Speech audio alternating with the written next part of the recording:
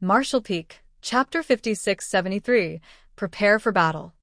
Yang Kai winced and whispered, "Senior may not know, but more than 3,000 years ago when the human crusade force came here, Song did what you suggested and it ended in disaster." Of course, when Song chose to open a gap, it was based on the same reasoning. Before the human crusade force arrived, Song had guarded this place alone for over 100,000 years and was approaching his limit. The primordial heaven's source grand restriction not only sealed Mo's true body, it also held back all of Mo's creations. Song could not bear the burden by himself, and eventually he would not be able to contain them. If the seal broke and Mo and its true body escaped, the human race would not be able to handle the subsequent catastrophe. So, after the human crusade force arrived, Song proposed, as Wu Kuang did now, to open a gap in the grand restriction, to relieve some of the pressure. Initially, everything had gone according to Song's expectations until the appearance of a black ink giant spirit god. Unexpectedly, a black ink giant spirit god emerged from the grand restriction and forcefully held the gap open. The black ink clan army swarmed out and overwhelmed the human race army. All the Black Ink clansmen who died in that battle left behind massive amounts of Black Ink strength, which was then absorbed by the Black Ink giant spirit god, increasing its power. In the end, Song was forced to use the last card Mu left behind and sacrificed his body to reseal and reinforce the primordial heavens source grand restriction, while Mo fell into a deep slumber. However, the Black Ink giant spirit god who had been roaming in the late ancient era battlefield had been awakened and struck from the rear to rout the crusade force. Although Yang Kai was not present for many of those events, he was at least involved up until the emergence of the first Black Ink giant spirit god. Thus, when Wu Kuang proposed this same strategy 3,000 years later, Yang Kai was naturally a little worried. Wu Kuang had obviously heard about what happened back then and chuckled. Accidents are inevitable. Yang Kai said solemnly, "Is Senior certain that you can reseal the grand restriction at any moment?" Wu Kuang said bluntly, "There is no guarantee." Yang Kai's face twitched. If Wu Kuang did not dare to make this guarantee, then how could he propose such a risky plan? The hidden ace that Mu had left behind had been used up. The human race could not afford another mistake of that magnitude. However, Yang Kai soon realized what the problem was and asked, "Is Senior's burden so great that you are unable to bear it?" Yang Kai hit the nail on its head, so Wu Kuang could not help but sigh and reply, "I just became a Ninth Order Master, and my strength is incomparable to Tsang. It's only a matter of time before the primordial heavens source grand restriction breaks apart." "Why didn't Senior just say so then?" Yang Kai said with some displeasure. Listening to Wu Kuang's tone earlier, he thought this guy was having an easy time staying here at the primordial heavens source grand restriction. Who would have thought that his life was hanging by a thread all this while? Wu Kuang simply replied, "Don't I need some face?" Yang Kai was immediately incensed and did not know how to respond. He fumed for a moment before asking, "If we do as Senior said, will there be any effect on Mo's true body?" "Would you believe me if I said that there will be no effect? Mu left a strong gambit behind. Now, we can only trust her." "Then what about Black Ink giant spirit gods?" Yang Kai asked again. "There is no way a newly promoted Ninth Order Master like me could sense what's going on inside the primordial heavens source grand restriction when even Song, Sure, and the others could not back at their peak. Only Mu ever dove deep into the primordial heavens source grand restriction. We have never done so. Unfortunately, she died after we resealed the restriction and did not leave any clues as to what she saw inside. That is why no one knew a Black Ink giant spirit god was lurking inside. The only thing I can do now is to try to reseal the gap when I notice any anomalies and try to avoid things getting out of hand." What Wu Kuang meant was that if there was a Black Ink giant spirit god that wanted to break out of the grand restriction, he would immediately close the opening. It was pointless for Yang Kai to ask if he was able to do it at this point. Wu Kuang followed up, "You do not have to worry too much though. Even if Mo is already at the creation realm, there will not be many Black Ink giant spirit gods." "How do you know?" Yang Kai asked. Mo must have paid a huge price to create such a powerful being. Every black ink giant spirit god must require a part of its true essence. Although Mo is very powerful, its soul and essence cannot be divided too many times. Otherwise, it will be in great danger itself. Is Senior certain of that? Or is it just a guess? Yang Kai frowned. I have evidence this time, Wu Kuang smiled. Thousands of years ago, the Black Ink clan laid out an elaborate scheme and made many sacrifices to awaken the Black Ink giant spirit god in the divine spirit ancestral land, just like they did with the one from the late ancient era battlefield. If Mo could freely create Black Ink giant spirit gods, why would it bother going through all that trouble? Sending even one more out of the primordial heavens, source grand restriction, would have ended everything right from the start, right? Yang Kai pondered over it a little and had to admit that Wu Kuang's analysis had some truth to it. Of course, he could not rule out the possibility that he just wanted to believe a comforting lie rather than face an unwelcome truth. Wu Kuang continued. So, even if there are still Black Ink giant spirit gods in this primordial heavens source grand restriction, there won't be many of them. Perhaps just one or two.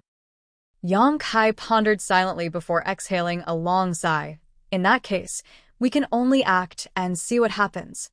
It was necessary to open up a gap in the primordial heavens source grand restriction, as Wu Kuang needed to ease his burden. They could only hope that he could control the situation after. Yang Kai was glad that he had convinced the Supreme Headquarters to build the suppressing Black Ink fortress 1,000 years ago. Otherwise, he would not have known how to handle the current situation. The original purpose of the suppressing Black Ink fortress was to prevent problems that might emerge from the primordial heavens source grand restriction, including when the grand restriction would be broken. Senior, please wait a moment. I will go make some arrangements, Yang Kai said, and got up to leave. Wu Kuang suddenly said, Wait. There's one more thing I need to explain to you. What is it? Wu Kuang said solemnly, The primordial heavens source grand restriction has existed for a very long time, which means that it has fallen into disrepair. Every time the grand restriction opens and closes, it will impact its stability to a certain degree. Do you know why Tsong did not dare to open the gap to relieve its pressure even when he had reached his limits? Yang Kai frowned and said, Fear of collapse of the grand restriction? Wu Kuang nodded gravely. Indeed. Even if there was only a 1 in a million chance, Tsong did not dare to take that risk. Thus, he kept holding on until the arrival of the Human Crusade force. It was only then that he took the risk as others were around to help him contain the situation. After that, the source grand restriction should have become extremely unstable. Should. Yang Kai raised an eyebrow. Wu Kuang smiled lightly and replied, This happened many times during the long existence of the grand restriction. Otherwise, why do you think my old friends chose to strengthen the restriction by sacrificing themselves? Do you think they didn't cherish their lives? Yang Kai finally realized something when he heard this. The primordial heavens source grand restriction was created by us under Mu's instructions. Mo struggled violently when it was in the grand restriction. For countless years, it has struggled and attempted to break out a few times, which put a great strain on the grand restriction. As a result, whenever there are signs of collapse, someone would make the sacrifice and merge with the grand restriction. As he spoke, Wu Kuang's eyes glowed in remembrance, clearly lost in his memories of a time long past. When one of us merged with the grand restriction, it was equivalent to reinforcing it. Therefore, it has been maintained until today, without collapsing. 3,000 years have passed since Tsong did just that, and today's primordial heavens source grand restriction is no longer the same as when it was first built. When I open the grand restriction, you will have to deal with all the Black Ink clansmen that leak out by yourselves.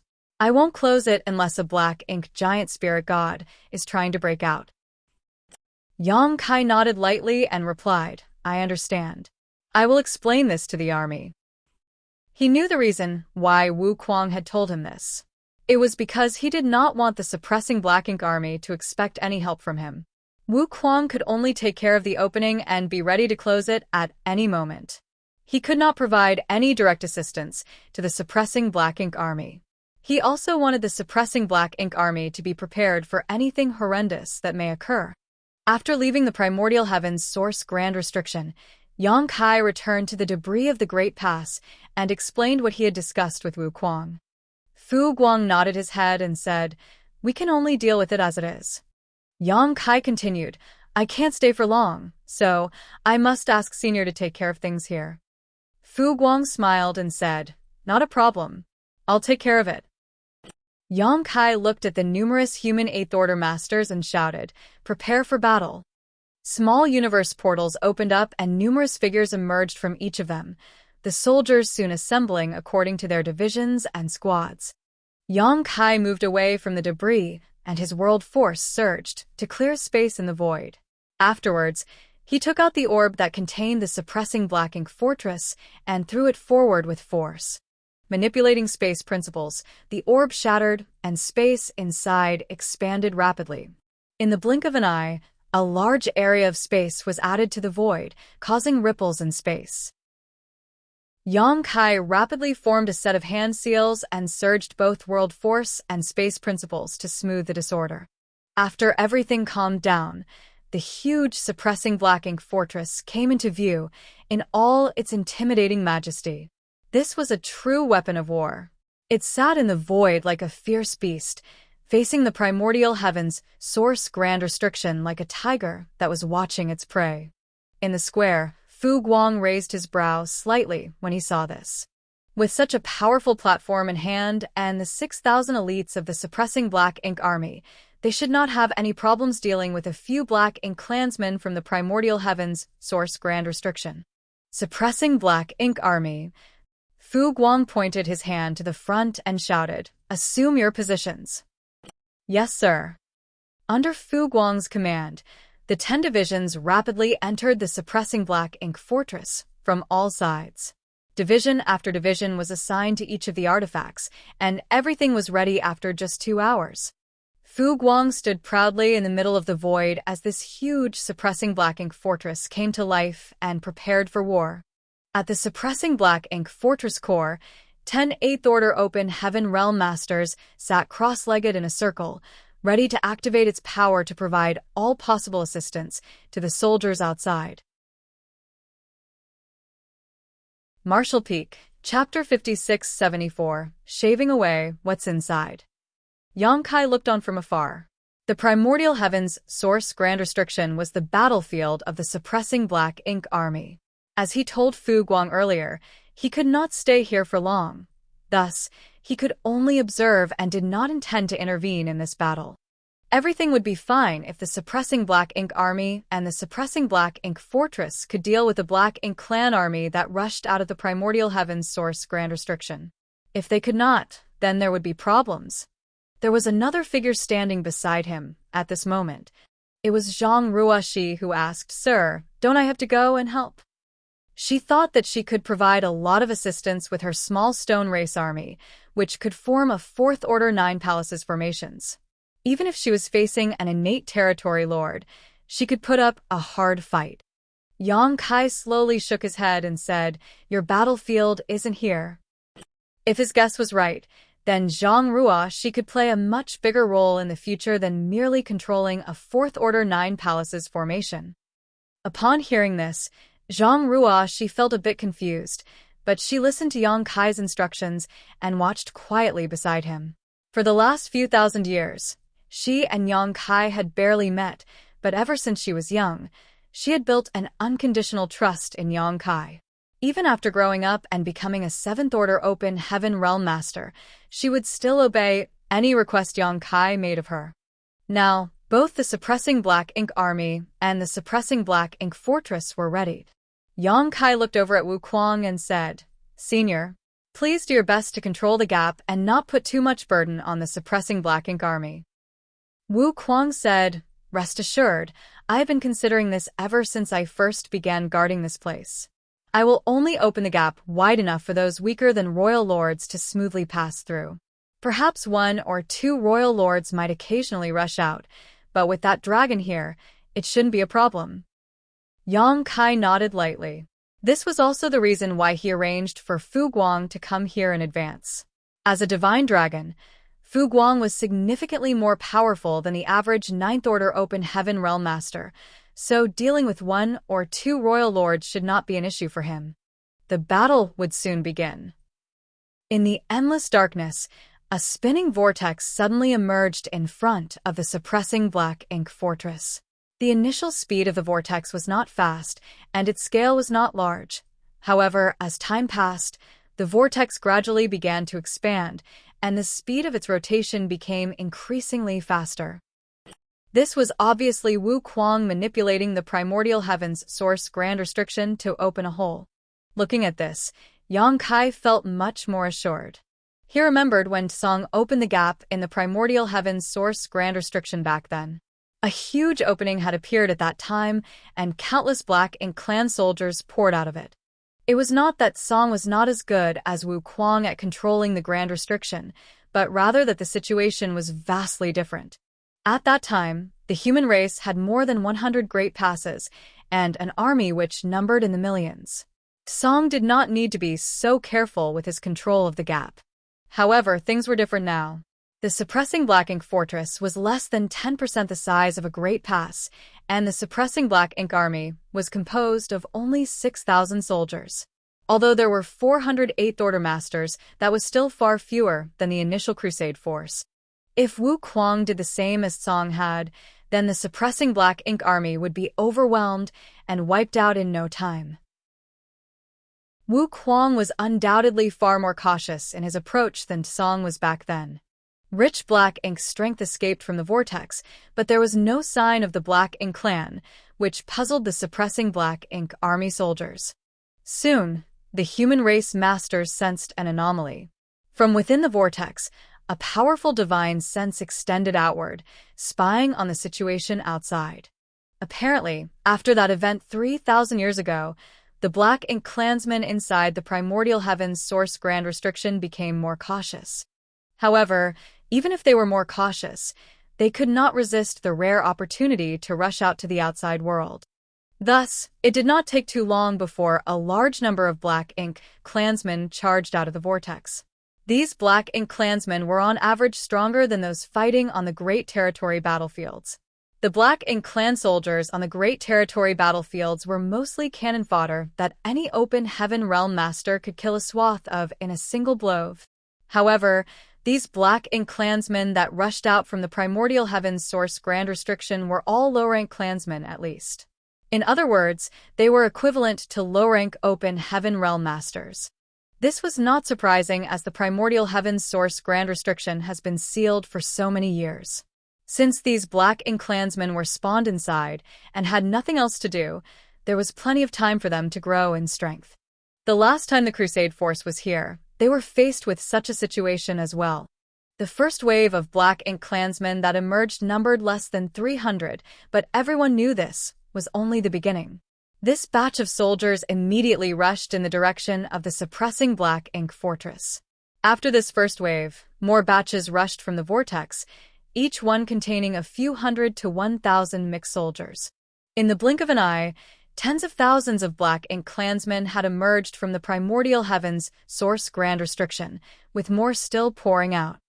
On top of the walls of the suppressing black ink fortress facing the primordial heavens source grand restriction sat the Tiger Roar cannons. These artifacts were all armed and ready. Several tens of Tiger Roar cannons hummed as energy built up within them before a dozen thick pillars of light flashed out from the suppressing black ink fortress, like arrows released from their string. Wherever the pillars of light struck, the black ink clansmen would be wounded or killed. By the time the first volley of Tiger Roar cannons faded, thousands of black ink clansmen had been killed or injured. Immediately after, a dozen more Tiger Roar cannons spewed out dazzling columns of light. Then, a dozen more.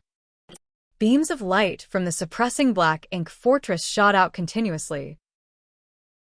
By the time all the Tiger Roar cannons on this side of the wall had fired, the black ink clan had already suffered tens of thousands of casualties, with not one of them even able to approach the suppressing black ink fortress.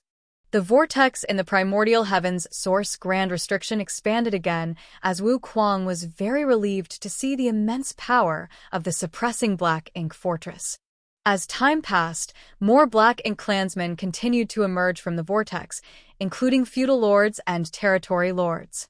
Outside of the primordial heavens source grand restriction, a battle that might last for many years had begun. In this battle, the Black Ink clan would constantly be attacking while the suppressing Black Ink army would be constantly defending. Each side would persist in such an environment for who knows how long. The key to this war lay in the hands of Wu Kuang. If he controlled the situation properly, the suppressing Black Ink army would be able to keep this effort up indefinitely. However, if Wu Kuang did not control the situation well, it would lead to an irreversible collapse. The territory lords from the primordial heavens source grand restriction were all innate territory lords, but although all of them were quite powerful, the moment they emerged they were greeted by tiger war cannons from the suppressing Black Ink fortress. Even territory lords would inevitably be wounded by the tiger war cannons when they appeared, and if they could not respond in time, they would quickly be overwhelmed by the continuous bolts of light. Yang Kai saw some innate territory lords coming out of the primordial heavens source grand restriction, but as they emerged, they would all go from being lightly wounded, to seriously wounded, to dying. There were some innate territory lords who barely survived the bombardment of the tiger war cannons and wisely did not charge straight at the suppressing Black Ink fortress, and instead chose to flank it. However, while the suppressing Black Ink fortress was seemingly fixed in place, the suppressing Black Ink army was very mobile. Those innate territory lords who barely survived the Tiger War cannon's attack were all swiftly intercepted by Eighth Order Open Heaven Realm Masters before they could get too close. The Eighth Order Masters worked in teams to take down these flanking territory lords swiftly and decisively. The entire suppressing Black Ink fortress soon began spinning at a low speed, thanks to the 10 Eighth Order Masters powering the core. With this rotation, the fixed Tiger War cannons on the four walls of suppressing Black Ink fortress could take turns to fire, allowing the soldiers time to rest and recuperate so that the power of the suppressing Black Ink army could be maximized. Days went by, and soon an entire month had passed with the situation still under the humans' control. The Black Ink clan had suffered countless casualties with more than 108 territory lords having been killed, while not one soul from the suppressing Black Ink army had died. The rate of consumption of the soldiers was also under control, and as long as they received enough supplies, the suppressing Black Ink army could continue fighting like this indefinitely. However, accidents and unexpected situations finally began to appear. From the vortex, the aura of a royal lord revealed itself, followed by the figure of a royal lord struggling to emerge from within the grand restriction. Wu Kuang had carefully controlled the primordial heavens source grand restriction so that the gap he opened was only large enough to allow those weaker than royal lords to pass through smoothly. Any royal lord trying to emerge would have difficulty exiting through the current opening. The royal lord was only delayed for a few breaths of time while passing through the vortex, but during that brief moment, he was naturally struck by multiple attacks from the suppressing Black Ink fortress, causing numerous injuries. Naturally, this caused the royal lord to roar in anger. With great difficulty, he struggled out of the vortex and nimbly dodged the attacks from suppressing Black Ink fortress before charging out towards it. However, he was immediately met with the intense dragon aura of a divine dragon. Fu Guang, who had been waiting on the suppressing Black Ink fortress, personally intercepted the royal lord, forcing him into the nearby void to fight.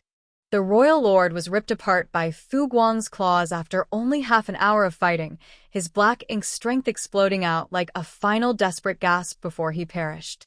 Even in his prime, this royal lord was no match for a divine dragon, let alone after he was seriously wounded by the suppressing Black Ink army's focus barrage.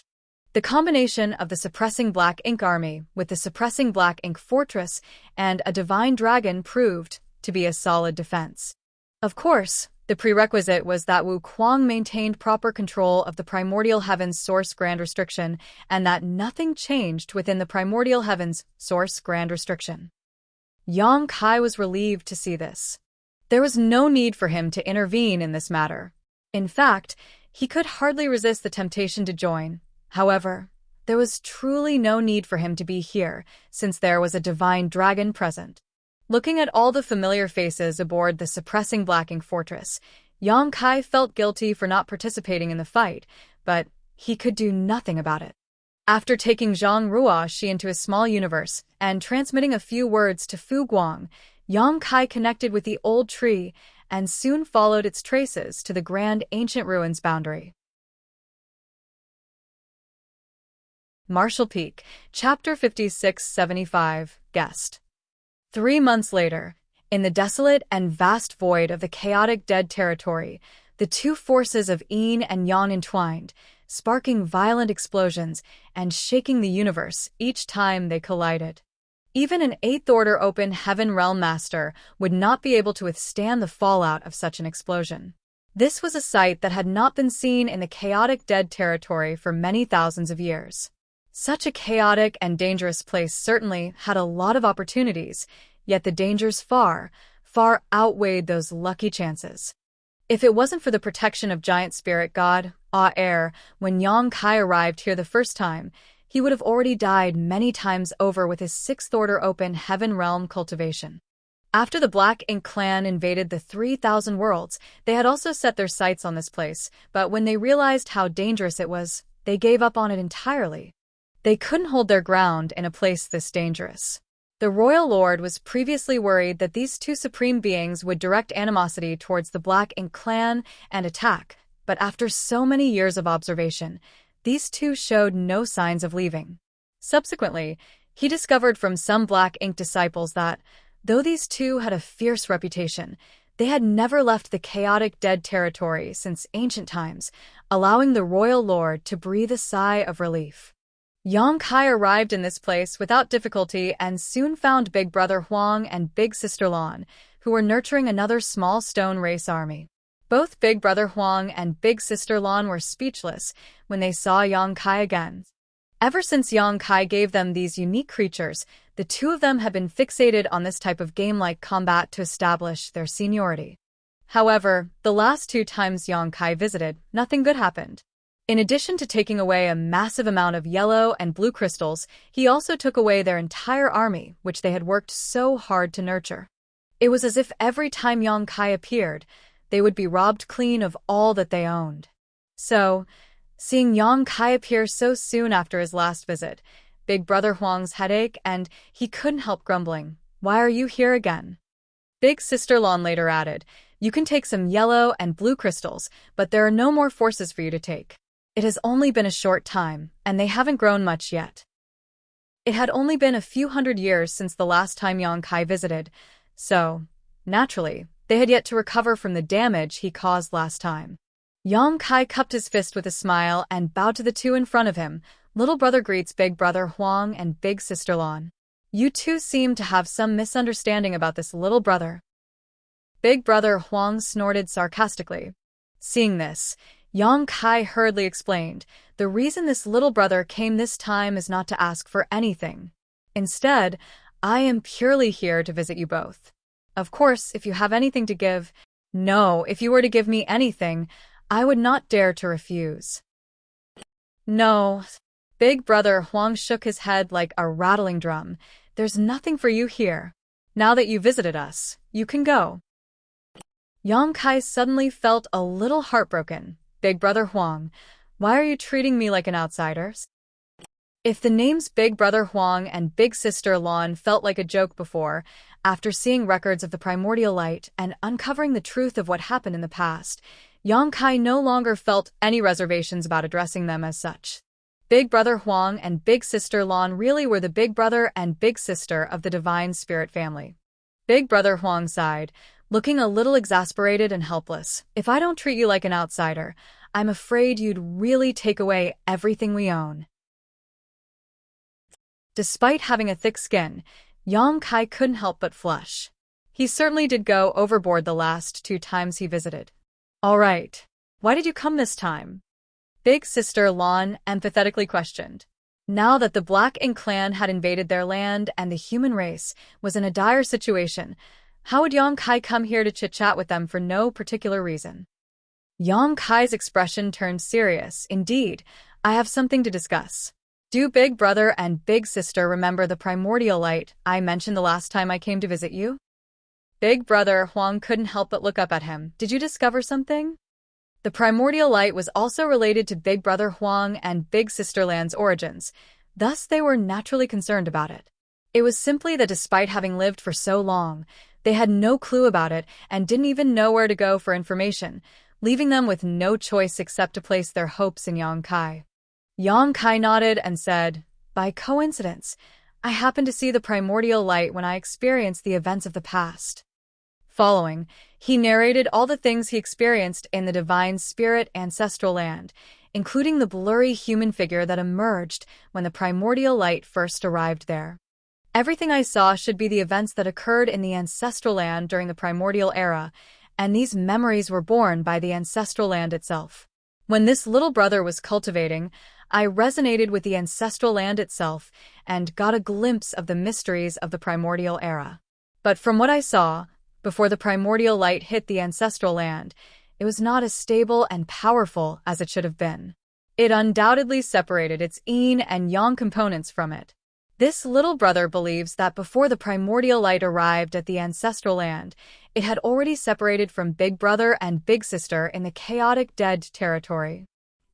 After yin and yang were separated from the primordial light, they did not immediately become Big Brother Huang and Big Sister Lan. Rather, it took many years of evolution for the pure yin and yang to become the burning light and serene glimmer of today. Big Brother Huang previously mentioned this too. In the beginning, they were muddled and only felt as though they had been abandoned somehow. It was only a long time after they gained full sentience that they realized that they were in the chaotic dead territory and had never left this place since ancient times. Big Brother Huang and Big Sister Lan exchanged glances, their expressions unreadable. Sometime later, Big Brother Huang finally murmured, "So, we were really born from the primordial light." He had this conjecture the last time Yang Kai discussed the primordial light with them, but he had no way to prove it. Now, Yang Kai's words had eliminated all his doubts. Yang Kai said with a smile, "This is no surprise. The primordial darkness of this world also awakened its sentience and became MO, so it is not strange that both of you were born from the primordial light. Besides, the primordial light not only created both of you, but all the divine spirits as well." After giving it some thought, Big Sister Lan said in a daze, "In that case, we are a family with the divine spirits. Xiao Huang and I were born first, followed by those divine spirits." Xiao Huang remained silent. The corner of Yang Kai's brow twitched as he acted like he didn't hear this name. Big Sister Lan cheered, "Xiao Huang, this means all the divine spirits are our little brothers and sisters." She was delighted beyond belief to realize such a relationship. She had been fighting with Big Brother Huang since time immemorial about who was the elder sibling, but now, all of a sudden, they both had so many younger brothers and sisters. Big Sister Lan was filled with satisfaction. When he heard this, Big Brother Huang's eyes glistened too. He would usually be irritated if Big Sister Lan called him Xiao Huang, but at this moment, he couldn't be bothered about it. Compared to all the little brothers and sisters he now had, what did it matter if he had to be called Xiao Huang for a time? He couldn't help but stand up, spread his arms akimbo, and laugh proudly. He then turned his head to look at Yang Kai again and said proudly, "Come, call me Big Brother." Yang Kai cupped his fist with a smile. Little brother greets Big Brother Huang.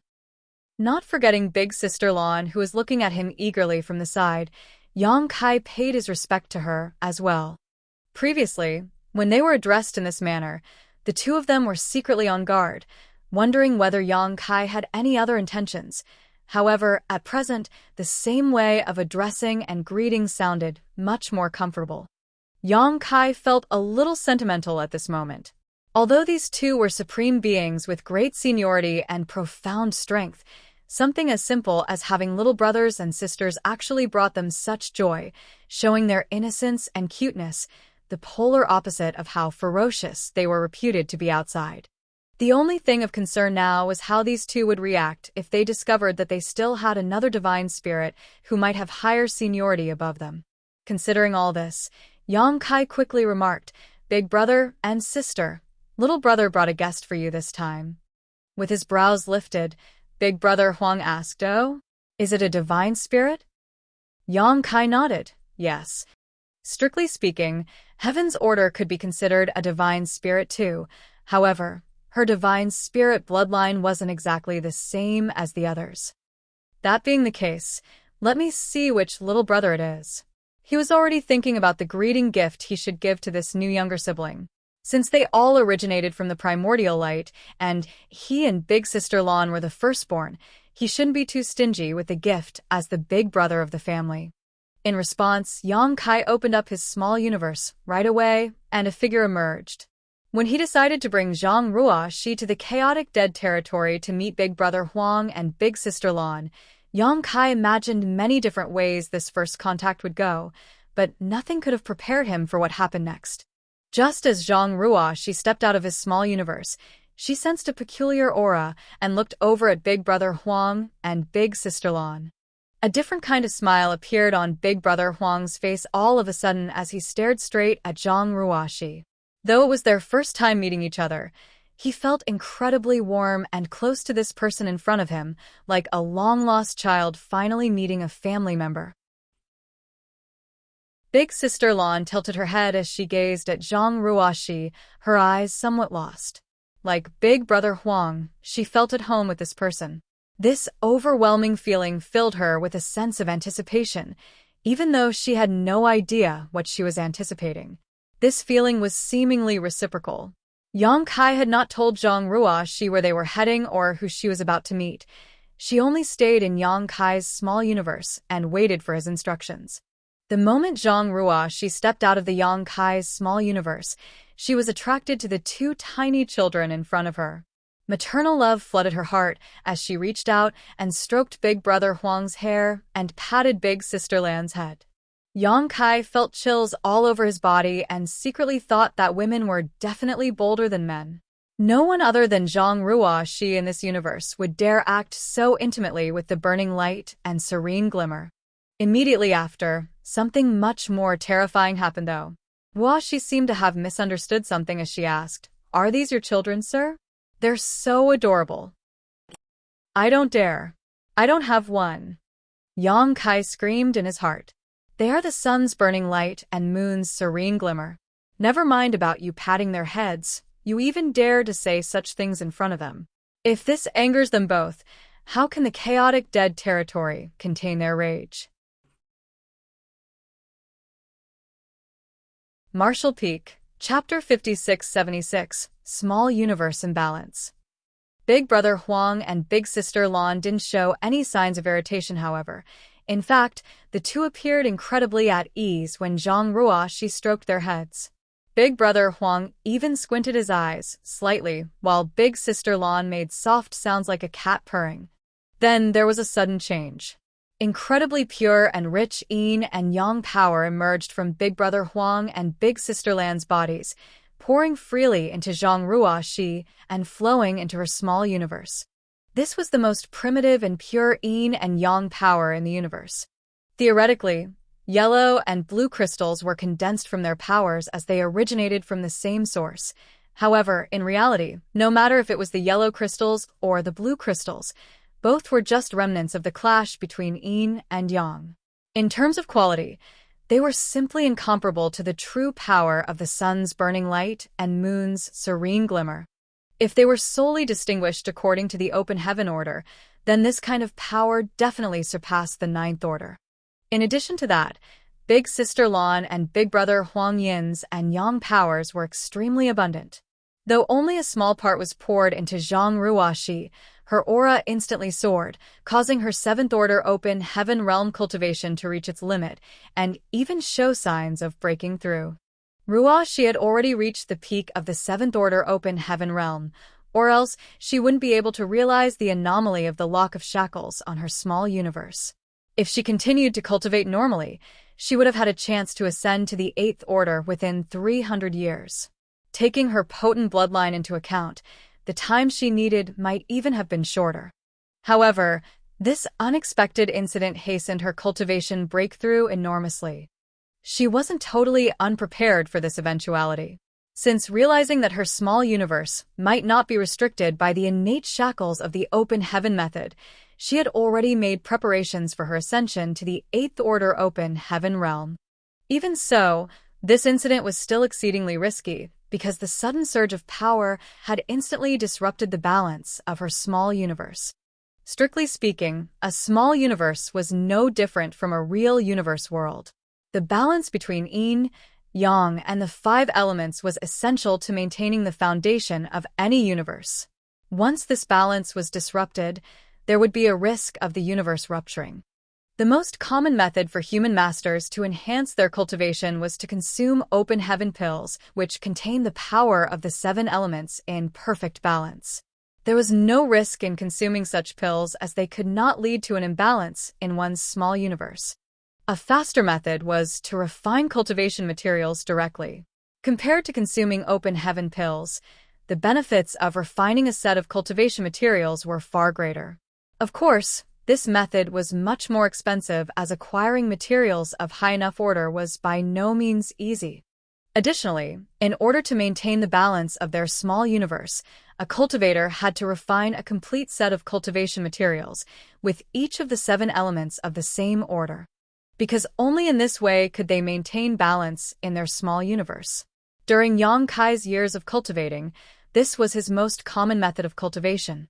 If the master realized that their small universe was out of balance for some reason, they could make up for it by refining materials of the appropriate element.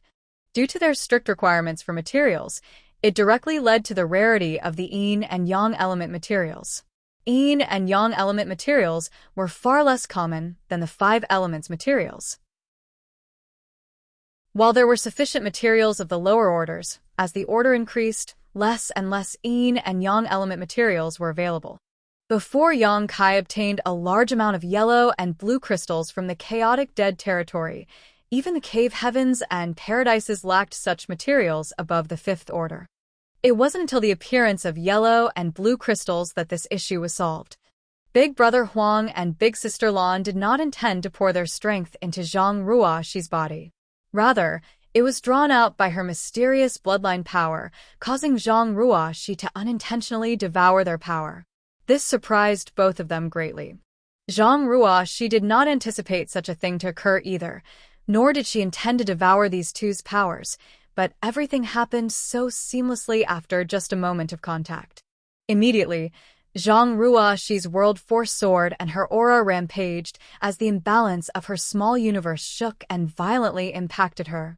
Her gorgeous face turned pale in an instant, and she frantically cried out, "Sir!" Yang Kai was shocked as well. He was just admiring the strange act of Big Brother Huang and Big Sister Lan a breath ago, and the next instant, Ruoxi's small universe was in peril. Behind Ruoxi, the illusory phantom of her small universe emerged all on its own, its original tranquility, with majestic mountains and pristine waters, now enveloped in a storm of yellow and blue light. As these two hues clashed, a scene of violence and destruction played out.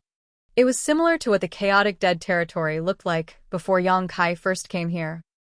Right away, Yang Kai snapped back to his senses and immediately took out a set of five elements materials, all in the seventh order, and passed them to Zhang Ruoxi, urging her, "Focus.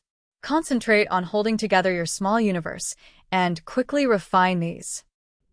Since she had received a massive infusion of yin and yang element power, the only way to restore the balance of her small universe was to quickly refine more five elements power. Zhang Ruoxi obviously also understood that her life was at stake, so she did not hesitate to accept the five elements materials, sat cross-legged, and followed Yang Kai's instructions to stabilize her mind as she went all out to suppress the chaos of her own small universe while preparing to refine the materials. However, a human master was always greatly impacted by any disturbance in their small universe. If there was a fight between masters of the same order and strength, the one whose small universe was shaken first would quickly be defeated and perish. Because of this, Every cave, heaven, and paradise had developed divine abilities or secret techniques designed exclusively for protecting their small universe. These methods were mainly used to defend their small universes from external shocks. During the Great Evolution Army's battle at the Royal City of the Great Evolution Theater, Yang Kai used his cow punch secret technique to kill a Ninth Order Black Ink disciple. In terms of raw strength, Yang Kai wasn't a match for a Ninth Order Black Ink disciple. In fact, a Ninth Order Black Ink disciple might only be slightly weaker than a pseudo-royal lord like Mo Na Yi. However, Yang Kai's cow punch was the most profound secret technique capable of directly impacting an enemy's small universe. Even if there was a great disparity in strength between Yang Kai and his opponent, cow punch could bypass all conventional defenses to cause massive damage. The current situation of Zhang Ruoshi was equivalent to her small universe being attacked by rampaging energy. Worse yet, this power was the purest essence of the burning light and serene glimmer, two supreme beings whose strength exceeded the Ninth Order. As someone only at the peak of the Seventh Order, how was Zhang Ruoshi supposed to be able to endure it? The only reason her small universe did not rupture on the spot was because only a small amount of yin and yang element power flowed into her before it was cut off. However, this disturbance in her small universe made it incredibly difficult for her to focus her mind. In such an unsteady state, let alone refining materials to balance her small universe, even suppressing the chaos in her small universe was proving all but impossible. If Zhang Ruoshi was unable to suppress the turbulence in her small universe quickly, it would only further destabilize, worsening her condition and creating a deadly feedback cycle. In a matter of breaths, Ruoshi's aura became more and more chaotic, and the illusory phantom of the small universe behind her also began to expand and contract, showing extreme signs of instability. The yellow and blue lights also became more violent as they thrashed about wildly. Yang Kai felt chills all over. He thought that having Zhang Ruoshi visit Big Brother Huang and Big Sister Lan might bring about some unexpected gains, but he never imagined that things would go so awry. Racking his brain desperately, Yang Kai suddenly thought of something that might help Ruoshi, so he quickly shouted, "Open your mind." The next moment, a seemingly illusory lotus flower covered in multicolored light flew out from Yang Kai's head and into Zhang Ruoshi's soul-warming lotus. Although this was a supreme treasure of the universe that had accompanied Yang Kai for millennia, other individuals could immediately use it without any kind of refinement as long as he passed it to them. Since he previously lent it to old ancestor Xiao Xiao to use in her battle inside the Black Ink Nest space, it meant that he could lend it to Zhang Ruoshi as well. The soul-warming lotus was the best solution to stabilize a person's shaken mind. As the seven-colored soul-warming lotus entered Zhang Ruoshi's forehead, her expression quickly calmed down. Obviously, the soul-warming lotus was helping. After her mind was calmed down, she worked hard to suppress the turbulence in her small universe before starting to refine the Seventh Order materials. Only when the situation was stabilized temporarily did Yang Kai heave a sigh of relief. It had only been a short moment, yet he was already drenched in sweat. Big Brother Huang and Big Sister Lan stood to the side, completely dumbfounded by what they just experienced. Only after a long silence did Big Brother Huang murmur, "How? How did this happen?" Although the two of them have lived for countless years and were far more powerful than any other divine spirit, due to their lack of interaction with others, they were quite innocent and naive. All they knew was the woman in front of them, who they felt quite close to, almost died because of their power. Big Sister Lan gave it a little bit more thought than Big Brother Huang before turning to Yang Kai to ask, "Who is she?" Even when she first met Yang Kai, a member of the Dragon Clan, she had never experienced the same level of closeness as she did with this mysterious woman. She was even more puzzled by the fact that this young woman had freely drawn in her and Xiao Huang's power. That was their pure yin and yang power, their innate strength. It wasn't something just anyone could devour. However, recalling when her power was being devoured, Big Sister Lan felt no sense of rejection of disharmony at all. "I'll let you both know later." Can Big Brother and Sister restrain and take back your power? Yang Kai asked seriously. Allowing Ruo Shi to refine 5 elements materials to balance her small universe was the best solution to the current problem. Yang Kai quickly discovered a problem at this moment. It was taking too long. Refining materials was not something that could be done overnight. One would require a lot of time to refine a set of 7th-order materials, let alone Zhang Ruo Shi, who is only in the 7th-order open heaven realm. Furthermore, even if this set of 5 elements materials were truly refined, it still wouldn't be sufficient. In order to balance the yin and yang element power that she took in, many sets of 5 elements materials would be required. Yang Kai estimated it would take Zhang Ruo Shi at least 10 years to reach a state of balance. 10 years was quite a long time, and in this kind of unstable situation, many things could go wrong, any one of which could put her in grave danger. The power from these two was akin to a pair of giant blades hanging above her head, at risk of falling at any moment. However, if Big Brother Huang and Big Sister Lan could take back their powers, then all these issues could be resolved. Martial Peak, Chapter 5677, Harmonizing Yin and Yang. Big Brother Huang, though somewhat uneasy, still had his sight intact. After just a glance at the situation inside Zhang Ruo Shi's small universe, he shook his head and said, "No, our powers have already completely merged into her small universe. If we were to extract them, it would be akin to tearing out her heritage, causing her great harm. But having too much pure power is not a good thing either," Yang Kai thought in his heart. The powers of yin and yang from the moon's serene glimmer and the sun's burning light were the most primitive and purest in the universe.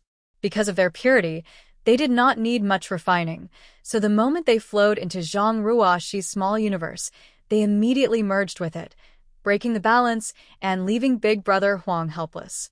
While they were conversing, Yang Kai watched intently. The imbalance in Ruo Shi's small universe had reached a critical point, and the powers of the yin and yang were still continually surging in all directions. At this moment, she could still barely suppress it, but as time passed, Ruo Shi would not be able to keep it under control. Even with the soul-warming lotus protecting her mind, it would be of no use. The root of her crisis lay in her small universe, and her mind was only affected as a result. The best way to suppress and seal a small universe was with a world tree clone. With it, Ruo Shi's current crisis could be instantly resolved. Yang Kai had a clone on him, but it was integrated into his own small universe. Even if he was willing to give it to her, it would be impossible for Zhang Ruo Shi to refine it in time, as the process would involve purging the pieces of Yang Kai's small universe before planting it into her own. This was not a simple or quick process, and would also require a lot of concentration, which she could not spare at the moment. Is there really nothing we can do? If we don't find a way to completely suppress the powers of yin and yang inside of her, Ruo Shi's life will be in danger. In his anxious state, Yang Kai suddenly had an idea and immediately advised her, "Activate your bloodline power and see if you can suppress it." If there was any other power in the world that could suppress the burning light and the serene glimmer's powers, it would only be the bloodline power of Heaven's Order. As a 7th-order open heaven realm master, Ruo Shi's cultivation allowed her to control thousands of small stone race soldiers to form a 4th-order 9 palaces formation. She did this by relying only on her own bloodline power. Furthermore, these small stone race soldiers could almost be considered as extensions of the powers from Burning Light and Serene Glimmer. In Yang Kai's theory, Heaven's Order was akin to the matriarch of the Divine Spirit family. The strange incident between Ruo Shi and Big Brother Huang and Big Sister Lan during their first encounter suggested that this was true. Ruo Shi taking in their 2 powers was likely due to her bloodline unconsciously guiding her. Given this, the Heaven's Order bloodline should be able to handle the current situation. Even if it couldn't completely suppress the 2 powers, it could at least calm things down. Just as the words left Yang Kai's mouth, Ruo Shi immediately activated her bloodline power. In the illusory phantom of her small universe, a blurry female figure appeared. When this figure emerged, the powers of yin and yang, which had been rampaging and causing damage to her small universe, seemed to be drawn inexplicably towards the figure from all directions. As Yang Kai watched, the yellow and blue lights that had filled the entire small universe receded like a tide, flowing into the illusory woman's body. This woman, who symbolized Heaven's Order's bloodline, was just as Yang Kai remembered her from their last encounter. She hung her head low, her hair flowing freely as she held a giant greatsword in her hands. Although she was a woman, she exuded an awe-inspiring aura, as though she could stand firm even if the heavens and earth were to collapse around her. When the most primitive powers of yin and yang surged into her, her body immediately emitted a light where the two colors intersected. The colors grew brighter and brighter until they reached a dazzling peak that resonated deeply with Yang Kai. His eyes widened in disbelief as he stared at the scene before him absent-mindedly. He had traveled far and wide and witnessed the beauty and wonder of countless people and worlds, but the sight before him was beyond words. The woman who manifested the Heaven's Order bloodline behind her opened a pair of brightly shining wings. One side was blue and the other yellow, with the colors flowing freely like water, sometimes turning yellow into blue, and other times the opposite. The edge of the wings was blurred with light, and at this moment, the powers of yin and yang blended and fused, no longer violent, but exuding a vital aura of unparalleled harmony and beauty. Yang Kai was struck by many insights and epiphanies at this moment, and would benefit greatly if he were to enter retreat to cultivate at this moment. But he knew this was not the time for that. He had to suppress those feelings and continue to focus on Ruoxi's condition. Beside him, Big Brother Huang and Big Sister Lan were completely stunned and could hardly believe their eyes. The problem of their powers being unable to blend and constantly colliding with each other was suddenly resolved at this moment. The shock they felt was no less than being punched hard in the face, and they were left in a state of stunned amazement. "Who is she?" Big Sister Lan couldn't help but turn her head and ask Yang Kai. Her curiosity was piqued by this existence who had the power to reconcile the powers of Xiao Huang and herself, so she knew she was certainly not any ordinary being. For countless years, they remained in the chaotic dead territory, unable to leave. This was not because they didn't want to, but because they couldn't. According to ancient legend, they were the progenitors of all divine spirits, a myth that had been distorted and exaggerated over time. However, there was another legend that held true. They were the embodiments of destruction. Since their birth, they were incomplete and unable to control their powers with precision. Leaving the chaotic dead territory would result in a catastrophic explosion of yin and yang, laying waste to all things, living or dead. Back in the early days, the chaotic dead territory was not as vast as it was now. Many great territories were destroyed over the years, the boundary walls between them torn down, leading to the creation of the current, extremely large chaotic dead territory. These two ancient beings scattered their power throughout the territory, retaining only a fraction of it to transform into their present forms, two small children, and allowing Yang Kai to stand before them and communicate with them. If they were in their true, complete forms, Yang Kai would not have the privilege of standing here, as he would have been vaporized by the violent yin and yang powers they innately gave off long ago. But suddenly, they witnessed their powers being balanced and stabilized by some outside force. This was simply an occurrence that they had never dared imagine. Yang Kai stood mesmerized, staring at the figure before him that was adorned with wings of two different hues. However, after Zhang Ruoxi activated her own Heaven's Order bloodline power, the yin and yang element powers no longer rampaged. The small universe that was in constant flux and at risk of rupture had also stabilized. Then, her expression slowly eased. Now, all that was left was to refine a large quantity of the 5 elements materials to rebalance her small universe. This crisis was finally over. Yang Kai let out a long sigh as he pondered how to answer Big Sister Lan's question. After some hesitation, he spoke up. "Do you still remember the last time we discussed the concept of a medicinal catalyst?" Big brother Huang and big sister Lan glanced at each other and nodded in agreement. Over the years, they had tried to merge, but yin and yang were inherently opposed and simply could not mix. They always felt like something was missing, so they had no choice but to give up. However, when Yang Kai came over last time, the idea of a medicinal catalyst came up.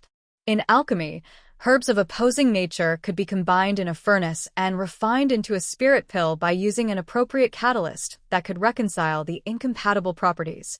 If Big Brother Huang and Big Sister Lan were compared to two types of herbs with opposing natures, then the missing ingredient they lacked was undoubtedly the medicinal catalyst.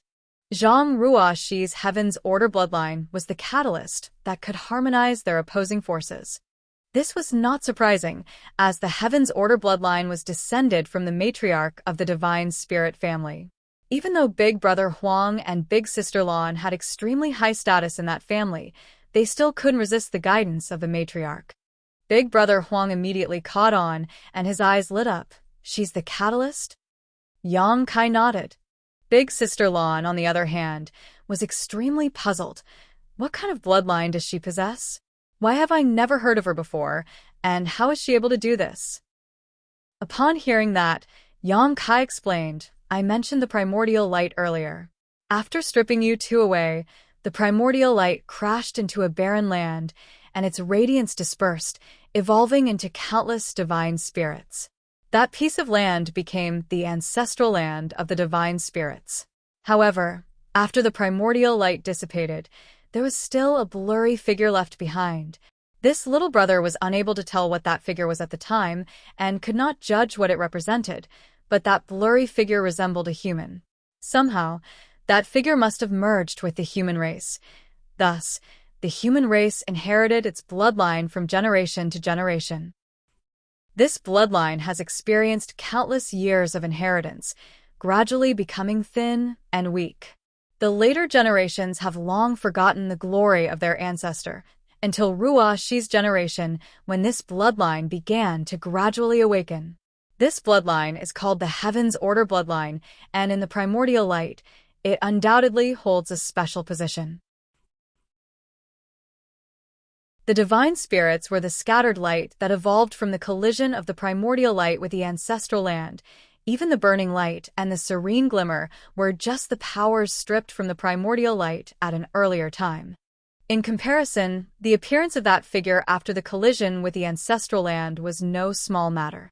The primordial darkness of the universe gave birth to Mo, and the primordial light evolved into the divine spirits, including the burning light and serene glimmer, and even Heaven's Order.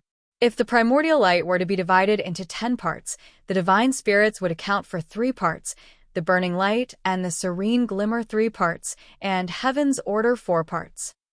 In terms of status, that figure was second only to the true body of Mo, according to this hypothesis. When Yang Kai brought Zhang Ruoxi to the chaotic dead territory to meet Big Brother Huang and Big Sister Lan, he did not expect such a significant discovery. He just thought that since the Heaven's Order bloodline was like the matriarch of the Divine Spirit family, there might be some unexpected gains after she met these two. Marshall Peak, Chapter 5678, Ruoxi's Condition. And now their harvest was indeed huge. Though there were some minor accidents, everything turned out all right in the end. Big Brother Huang and Big Sister Lan's emotions were stirred for a long time. They had never heard about the Heaven's Order bloodline before, which was passed down through generations, and had the remarkable ability to harmonize the opposing yin and yang element powers. It was no wonder when they laid eyes on this woman, an involuntary sense of awe and warmth washed over them, stronger than when facing Yang Kai, a member of the Dragon Clan. It appeared that Yang Kai was right. Although they were all born from the primordial light, the Heaven's Order bloodline must hold a unique position. This was what caused the two supreme beings of the primordial era to feel differently about Zhang Ruoxi. If that was the case, there might be a chance to resolve the issue that had plagued them for countless eons. Big Brother Huang and Big Sister Lan exchanged glances, understanding each other's thoughts. Meanwhile, Yang Kai observed Zhang Ruoxi's condition in silence. She had already reached the peak of the Seventh Order Open Heaven realm, and now she unintentionally absorbed a massive amount of yin and yang element power. This could be her chance for a breakthrough. Though it was a perilous accident, it was also an opportunity for Zhang Ruoxi after it was resolved. Thanks to her bloodline power, her refining speed became incredibly swift, rivaling even Yang Kai's. Yang Kai's speed was partly due to his solid foundation, but also due to his small universe having a world tree clone, which greatly assisted open heaven realm masters like him when they cultivated. However, each world tree clone had to come from the world tree itself, and each one required a portion of the world tree's source. Likewise, they were supported by the fortune of numerous universe worlds. Thus, they were not something that could be obtained in large quantities from the old tree. If every master had access to one, it would substantially reduce their cultivation time and hasten their advancement to the ninth order open heaven realm. In a mere month, Ruoxi completely refined a set of 7th order 5 elements materials. Before the Black Ink Clan's invasion, such a set of materials would have cost at least 750 million open heaven pills, if one could even buy them at all. In the present era, they would be even pricier, likely exceeding 1 billion. To put it plainly, Ruoxi's 1 month of cultivation consumed 1 billion open heaven pills. If she had simply been swallowing and refining open heaven pills, she would never have been able to eat such an immense quantity in such a short time. What's more, even if she had refined 1 billion open heaven pills, the gains wouldn't have matched what she had now. Therefore, relatively speaking, if they had the resources, masters preferred to refine materials to enhance their small universe rather than use open heaven pills. Unfortunately, most did not have the resources, so they could only choose to refine open heaven pills to improve themselves. Yang Kai had a large reserve of cultivation resources. Mo Na Yi compensated him a lot of materials on behalf of the Black Ink Clan last time, most of which he had handed over to the Supreme Headquarters for the human armies to use, but he had still reserved some for himself.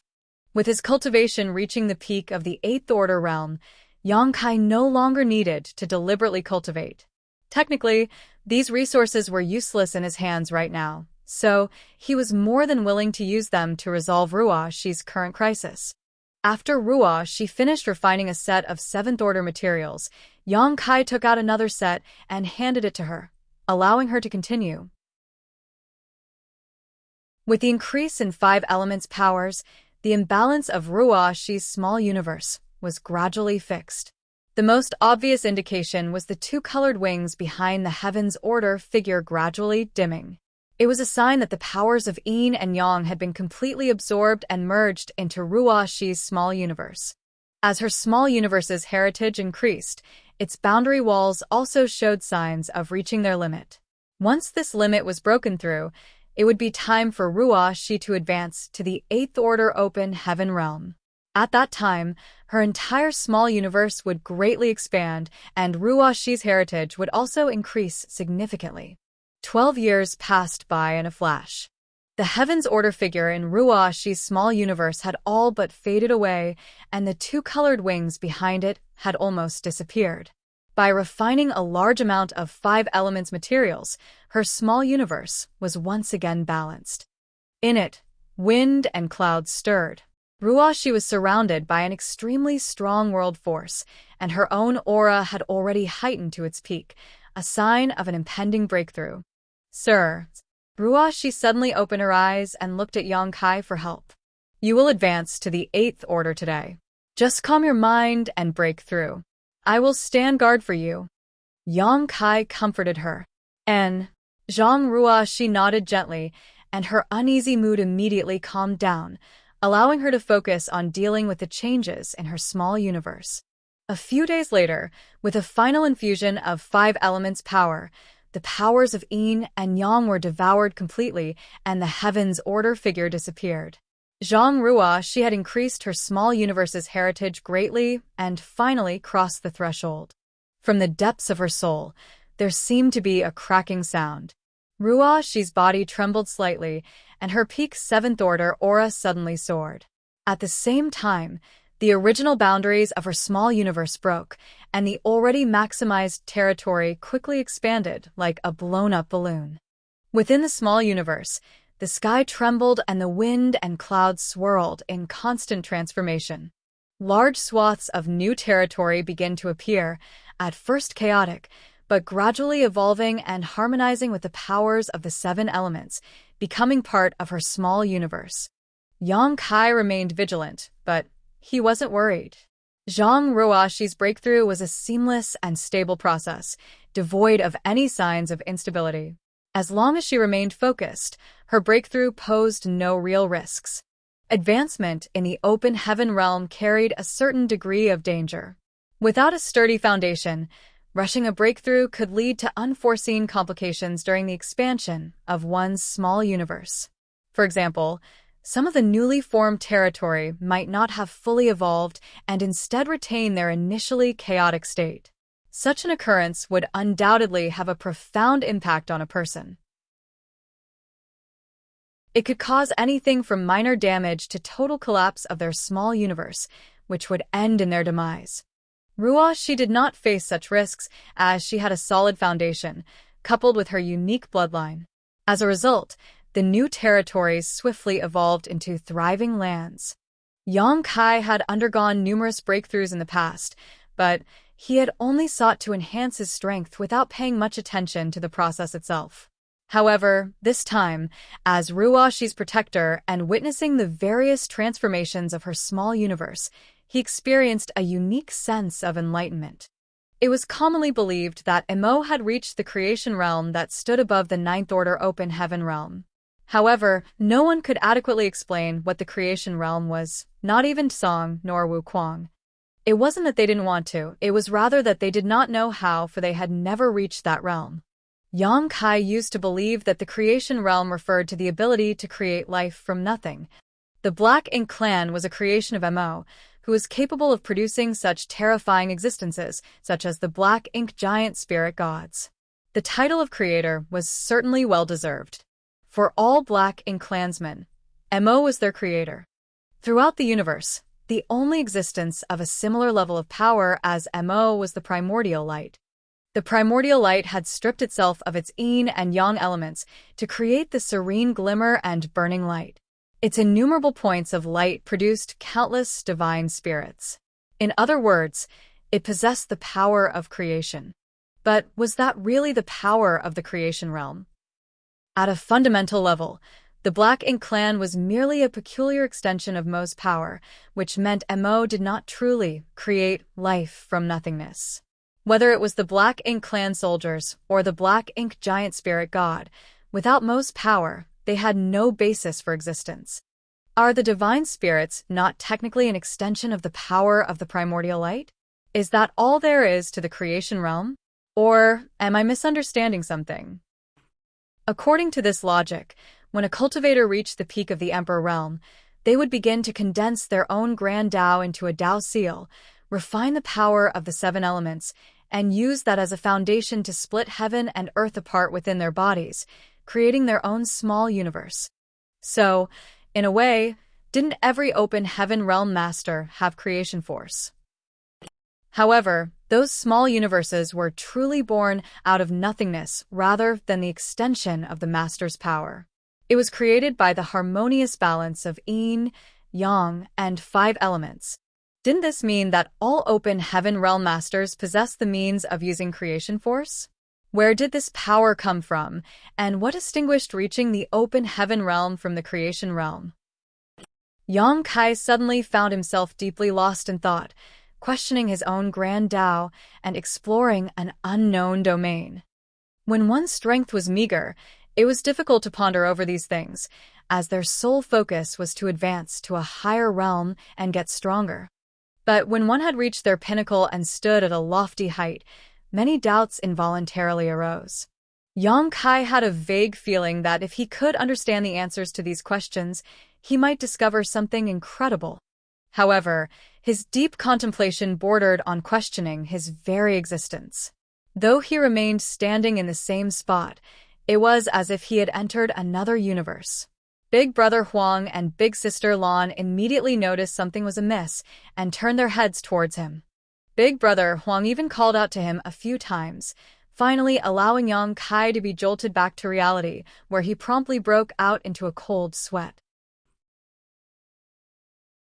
The momentary doubt that had risen in him had caused him to doubt his own grand Tao, and it even resulted in his small universe shaking, triggering what felt like an earthquake in Void World. This was highly abnormal. After all, his small universe had a world tree clone to stabilize and protect it. Additionally, his small universe was firm and flawless, impervious to external forces. Even during his battle with the royal lord, his small universe had never trembled. However, though his world tree clone could resist external forces, it could not prevent internal turmoil. Yang Kai couldn't help but feel a chill shoot up his spine. If he had continued to linger in that kind of state, it would have inevitably caused immense damage to himself. Though the open heaven realm method of the human race was not flawless, it was the fundamental basis for their rise to power and had been inherited for countless millennia. Before his strength and realm had reached a certain level, it was necessary to be more cautious about such ponderings. Yang Kai was forced to reflect on this matter in silence.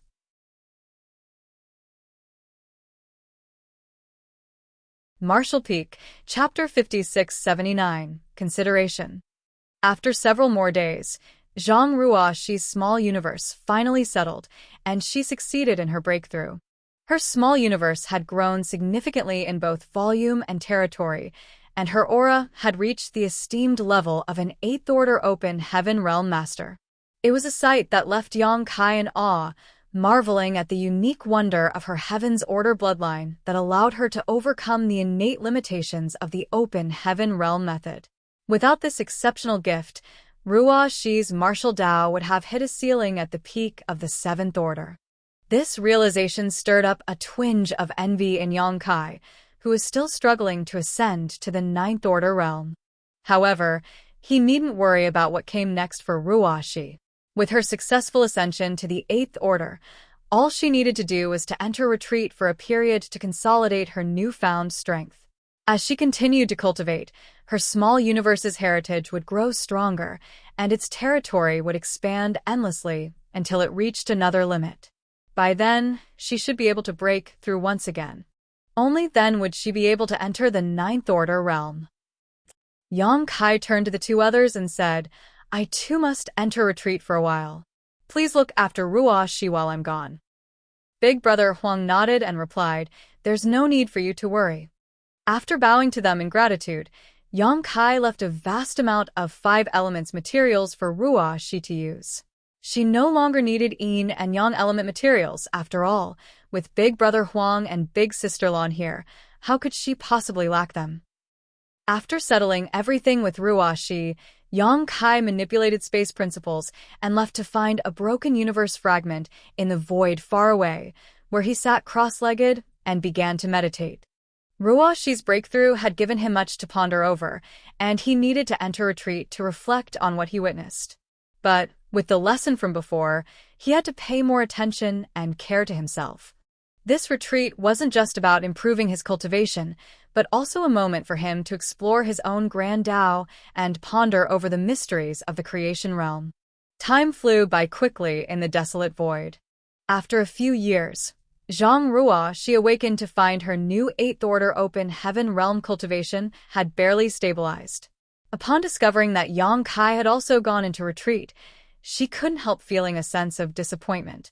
But soon, she was swept up in a grand and wondrous plan by Big Brother Huang and Big Sister Lan. After witnessing Zhang Ruoxi's ability to harmonize their yin and yang powers, the two of them secretly concocted this plan, knowing that its success would have profound significance for themselves and the human race. Although they had only just met, there was no sense of estrangement among these three, as if they were all part of the same family. Even Ruoxi was caught off guard, realizing only later that these two were the legendary sun's burning light and moon's serene glimmer. But, looking at their youthful appearances and demeanor, she found it hard to see them as supreme beings from the primordial era, so she decided to treat them like children. Big Brother Huang and Big Sister Lan were quite pleased with her decision. They performed a small experiment, and it proved to be completely feasible.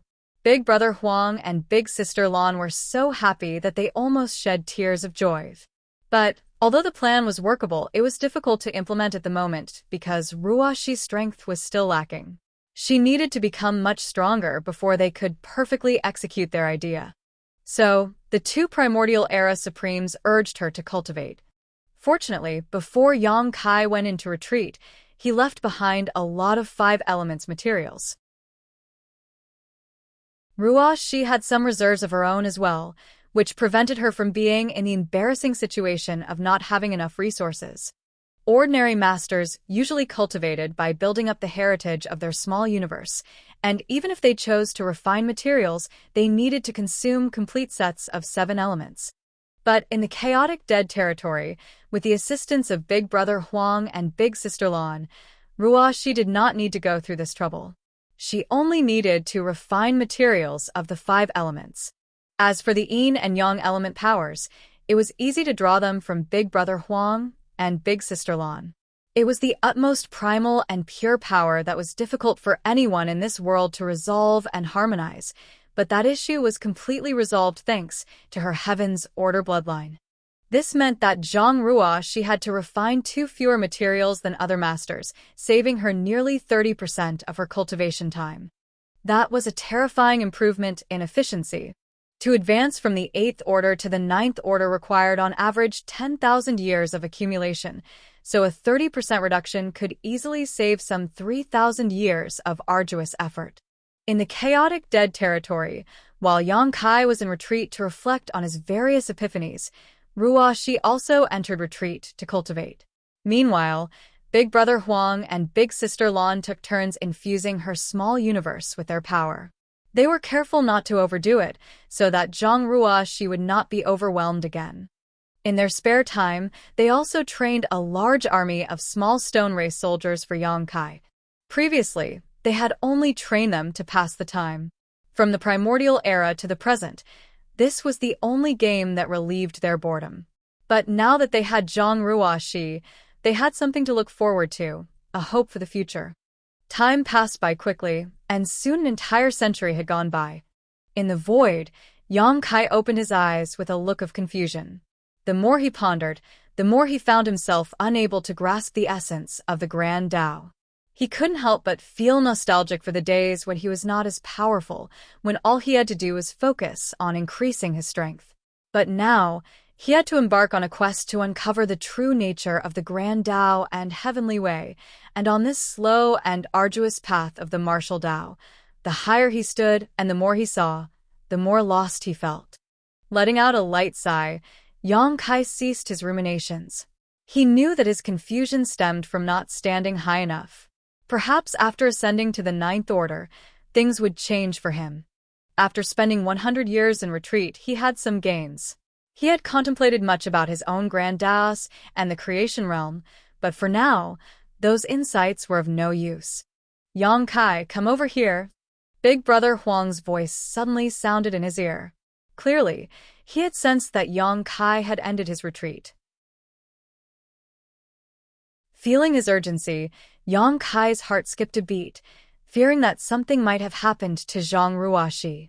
So, he urged space principles and stepped forward, arriving at Big Brother Huang's side as he asked, "What happened?"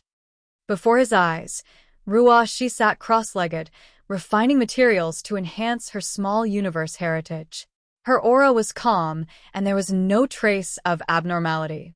Compared to 100 years ago, her aura was noticeably denser, a sign of her growing strength. Big Brother Huang asked, "Do you have any more 5 elements materials? Bring them all out." Glancing at the illusory Heaven's Order phantom behind Ruashi's small universe, Yang Kai realized what was happening. "Are you two helping Ruashi cultivate?" He had a considerable amount of 5 elements materials in his possession, originally prepared for his own future 9th order advancement, but now that Ruashi needed them, he would not be stingy. He secretly felt that bringing Ruashi to the chaotic dead territory was the right decision. At least with Big Brother Huang and Big Sister Lan's help, her growth would surely accelerate. If only he had another world tree clone for her, that would be even better. Unfortunately, the old tree was not in good shape at the moment. Last time he had asked for 3 world tree clone seedlings, which was already the limit. If he were to ask again, it would be asking for too much. Given all the 5 elements materials he had, it would be enough for Ruashi to cultivate for thousands of years, so Yang Kai handed them all to Big Brother Huang, saying, "I'll figure out a way to get some more and send them over later." Big Brother Huang nodded in acceptance. Yang Kai glanced at Ruashi once more and said, "I'll leave Ruashi to Big Brother and Big Sister. I still need to look after the human race and cannot stay here for long. Farewell." Big Sister Lan reassured him, "Rest assured, she will be safe here." At present, the greatest danger was the Black Ink clan. However, since suffering a catastrophic defeat in the chaotic dead territory, they dared not set foot in here again.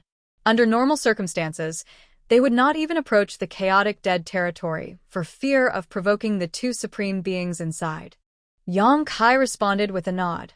When he was ready to leave, Ruashi suddenly opened her eyes and shouted, "Sir, wait." Yang Kai paused to look at her as Ruashi said, "I still have to return this item to you, sir." Saying so, she activated her power, and a 7-colored lotus flower flew out from her forehead. It was the soul-warming lotus that Yang Kai had lent her before. "Sir, you are constantly traveling outside, facing many dangers. You must be careful," she reminded him. In response, Yang Kai nodded, took the soul-warming lotus and smiled. "You should continue to cultivate here. When you reach the 9th Order Open Heaven Realm one day, we shall fight the enemy together." Ruashi obediently nodded.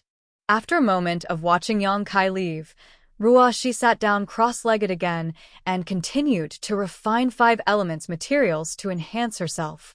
In the world of masters, there were always many farewells. Perhaps a seemingly ordinary separation would be a permanent one, especially in the current environment. To avoid such a situation, one could only become stronger, because only through sufficient strength could one protect those they cared for. After leaving the chaotic dead territory, Yang Kai did not linger and returned directly to the Supreme Headquarters. As soon as he exchanged a few words with Mi Jingluan, who was overseeing the situation, Yang Kai learned that the various battlefields had remained much the same over the years, allowing him to relax slightly. In fact, whether it was the human race or the Black Ink clan, they were both in the process of accumulating strength. On the human side, due to the output of talents from the Star Boundary, Myriad Monsters World, and even Yang Kai's small universe, high-rank Open Heavens Realm Masters were emerging one after another. This was especially so for rising stars who directly ascended to the 7th Order Open Heaven Realm during these past years. Many of them had already entered the 8th Order Open Heaven Realm and had been in this realm for a few years. As for the battles on the various battlefields that had not slowed down their cultivation speed, on the contrary, the repeated life and death stimulation tempered their willpower and endurance, allowing them to constantly make breakthroughs and improve. It was estimated that it would not take long before the first of the rising stars of the human race saw the hope of advancing to the 9th Order. The Black Ink clan was the same. There were many new territory lords, more than the 8th Order masters. This was also inevitable. After all, Black Ink clansmen could be created from Black Ink nests, leading their numbers to surpass those of the human race. Among the billions of Black Ink clansmen, there would always be some lucky ones whose strength improved rapidly. A tacit understanding between the 2 races had been achieved. Now, it only remained to be seen which side could outpace the other, allowing them to seize the initiative. According to the statistics of the Supreme Headquarters, the human race did not have much of an advantage. Overall, it was easier for the Black Ink clan to cultivate than the humans. In the future, the Black Ink clan might be able to create royal lords earlier than the human race. The only advantage of the human race lay in their greater individual strength, their intelligence, and their will to resist.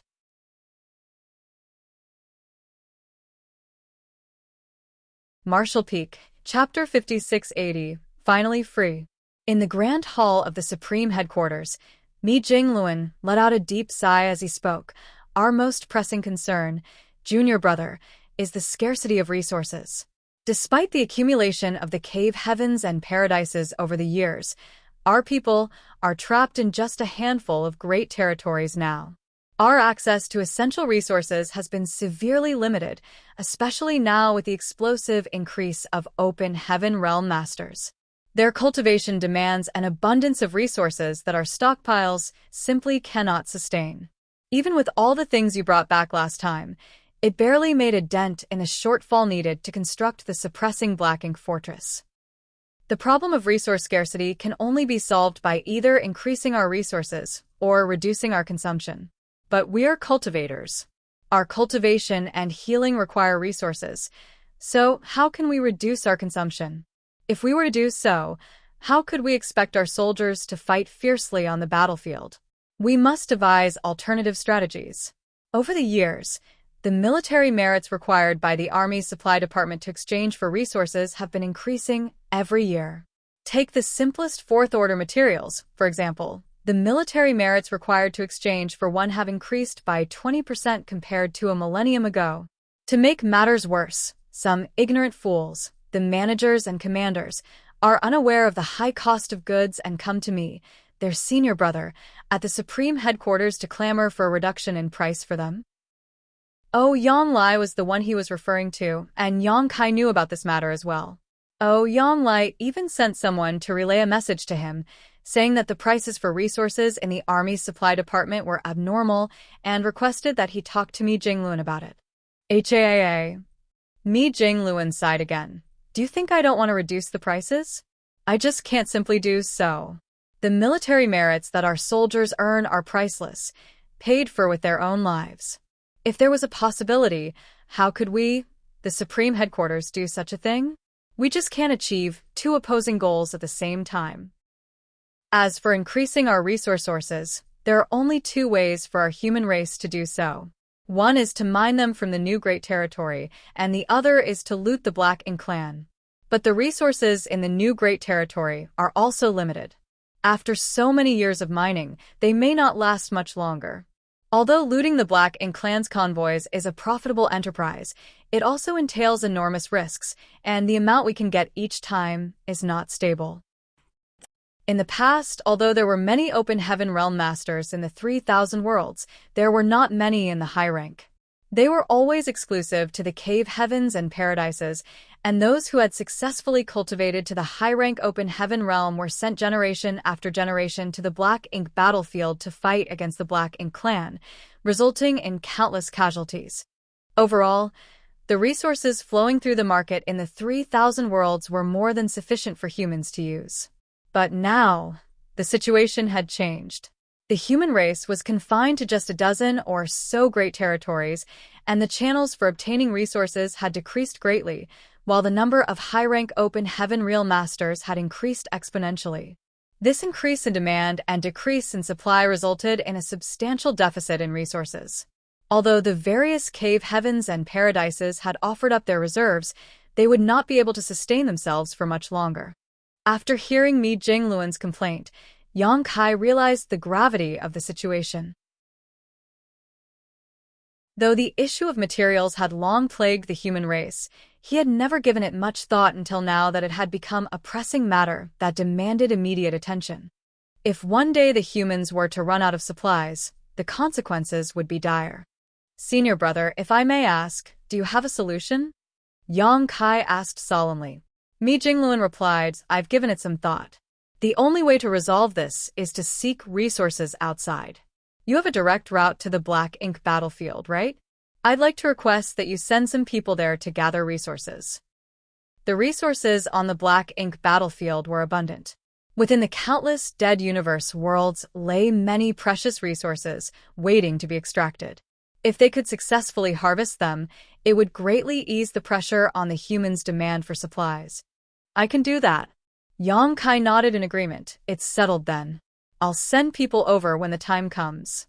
But senior brother, we'll need some masters to support us if we're going to the Black Ink battlefield. That is still the Black Ink clan's territory, so if the mining teams encounter them, they will be at serious risk without enough masters to protect them. I'll take that into consideration. Mi Jingluan nodded lightly. Then, Senior brother, I'll wait for your message, Yang Kai said as he rose from his seat. Leaving the Supreme Headquarters, Yang Kai did not venture far, choosing instead to head to profound Nether territory. However, since the agreement he made with Six Arms, the battle in profound Nether territory had not been as intense as before. After all, the territory lords and Eighth Order masters were banned from fighting. Without the clash of such masters from both sides, the battles in profound Nether territory were relatively tame. At most, skirmishes between the feudal lords and Seventh Order Open Heaven Realm masters took place. Rising stars from both sides continued to make a name for themselves and hone their skills on this battlefield, but for someone like Ouyang Lai, an Eighth Order master, life had become unbearably dull. Forbidden from interfering in battles, but required to remain stationed in profound Nether territory as a precaution, Ouyang Lai had grown bored to the point of desperation over the past few millennia. Otherwise, he wouldn't have taken an interest in the army's logistic affairs at all. He had even requested to be transferred to other great territories like Azure Sun territory, where Eighth Order masters could participate in battles, only to be rejected by Mi Jingluan time and time again. Ouyang Lai was so infuriated that he considered cutting ties with Mi Jingluan and even vented his frustration by insulting him in front of others at the Supreme Headquarters.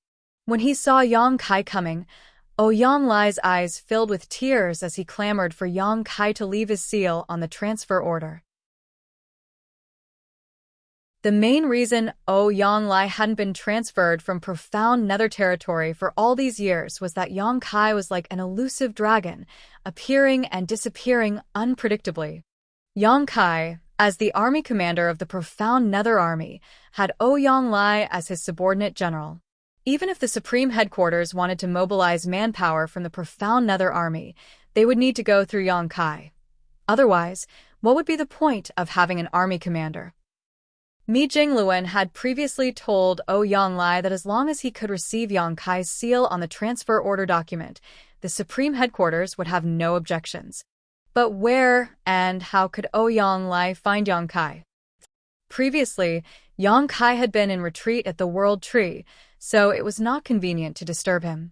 That retreat lasted for some 2,000 years. It was not until Ouyang Lai heard the news that Yang Kai had finally ended his retreat that he rushed back to the star boundary, only to find that Yang Kai had already left. Unexpectedly, Yang Kai appeared in front of him right now. Ouyang Lai was so grateful that he took out the transfer order document that was long prepared and stared at Yang Kai with an attitude that indicated, if you don't agree, I'll die in front of you. Yang Kai looked at the contents of the transfer order document and frowned slightly, his expression inexplicable. After a long time, he sighed, Senior brother Ouyang, are you sure you want to leave profound Nether territories? Absolutely. I can't stand this damned place anymore, he exclaimed, just looking at what he had been doing for the past 3,000 years. All he did was patrol various forward outposts each day, give speeches to newly arrived soldiers, and then drink until he was thoroughly drunk. He was even bored enough to go to the Black Ink clan and argue with the Six Arms and the other territory lords. These boring and miserable days were nothing compared to charging into battles and killing enemies. Before Yang Kai made an agreement with the Black Ink clan, though the situation in the profound Nether army was dire, at least they were living boldly and valiantly. For a hot-blooded man like him, even if his life ended in battle, it would still be preferable to a life of obscurity and insignificance. With that said, Ouyang Lai added, Junior brother, please do not misunderstand me. I am not dissatisfied with you, nor am I dissatisfied with the profound Nether army. It's just that this environment isn't quite suitable for me. Ever since I joined the Black Ink battlefield all those years ago, I haven't experienced such idle days. Time just crawls by here. Yang Kai nodded in understanding. I understand. In that case, Senior brother Ouyang, please go. Saying so, he stamped his seal onto the transfer order. Ouyang Lai immediately smiled and snatched the document, scanning it before cheering. I'm finally free. It was as if a prisoner, who had been trapped for years, had regained his freedom. Ouyang Lai pocketed the document and cupped his fist to Yang Kai. Junior brother, I'll be reporting to the Supreme Headquarters now. Take care of yourself. I'm sure we'll fight together again someday. Yang Kai nodded lightly. Yang Lai couldn't wait to turn and leave. He didn't want to spend another moment in profound nether territory. He cried out joyously in his heart, Azure Sun territory, here I come. And his laughter echoed into the distance. Watching Yang Lai's departing figure, Yang Kai sighed. In life, there would always be unexpected disappointments. Senior brother Yang's departure would likely not bring him the satisfaction he hoped for. After bidding farewell to Yang Lai, Yang Kai concealed his aura and figure before wandering around profound nether territory to investigate its situation. With his current cultivation, as well as his proficiency in the Tao of space, he could easily avoid detection even from the innate territory lords if he was careful enough. Profound nether territory was unremarkable. Everything was just as it was when he left so many years ago, except that the number of 7th Order Open Heaven Realm Masters had significantly increased. Without staying long in profound nether territory, Yang Kai returned to the Supreme Headquarters a few days later to await further orders. Mi Jingluan was quick to prepare, and within a month, everything was ready. When Yang Kai arrived at the main square, he saw that tens of thousands of soldiers had already gathered. However, these soldiers were quite different from the norm.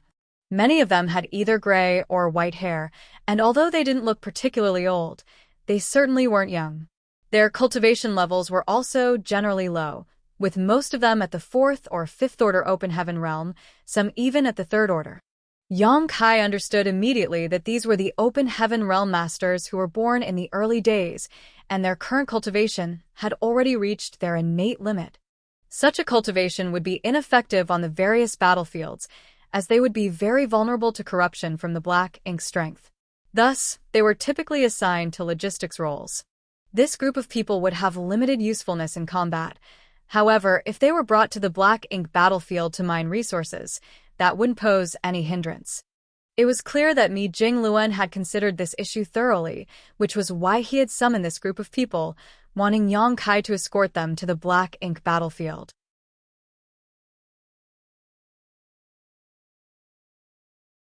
Martial Peak, Chapter 5681, Selfishness. Apart from the thousands who were responsible for mining or sourcing resources, 9 8th Order Open Heaven Realm Masters were standing among them. These were the veterans from the Cave Heavens and Paradises, all of whom had participated in the battles on the Black Ink battlefield. Yang Kai respectfully greeted these elders, acknowledging their vital role in protecting the ones tasked with mining the dangerous Black Ink battlefield. While 9 8th Order Open Heaven Realm Masters might not seem like enough, the nature of this mission required a discreet approach. Their presence was only a precaution for any unforeseen circumstances, not to start a conflict with the Black Ink clan.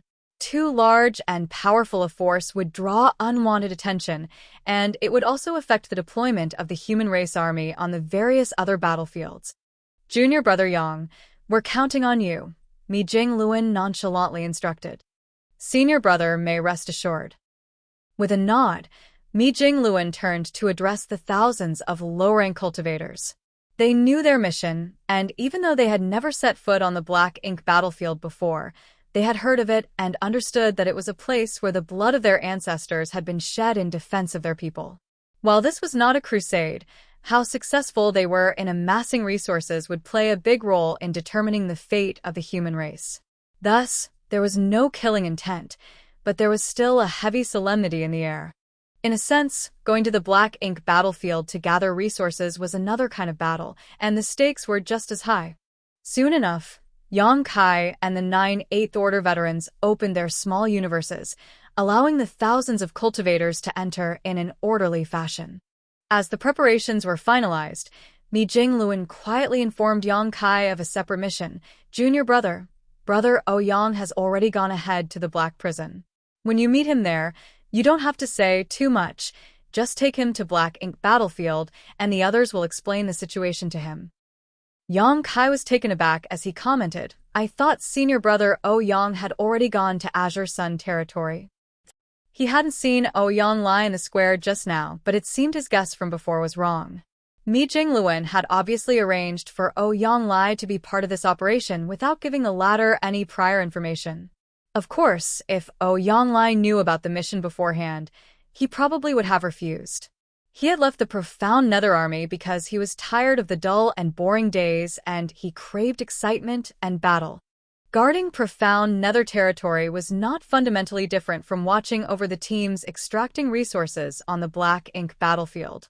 The former was influenced by the agreement between the two races, which forbade the Eighth Order Open Heaven Masters from interfering in battles except in 6 Great Territory battlefields. As for the latter, success depended highly on stealth and evading detection from the Black Ink clan. Comparing the two, life would possibly be even harder for Yang Lai on the Black Ink battlefield than in profound Nether territory.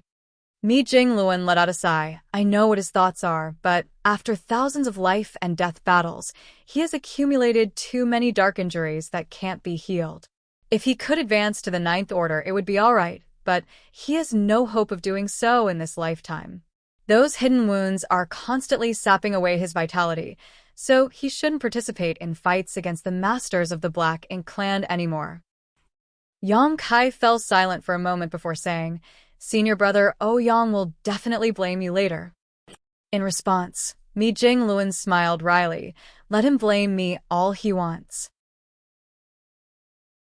It's just my own selfishness. So many of our old friends are gone forever, with more leaving us every day. Someone needs to stay alive to witness the day when the human race triumphs. Yang Kai said, Rest assured, Senior brother me. The younger generation has risen to the challenge and can take over the banner from the seniors to resist the Black Ink clan. As for that day, it will come sooner or later. He turned around and bowed, continuing, Take care, Senior brother me. I hope you and Senior brother Yang can witness that glorious moment together. Good. Mi Jingluen smiled. Farewell. Yang Kai cupped his fist, turned around and flew away, followed closely by the 9 Eighth Order Masters. Under Yang Kai's guidance, they passed through various great territories, each using their own secret techniques to conceal their auras. This time, they were going to the Black Ink battlefield to mine resources, unlike the last time when they went to the Primordial Heavens Source Grand Restriction. There were too many Eighth Order Masters on that occasion, nearly 400, so Yang Kai couldn't protect them all when traveling through the Hidden Void Corridor. As a result, they had to transit through the no-return pass and could not conceal their movements. However, this time they had to be as stealthy as possible. Otherwise, if the Black Ink clan discovered their movements, it was highly likely that something unexpected might occur. On the way, they encountered some Black Ink clansmen, but there were no elite combatants around guarding them, making it impossible for the enemy to detect Yang Kai and the others' movements. They hurried all the way to Black Territory.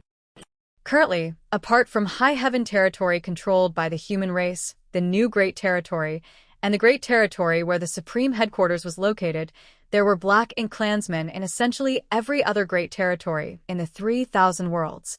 However, there were 2 exceptions, one of which was the Chaotic Dead Territory. After the Black Ink clan suffered a huge loss at the hands of the Burning Light and Serene Glimmer, they declared the Chaotic Dead Territory as a forbidden zone, where even the Royal Lord dared not venture. The second exception was Black Territory, which was once abundant with ore stars, each containing rich cultivation materials. However, to break the early Ancient Era's super array and kill the Royal Lord that was suppressed and sealed there, the Masters of the Cave Heavens and Paradises, along with their countless disciples, joined forces and mined out the entire Black Territory, harvesting all the resources there and simultaneously breaking the Grand Array. Now, Black Territory was empty, with nothing left but broken rubble. Although the Black Ink clan had explored the area before, they found nothing but a barren land, thus they did not bother deploying any forces here.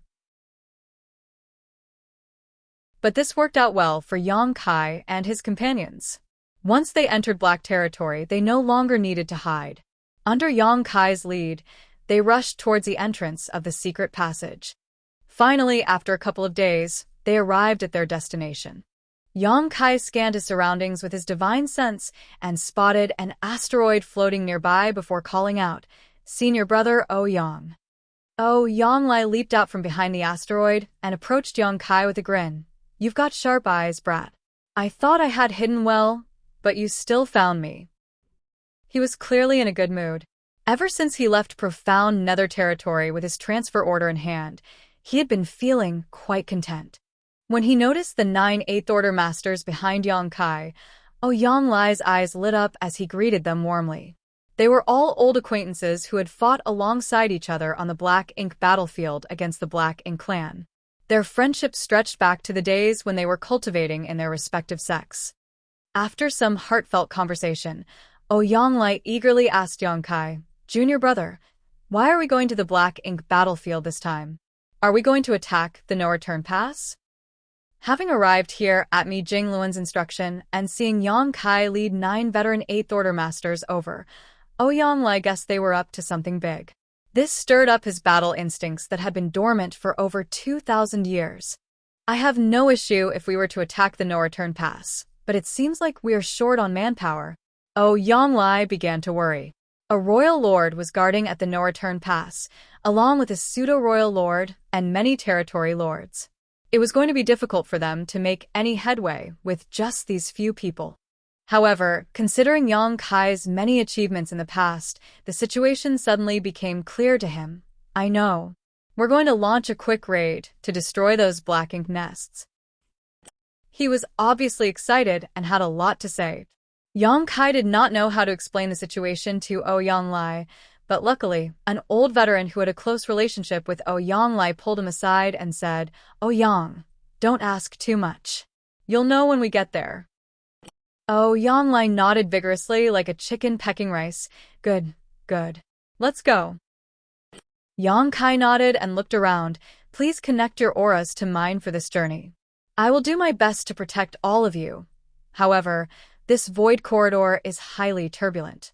If we get separated, please don't panic, senior brothers. Just hold your ground and wait for me to find you while ensuring your own safety." All the 8th Order Open Heaven Realm Masters nodded. "Good." Yang Kai shouted and space principles surged out, causing ripples to spread in front of them like a calm lake that had been disturbed by a stone. Everyone was amazed as they watched. All of them were 8th Order Open Heaven Masters and were capable of breaking the void when they exerted all their might, but none of them could manipulate it skillfully like Yang Kai did. This was the ability of someone who was proficient in the Tao of space.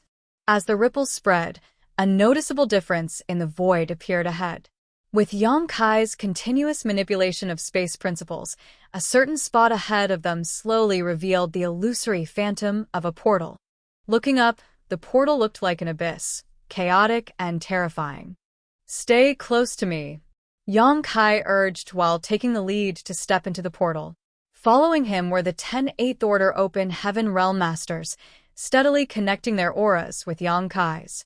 In the passageway ahead, Yang Kai broke through the barrier he had set during his previous transit while also forming a new one behind the last person of their group.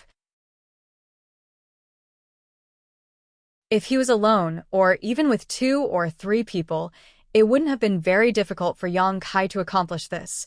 However, with 10 people at once, it was a bit taxing. Fortunately, everything was still within his limits, though it was much more time-consuming than previous trips through this void corridor. Yang Lai and the others all had high cultivation and extensive experience, but walking through this kind of void corridor was a first for them. Still, they didn't dare to look around carelessly for fear of triggering any unnecessary accidents. By sensing their surroundings, they only perceived the chaotic void turbulence and the surging power of chaos filling the surroundings of this mysterious and unpredictable place. Even for 8th Order Open Heaven Realm Masters like themselves, getting lost in such a place would likely not have a good outcome. If they were lucky, they might one day find a way out, but if luck wasn't on their side, they could be trapped here for the rest of their lives. That was why they became increasingly cautious as they proceeded forward. In this peculiar environment, both time and space seemed to blur, and they lost track of how long they had been wandering until a sudden flash of light appeared in front of them. It was only now that they realized they arrived at their destination.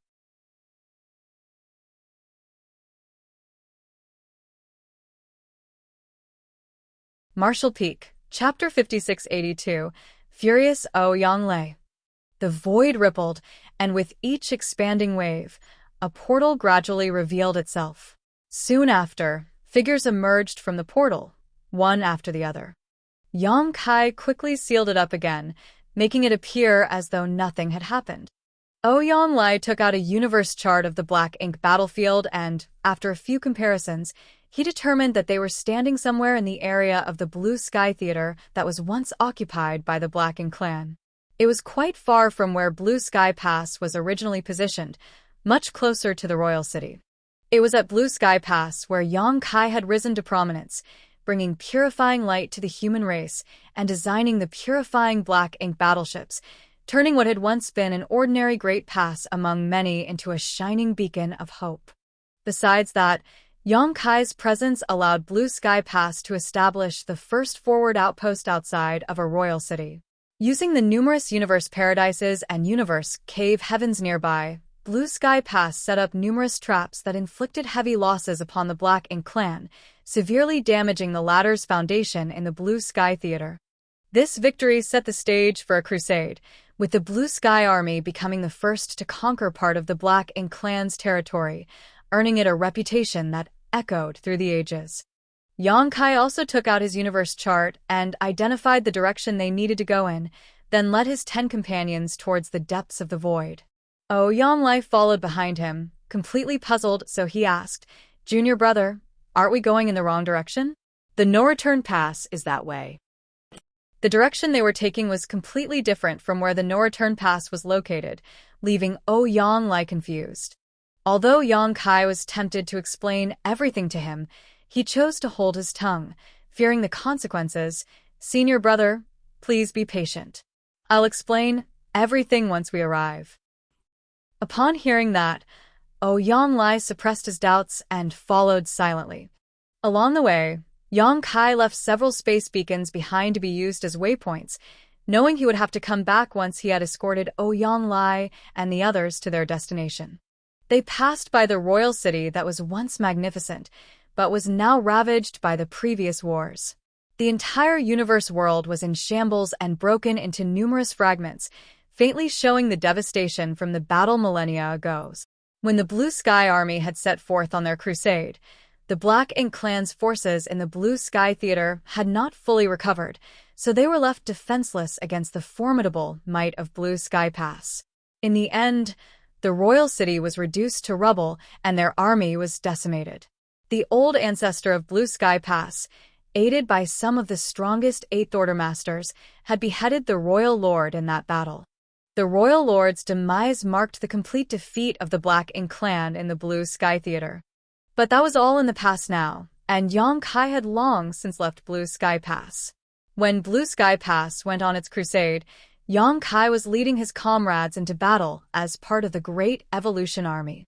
To avoid running into teams from the Black Ink clan who were harvesting resources, the humans had to venture deeper into the Black Ink battlefield. Only by putting enough distance between themselves and the enemy could they avoid any disastrous encounters. Only after a month's journey beyond where the royal city was located did Yang Kai stop and sweep the area with his divine sense. Here, there were many dead universe worlds with little evidence of mining, making it an obvious place for a fruitful harvest. "This is the spot," Yang Kai declared. The Eighth Order masters didn't object, except for Ouyang-Lei, who wore a dark expression and remained silent. He might be impulsive at times and not skilled in cunning schemes, but that didn't mean he was stupid. The many signs on the way here made him understand that this mission might not be as straightforward as he had imagined. There was a high chance that he got tricked by Big Head Me. While he was lost in thought, Yang Kai had already dispersed with the other 9 Eighth Order's masters. He then opened the portal of his small universe, releasing all the cultivators stored inside. Besides them, there were many warships, including 2 purifying Black Ink battleships. Ouyang-Lei's suspicion grew as he took in the sight before him. The cultivators who had been released were mostly of the fourth and fifth order open heaven realm, some were even in the third order, and almost all of them were elderly, not the type of lineup one would expect for a significant combat mission. It was more like they were on a retirement trip. Yang Kai turned to the Eighth Order Masters and said, "I entrust this matter to you. Here is a space beacon for each of you. Please keep it close. Every 100 years or so, I will come to find you and collect the resources you've gathered." It would be troublesome to send everything back that tens of thousands of people had mined. Only Yang Kai could handle it personally. By handing over the space beacons, it would also be convenient for him to locate them in the future. As long as they weren't too far away, Yang Kai could easily locate them and arrive instantly. The Eighth Order Masters accepted the space beacons and stored them carefully, except for Ouyang Lai, who was now glaring at Yang Kai with eyes spewing flames of anger. With a wry smile, Yang Kai grabbed his arm and slapped a space beacon into his hand, apologizing. "Senior brother Ouyang, if you have any questions, please ask the other senior brothers later. Junior brother has other important matters to attend to and can't stay long." The truth was, he couldn't face Ouyang Lai's disappointment.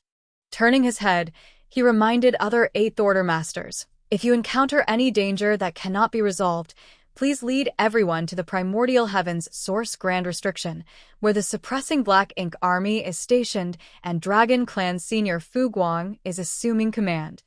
This statement caught everyone off guard. They had never heard of the Suppressing Black Ink Army and had no idea that Supreme Headquarters had made such arrangements. Moreover, they were surprised to learn that the Dragon Clan's Fu Guang, who had disappeared for so many years, was actually guarding the Primordial Heavens Source Grand Restriction this whole time. One of the Eighth Order Master immediately nodded and said, "Junior brother may rest assured. Leave them to us, and we shall protect them. But what's this about the Suppressing Black Ink Army? Can you enlighten us about it?" Everything regarding the Suppressing Black Ink Army had been done in secrecy previously to prevent news from spreading and affecting the morale of the human race, but there was no harm in sharing this information with these veteran Eighth Order Masters. Yang Kai thus briefly explained the situation with the Suppressing Black Ink Fortress and Army. An Eighth Order veteran suddenly realized, no wonder so many elites were reassigned from the various battlefields by the Supreme Headquarters 130 years ago. It was all to form the Suppressing Black Ink Army. Another master asked with concern, "Is the situation at the Primordial Heavens Source Grand Restriction serious?"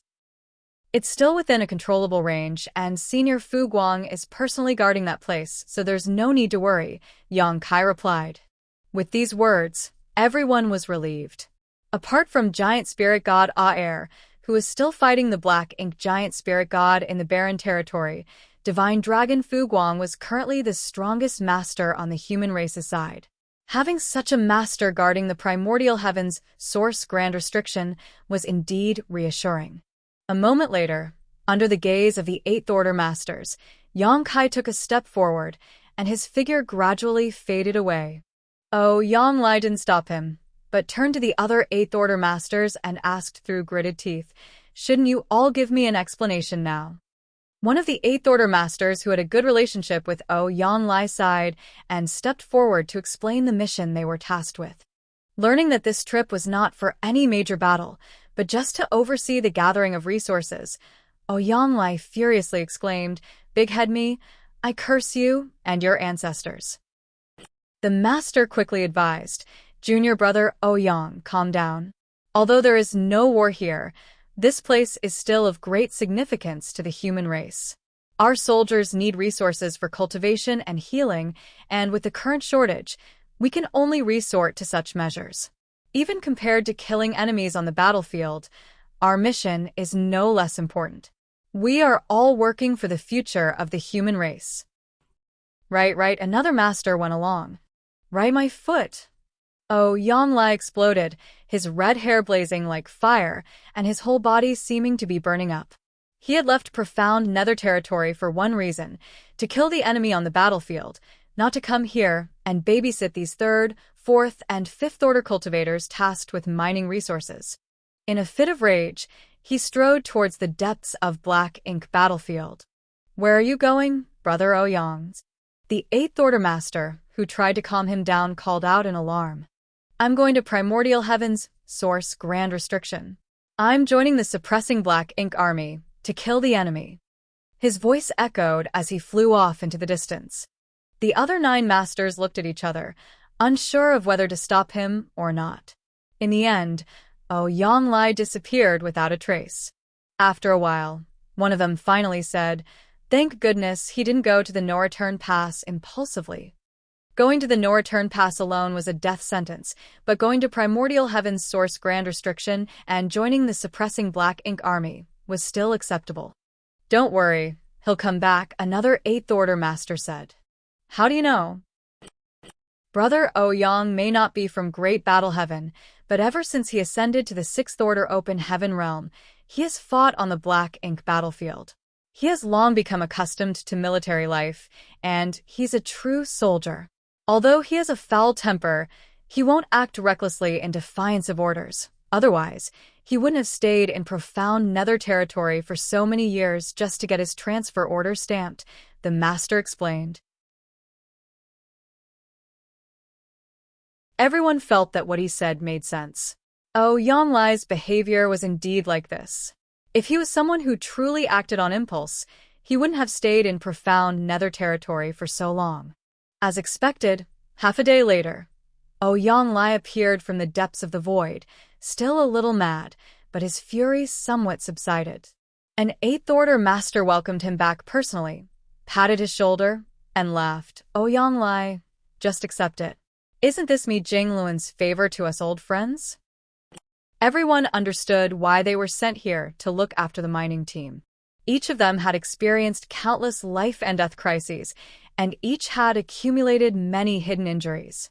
As they got older, their conditions deteriorated, and some of them had already fallen from their peak state. They all had great passion for protecting and serving the human race, but if the day came when the human race defeated the Black Ink clan, cleared the ashes of war, and rebuilt order, the experience of the older generation would be an indispensable guide for the new generation. Sending them here to look after this resource-gathering team was not only Mi Jingluan's favor, but also for the future of the human race. Ouyang Lai immediately snorted. "Do I need him to take care of me? I'm still strong, and age has only made me tougher. If we're going to fight the Black Ink clan, what are we old guys good for if we don't lead the way and instead shove all the heavy burdens onto those young brats?"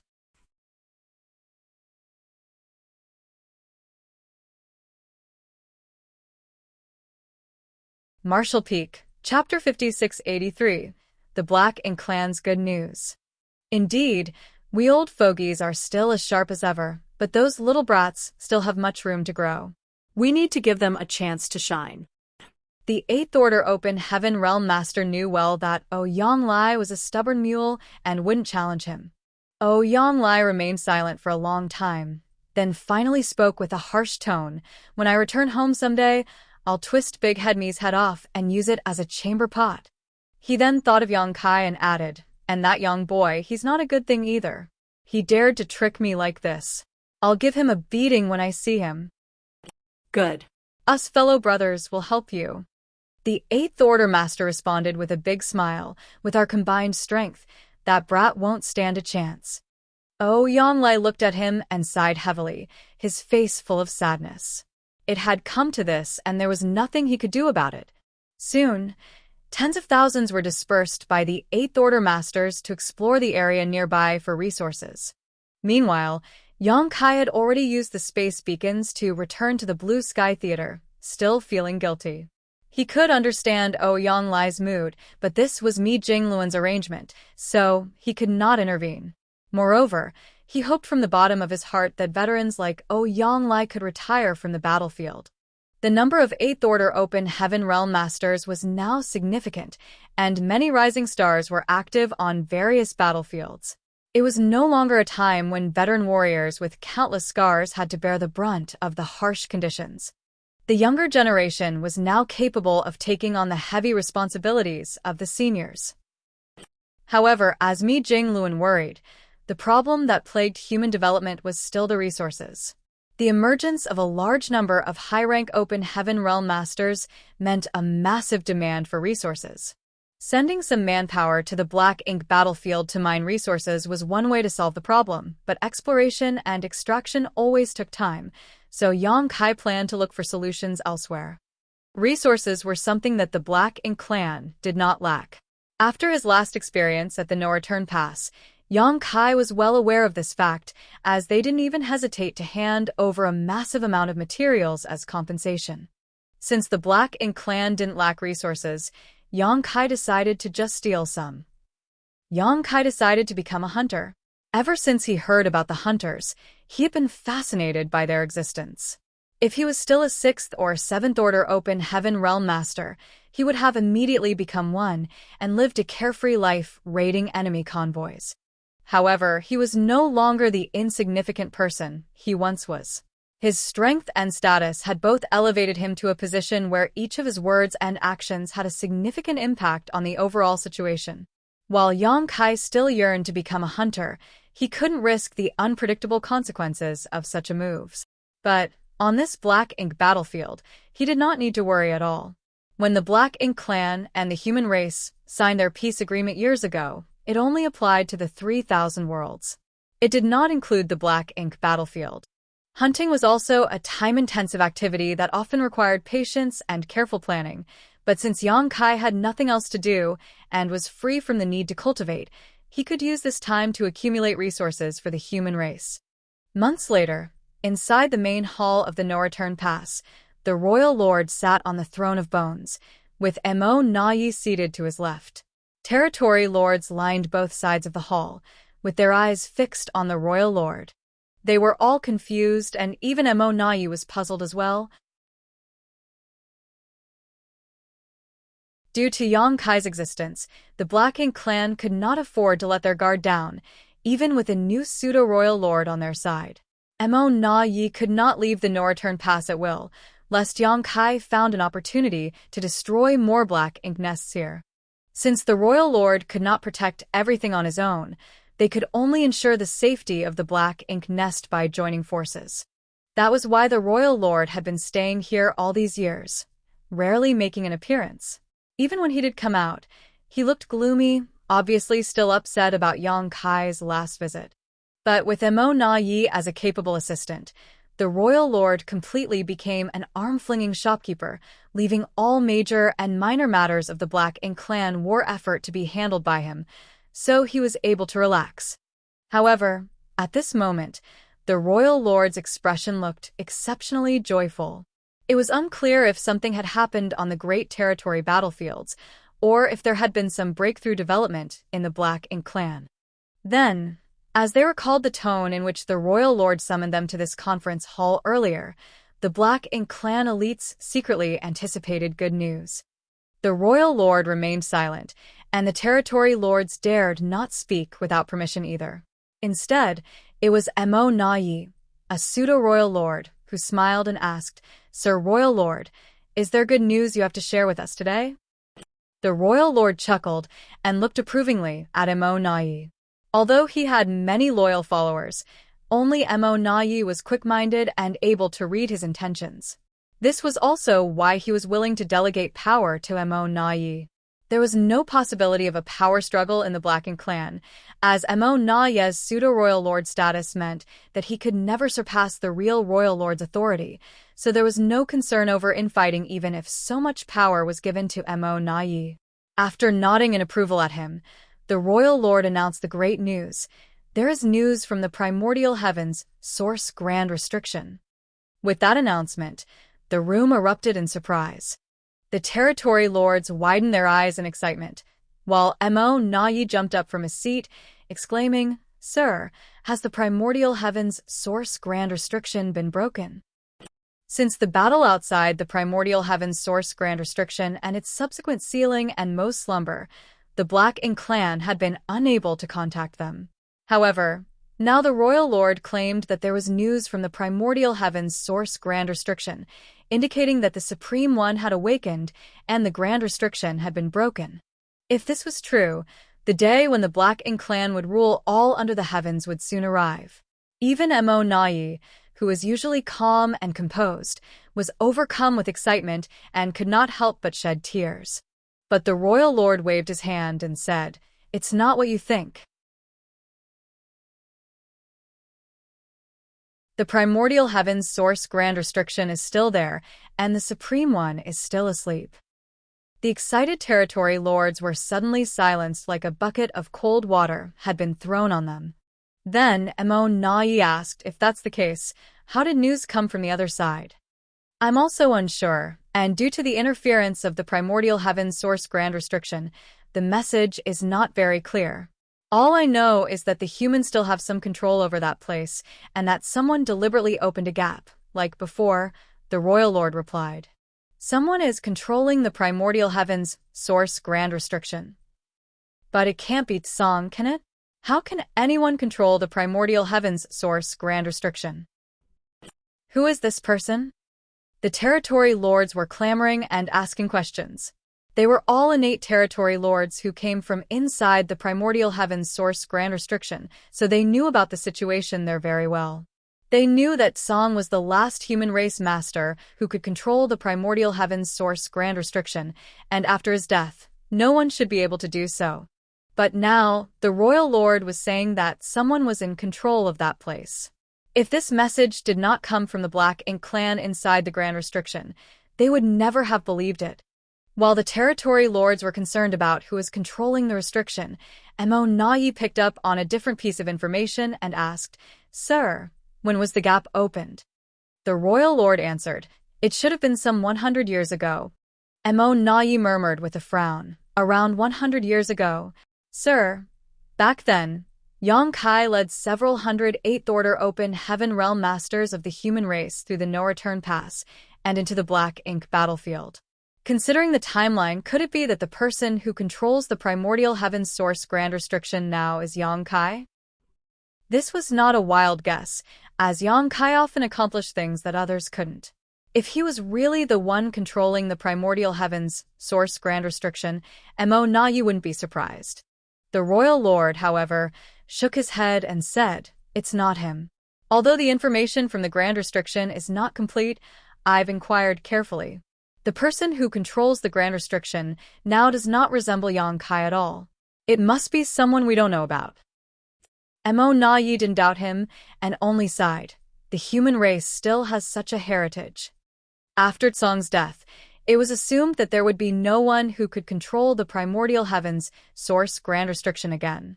This was good news for the Black Ink clan, as they could easily break it once the Supreme One awakened. However, it was different if someone was guarding it. Even the Supreme One couldn't underestimate the power of the primordial heaven's source grand restriction, or else it wouldn't have been trapped for so many eons already. Emo-Nai continued to ask, "But if the human race has someone who can control the primordial heaven's source grand restriction, why do they take the initiative to open a gap?" The royal lord replied, "Those inside the grand restriction can sense that the human controlling it now is much weaker than Tsang, so their control over the grand restriction is far inferior. This person must have opened the gap to alleviate the pressure he was facing. This is clearly something the human race had planned to do long ago." When Yang Kai passed through the No-Return Pass with those hundreds of Eighth-Order Masters, it was to go to the primordial heaven's source grand restriction. Now, there is an elite human race army and a divine dragon, Fu Guang, fighting against those who are rushing out. This has been happening for over 100 years. Emo-Nai suddenly realized, "Curse those humans." When the territory lords below heard that their clansmen were being constantly killed at the primordial heaven's source grand restriction, they immediately started clamoring again. A territory lord even stepped forward and bowed, saying, "Sir Royal Lord, please let me lead a large army to the primordial heaven's source grand restriction to coordinate with those inside and crush those humans." Emo-Nai immediately stopped him. That would not be appropriate. Although the territory lord was intimidated by Emo-Nai's pseudo-royal lord authority, he couldn't help but ask, "Why is it not appropriate?" Emo-Nai explained, "When Yang Kai passed through the No-Return Pass, he had as many as 400 Eighth Order Open Heaven with him, and that's just what we could see on the surface. Although there were suspicions at the time, we couldn't be sure. Now that we have first-hand information, we can confirm that those 400 we saw that day were not the entire human force. Many more must have been staying in their small universes, which is why they were able to form a large army at the primordial heavens source grand restriction.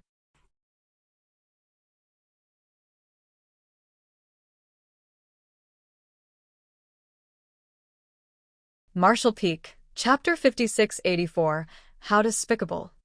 This human race army must be filled with elites with exceptional strength.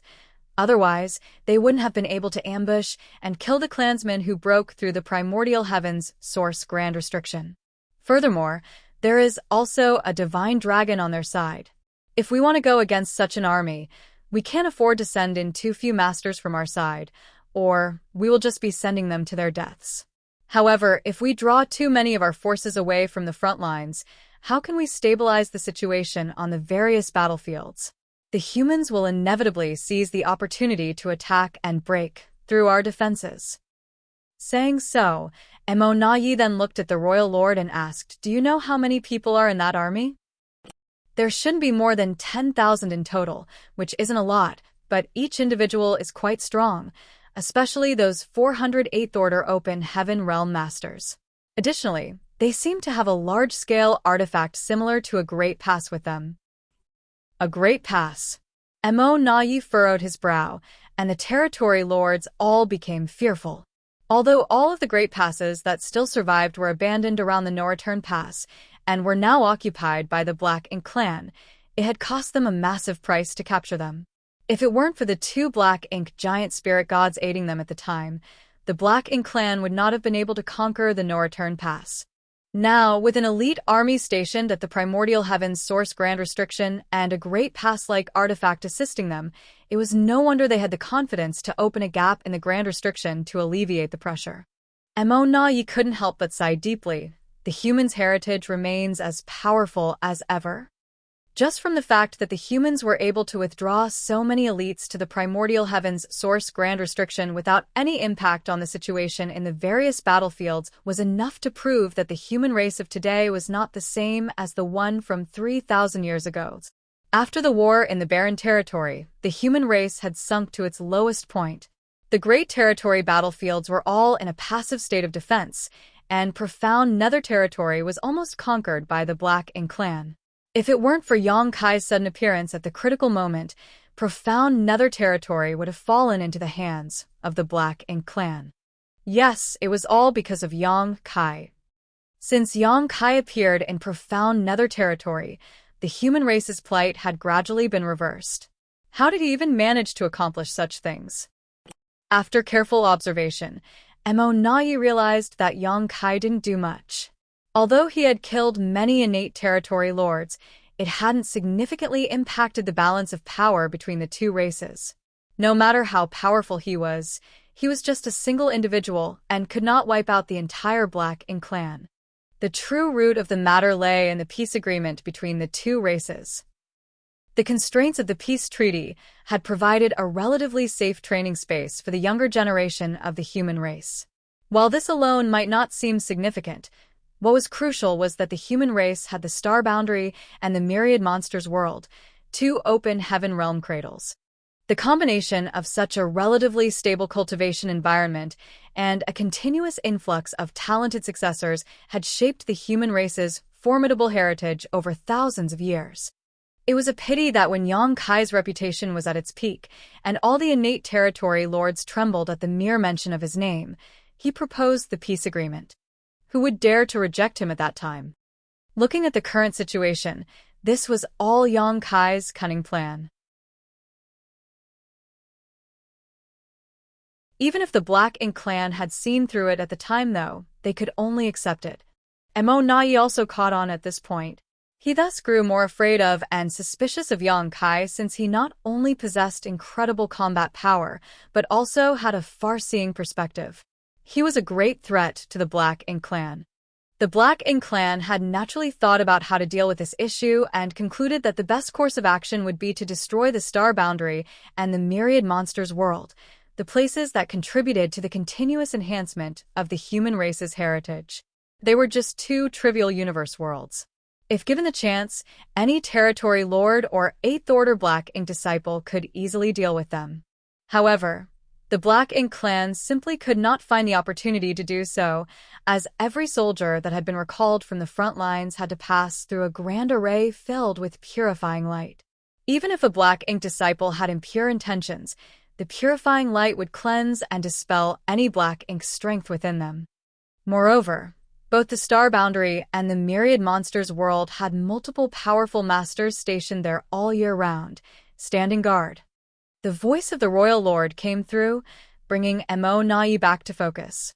This king has asked if they need support over there, but those within the Grand Restriction believe it would be unwise to cause a commotion. They are working on finding other ways through the Grand Restriction, and if they succeed, they will be able to break free. Mo Nai perked up and asked, "Can they do it?" He knew firsthand just how formidable the Primordial Heavens Source Grand Restriction was. When he was inside it years ago, many Black Ink clansmen had attempted to breach it from within, but all had failed. The Royal Lord replied, "Since they've said as much, there should be some progress."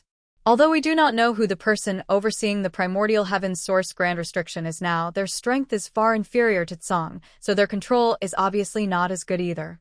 Furthermore, opening a gap in the Primordial Heavens Source Grand Restriction has had some impact on its integrity, which may have provided some opportunities for those inside. Mo Nai nodded lightly. The Primordial Heavens Source Grand Restriction was extremely ancient and had been operating constantly for millions of years. The new human race master overseeing it was not like the legendary Tsong, a powerful monster with unfathomable experience. They couldn't be fully prepared, and as long as there was even the slightest flaw, those within the Grand Restriction would not miss that chance. Today, the Royal Lord summoned many of his territory lords to share the good news.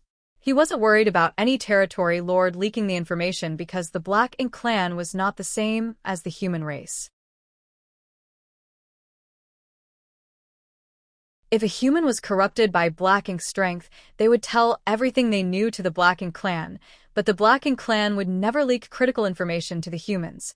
After a while, the Royal Lord left, and the rest quickly dispersed as well while Mo Nai walked away, frowning deep in thought. He was thinking about none other than Yang Kai. Over 100 years ago, Yang Kai led a group of Eighth Order Open Heaven Realm Masters through the No-Return Pass and into the depths of the Black Ink battlefield. There had been no news about him for all this time, and no one knew where he had gone or what he was up to. If it were an ordinary Eighth Order Master, Mo Nai wouldn't have cared, but Yang Kai was different. Whatever the circumstances, Yang Kai had even killed a pseudo-royal lord, which was enough to make Mo Nai take him seriously. After thinking for a while, Mo Nai couldn't come to a conclusion. Yang Kai's whereabouts had always been elusive, and it seemed that even the human side had difficulty keeping track of him. He was once again relieved when he thought about how Yang Kai had no hope of reaching the Ninth Order Open Heaven Realm. If this headache-inducing menace had a chance to ascend to the Ninth Order Open Heaven Realm, how could they handle him? Sir Mo Nai, a territory lord, approached suddenly. Mo Nai turned his head and saw one of his territory lords in charge of logistics. He nodded and asked, "What's the matter?"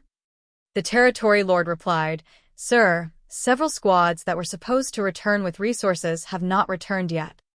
This wasn't a big deal, but since Mo Nai was in charge of everything related to the no-return pass by the Royal Lord's orders, he still had to investigate all abnormal occurrences.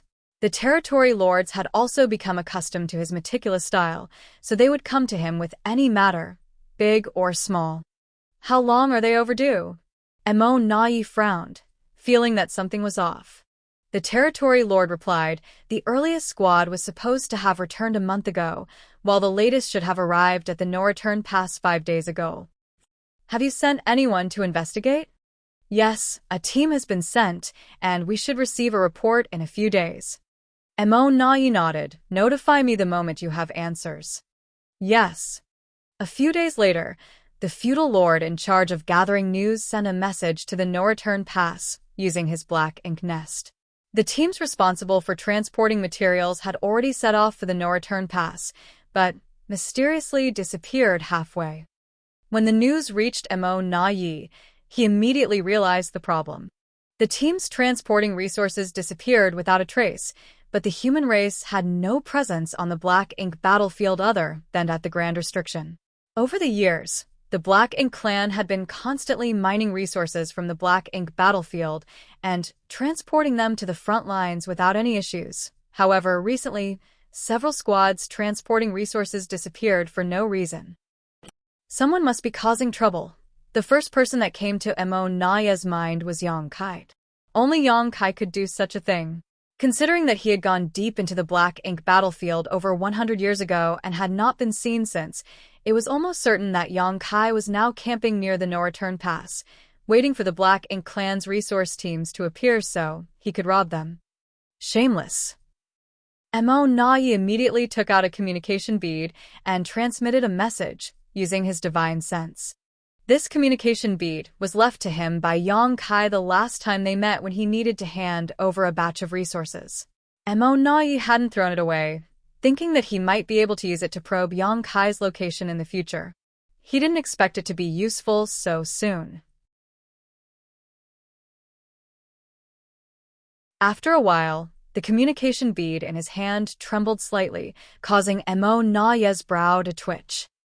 Yang Kai was really near the no-return pass.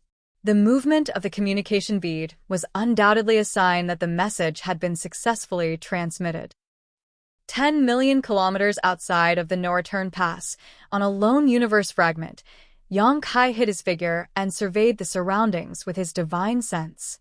His current divine sense was incredibly powerful, and from this location, he could monitor the movements of all Black Ink clan squads returning from the Black Ink battlefield. Over the last month or so, he had raided 5 Black Ink clan teams, seized their resources, and made a great deal of profit. He didn't raid all the Black Ink clan squads, but selectively chose a few. After all, he was doing business without investment, so he couldn't be too excessive. To continue this venture for a long time, he needed to take a steady approach. Otherwise, the Black Ink clan would probably act out in rage, damaging his future prospects. As he was monitoring the movements of the void around him, Yang Kai suddenly felt something and took out a communication bead. With his divine sense, he probed it and couldn't help but praise Mo Na Yi's quick thinking. He knew that he couldn't hide his actions for long, so Yang Kai deliberately wore this communication bead on his body. He just didn't expect Mo Na Yi to contact him so quickly. The message in the communication bead was very simple, with only one sentence. "Sir Yang, can we meet?" It was obvious that Mo Na Yi had already concluded that Yang Kai was involved in the disappearance of the teams transporting resources.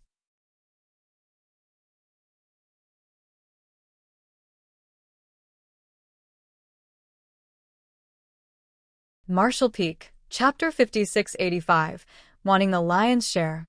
On the universe fragment, Yang Kai hesitated for a moment upon receiving Mo Na Yi's message, originally intending to ignore it. But after giving it some thought, he realized that there was no point in being sneaky about things and decided to confront Mo Na Yi directly. So, he immediately surged his divine sense and sent a message through the communication bead. At the same time, inside the no-return pass, Mo Na Yi's communication bead trembled once again. He quickly immersed his mind in it to investigate, and in the next moment, boundless anger surged within him, almost causing his lungs to explode. The message in the communication bead was straightforward, consisting of only 2 words, 50%. Although it seemed incomprehensible at first glance, Mo Na Yi instantly understood Yang Kai's intention. This bastard was clearly demanding 50% of the resources excavated by the Black Ink clan on the Black Ink battlefield. His appetite was simply outrageous. These resources were mined by the Black Ink clan and were intended to be transported to the frontline battlefields to enhance the Black Ink clan's strength. It was all meant to be used against the human race, but now, without any effort on their part, the humans wanted to take away 50% of them. Moreover, if the human race were to use these resources to enhance their own strength, it would inevitably harm Black Ink clan. Mo Na Yi would never agree to such an act of aiding the enemy. If he did, He would forever become a criminal in the eyes of the Black Ink clan. The more Mo Nai interacted with Yang Kai, the more he found the latter to be difficult to deal with. At this moment, he had formed a new evaluation of him. Yang Kai was shameless beyond all imagination, able to make such outrageous demands without any scruples. It was simply unbelievable. Suppressing the anger in his heart, Mo Nai sent a message to the territory lord in charge of the resource affairs, asking him to come over. At the same time, he feigned ignorance and replied, "Sir Yang, what do you mean? Please explain in detail." The communication bead quickly trembled, and Yang Kai replied with only 2 words, "Haha." Mo Nai's brow twitched, and Yang Kai's annoying face inexplicably appeared in his mind, causing the anger he had just suppressed to surge up again. Sir Mo Nai, the summoned territory lord, quickly arrived and bowed respectfully. Mo Nai looked up and asked, "How many teams are overdue from the past month?"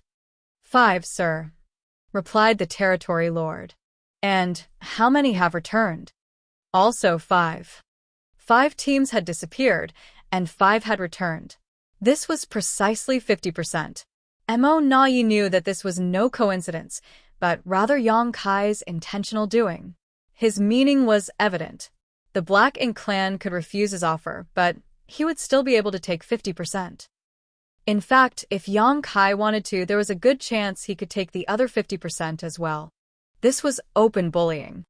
Facing such a tricky opponent, Mo Nai had always been patient and avoided confronting him head-on because he knew that Black Ink clan had no way of dealing with Yang Kai at the moment. In terms of strength, both he and the royal lord were stronger than Yang Kai, and if they were to fight it out in a one-on-one fashion, they could easily suppress him. However, if they couldn't kill Yang Kai, all hostility towards him would be meaningless. The Divine Spirit Ancestral Land was a great opportunity to kill him, as the 4 gates 8 palaces Great Pagoda array blocked the entire space, leaving Yang Kai with no place to use his greatest strength.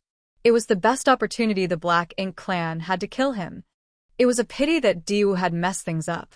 Not only did the Black Ink clan lose many innate territory lords, but even Diwu was killed. The Dao of Space was undoubtedly the most troublesome Grand Dao for the Black Ink clan. Apart from Mo Nai and Royal Lord, none of the other masters on the Black Ink clan side were a match for Yang Kai. 3,000 years ago, Yang Kai was capable of slaughtering territory lords as easily as chickens, but at that time, he still needed to use his strange soul-secret technique to achieve such remarkable results. Now, 3,000 years later, Yang Kai's strength had increased significantly, and innate territory lords were no longer a challenge for him. Even if they formed a battle formation, territory lords might not be able to do much against this menace.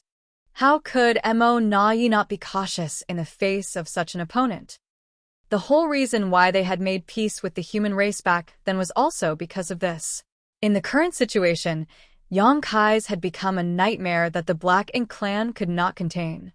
Since that was the case, they could only place their hopes on the future. If the Black Ink clan managed to produce many royal lords one day, then the role that Yang Kai could play would naturally be greatly reduced.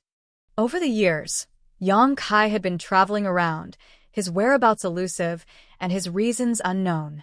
Mo Nai never imagined that one day, this guy would block the no-return pass and personally loot resources from the Black Ink clan. Although angry and annoyed, he saw the underlying message through the situation's appearance.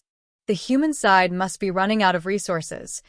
Otherwise, there was no reason for a master like Yang Kai to act like this. For this reason more than any other, Yang Kai's impudent demand could not be agreed to. As long as the Black Ink clan held on a little longer, the human race would only face more shortages, and even if they had countless rising prodigies, without enough supplies, their cultivation would not improve. Mo Nai was anxiously trying to communicate with Yang Kai through the communication bead while summoning all the territory lords of the no-return pass. Within moments, hundreds of territory lords gathered in the main hall, but this time, the royal lord did not appear, and only Mo Nai stood below the throne of bones. Although the royal lord was absent, Mo Na Yi did not dare to sit on the main throne, which was exclusively reserved for the royal lord. As a pseudo-royal lord, he did not have the qualifications to sit there. Looking at the group of puzzled territory lords below, Mo Na Yi stated bluntly, Yang Kai is currently somewhere outside of the no-return pass. Some of the more belligerent territory lords began clamoring to lead their armies to surround and kill Yang Kai. The more timid ones turned pale because they had suffered losses at Yang Kai's hand. Mo Na Yi took in the expressions of the territory lords and continued, the human race doesn't have enough resources, so now Yang Kai has come to plunder our supply transports. Although the losses are small for now, if this issue is not resolved soon, our resources will probably be cut in half compared to previous years.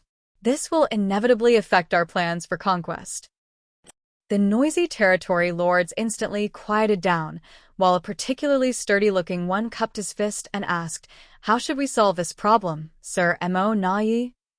Mo Na Yi declared, the matter of resources is fundamental to both the Black Ink clan and the human race. The plundering of ours is a secondary loss compared to helping the human race grow stronger. For now, I need you to investigate Yang Kai's movements and escort the resource transports and their goods back. The sturdy territory lord then said, if that's the case, we have to move in teams capable of assuming battle formations. Against that killing star, not forming a battle formation would be equivalent to sticking out our necks and letting him chop our heads off. Fortunately, in recent years, the territory lords of the Black Ink clan had not been idle and had been diligently practicing various battle formations. It was ridiculous to say that these innate territory lords were already powerful enough to not fear any Eighth Order Open Heaven Realm Masters, but just because of Yang Kai's presence, they had to practice these battle formations to protect themselves. This was humiliating, but they were left with no other choice. Mo Na Yi nodded. Yes, you will all need to form battle formations, with 4 symbols formations being the minimum requirement to face Yang Kai. Only territory lords who can form a 4 symbols formation can perform this task. Those who cannot should not go out for the time being. A battle formation was not something that could be just casually formed. The human race squads could do this because they grew and developed in a totally different environment compared to the Black Ink clan. The invasion and oppression of the Black Ink clan had long made all human race masters sincerely united. Each squad also had time to become familiar with each other through daily interactions and battles, so no matter when or where, they could easily form battle formations as there was innate trust among each other. It was different for the Black Ink clan, especially the innate territory lords, as each of them was born strong and naturally had their own arrogance and opinion. They were not willing to fully trust each other and entrust their lives to others, preferring to believe in their own selves above all else. This wasn't a surprise, though, as in the face of danger, the first reaction of most living beings was to protect themselves. At the time of forming a battle formation, the auras of all in the formation were linked, essentially turning them into a single entity. However, once an individual had the intention to protect themselves over the group, the battle formation would collapse. That was why, when Diwu led 20 innate territory lords to surround and kill Yang Kai in the ancestral land, the battle formations they formed were only 4 symbols formations. It was not because they lacked the numbers, but rather because forcing a more advanced battle formation was impossible. Most of the territory lords of the Black Ink clan could only form the 4 symbols formation at most, with a select few capable of forming the 5 elements formation. No 6 paths formation had ever been formed among them. In fact, this was not a problem unique to territory lords. It was also difficult for 8th Order human masters to form a 6 paths formation, though not impossible. So far, the highest record for 8th Order masters was a 7 stars formation, which happened during a life or death crisis against a royal lord. The higher the individual strength, the more difficult it was to form a battle formation. This principle applied to both the humans and the Black Ink clan.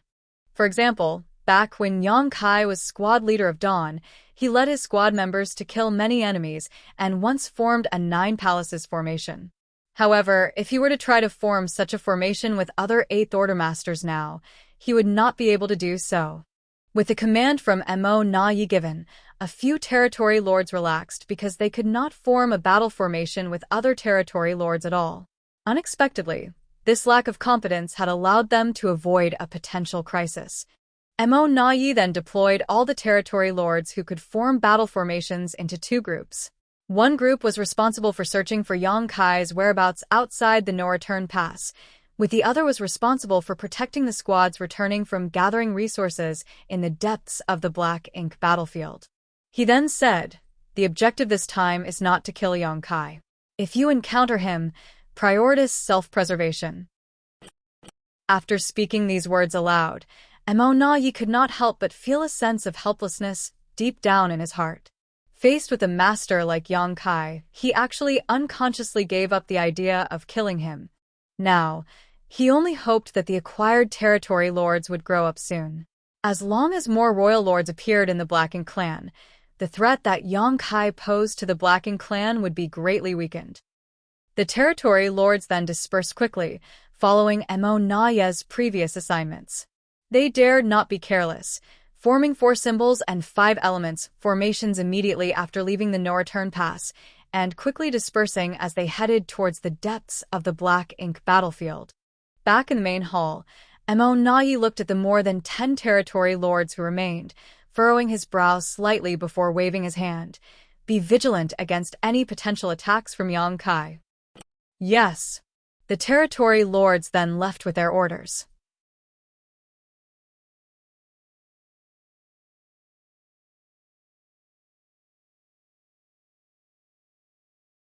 Marshall Peak, Chapter 5686 Meng Ke.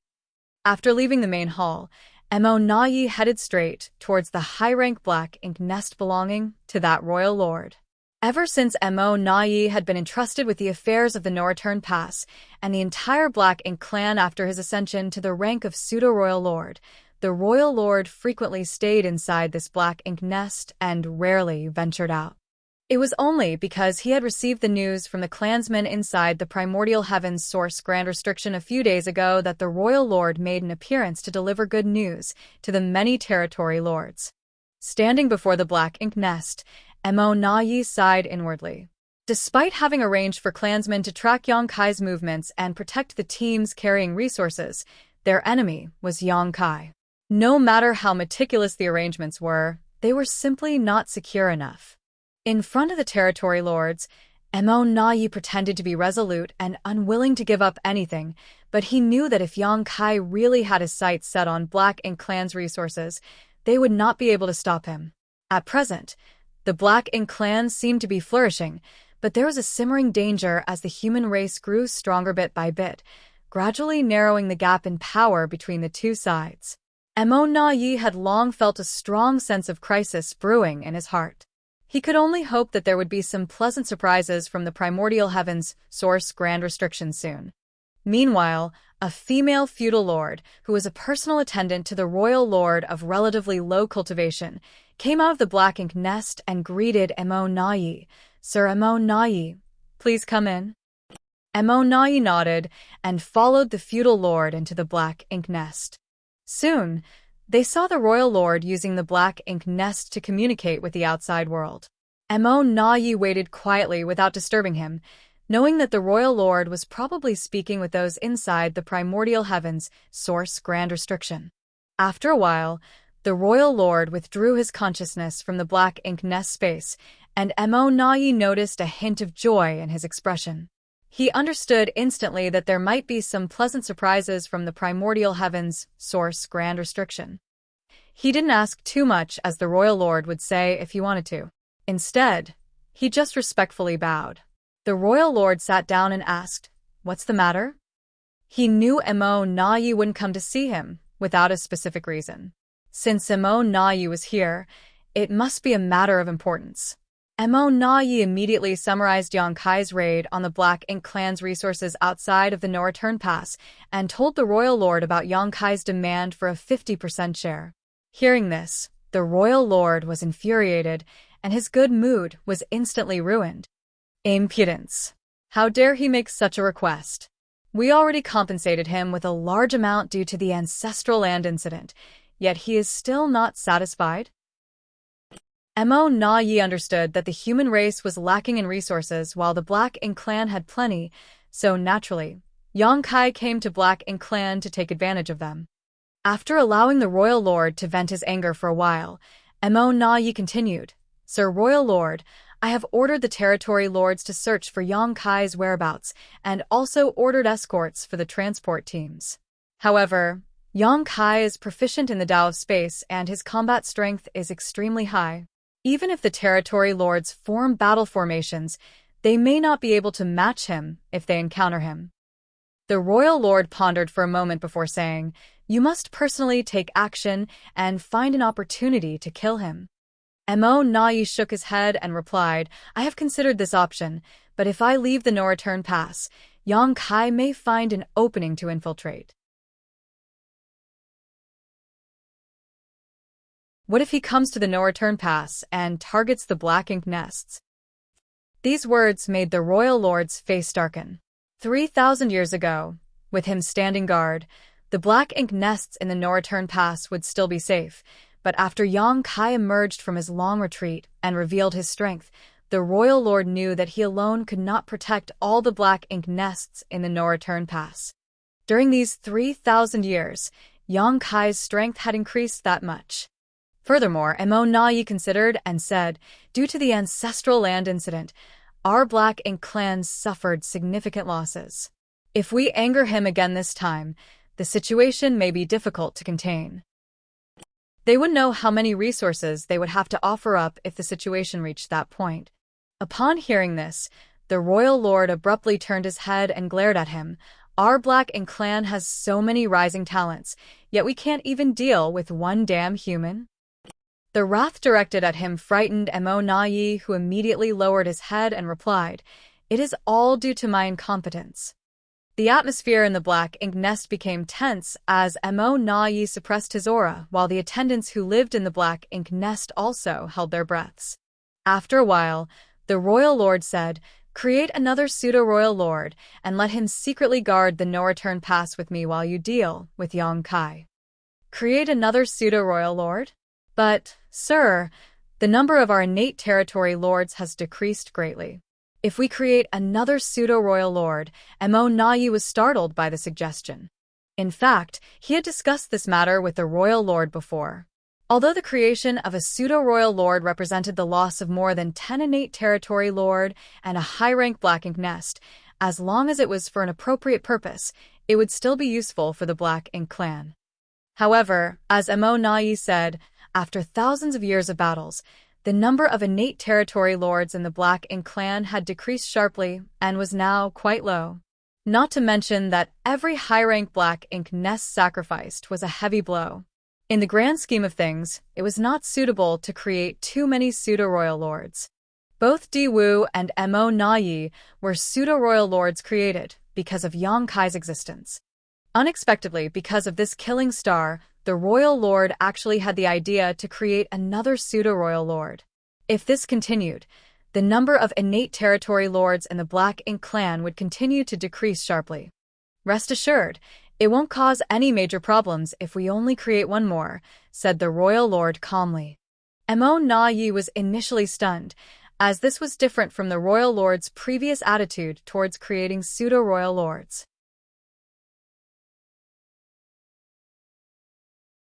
However, thinking about the primordial heavens source grand restriction situation, Mo Na Yi suddenly realized something and immediately accepted the order. "I will arrange it immediately." The royal lord snorted. "When the new pseudo-royal lord is created, you go and deal with Yang Kai directly. Try to provoke him as much as possible and make him come to the no-return pass. I will wait for him here, with the new pseudo-royal lord." Yes. Mo Na Yi couldn't help feeling a little excited. If the royal lord's strategy worked as planned, they might really have a chance to take down Yang Kai. Shortly after, a dozen or so territory lords stationed at the no-return pass were once again summoned. Learning that the royal lord was asking them to perform source fusion, the territory lords had mixed feelings. They had originally been left at the no-return pass to avoid the risk of facing Yong-kai because they couldn't meet the requirements of the battle formations. However, they did not expect that they could avoid Yong-kai, but not the orders of the royal lord. The source fusion technique was extremely dangerous, with fewer than 1 in 10 being able to survive it. Who could guarantee that they would be the one to live? The birth of the first 2 pseudo-royal lords had already sacrificed 25 innate territory lords. Could they be so lucky to avoid sacrificing themselves? It was as the saying went for the human race, fortune and misfortune walk hand in hand. However, the royal lord's order had been given, and they were powerless to disobey it. Under Mo Na Ye's supervision, 12 innate territory lords entered a high-rank black ink nest and began to perform the source fusion technique. One by one, the auras of the innate territory lords disappeared as the black ink nest shook incessantly. Several days later, when the last remaining territory lord's aura had completely merged with the black ink nest, a new pseudo-royal lord was born. Meng Ke. Mo Na Yi stayed at the no-return pass for another month, allowing Meng Ke to familiarize himself with his new strength before he rushed out into the depths of the void. During this month's time, the Black Ink clan lost 8 teams that were transporting resources, a significant increase compared to the month before. The response from the Black Ink clan seemed to have completely removed Yong-kai's apprehensions. Previously, half of the teams were allowed to return, but now they had almost all been wiped out. A few days later, in the depths of the void, Mo Na Yi met with 4 territory lords who had been maintaining a 4 symbols formation. They had clearly experienced a great battle recently, but it had ended almost as quickly as it began. There were many bodies of Black Ink clan soldiers left behind, but the 4 territory lords remained unharmed. Seeing Mo Na Yi, the 4 exhausted territory lords finally had the opportunity to catch their breath as maintaining the 4 symbols formation consumed a great deal of their focus and energy. Though it was manageable for a short time, these 4 territory lords had not dared to relax once since leaving the no-return pass. No one knew when the human-killing star, Yong-kai, would appear. If they did not maintain the battle formation at all times, they might die the moment he mysteriously showed up. Sir Mo Na Yi. The 4 territory lords saluted apologetically. Mo Na Yi looked around, frowning. He didn't fight you? The dead here were just some ordinary Black Ink clan soldiers, and the 4 territory lords had no wounds on them, which was obviously suspicious. The 4 territory lords glanced at each other, and the leader sighed. He moves stealthily, and we find it difficult to predict when he will appear. Mo Na Yi nodded in understanding. If Yong-kai didn't want to fight, they could do nothing about it, so he instead asked, "What about the resources?"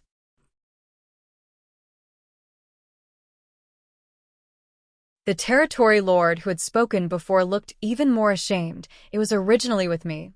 After meeting with the team transporting the resources, he took the space ring which contained them. And then Yong-kai took it from me. Mo Na Yi frowned again. How did he take it from you, if he did not come face to face with you? The space ring was so small and could easily be kept close to the body. Unless Yong-kai had completely incapacitated them, they should not have been easily robbed. The territory lord hung his head. I handed it over. Mo Na Ye's eyes narrowed in response, staring fiercely at the territory lord, who explained in a frightened voice, Yong-kai locked us with his divine sense and threatened to kill us even if it meant damaging his soul, if we didn't hand it over. So you just gave it to him? Mo Na Yi roared furiously. Please punish us, sir. The 4 territory lords looked terrified. They had no choice. It wasn't that they were cowardly, but when Yong-kai locked them down with his divine sense, the immense sense of danger forced them to make that choice. At that moment, they had no doubt that Yong-kai had the ability to kill them. Mo Na Yi took a deep breath. Though he was angry, he knew that it wasn't the territory lord's fault. Anyone in such a situation would have had trouble putting their lives aside. In the divine spirit ancestral land, Yong-kai had killed Di Wu and 8 territory lords who formed battle formations. If he could do that, then killing a mere 4 territory lords would not be an issue.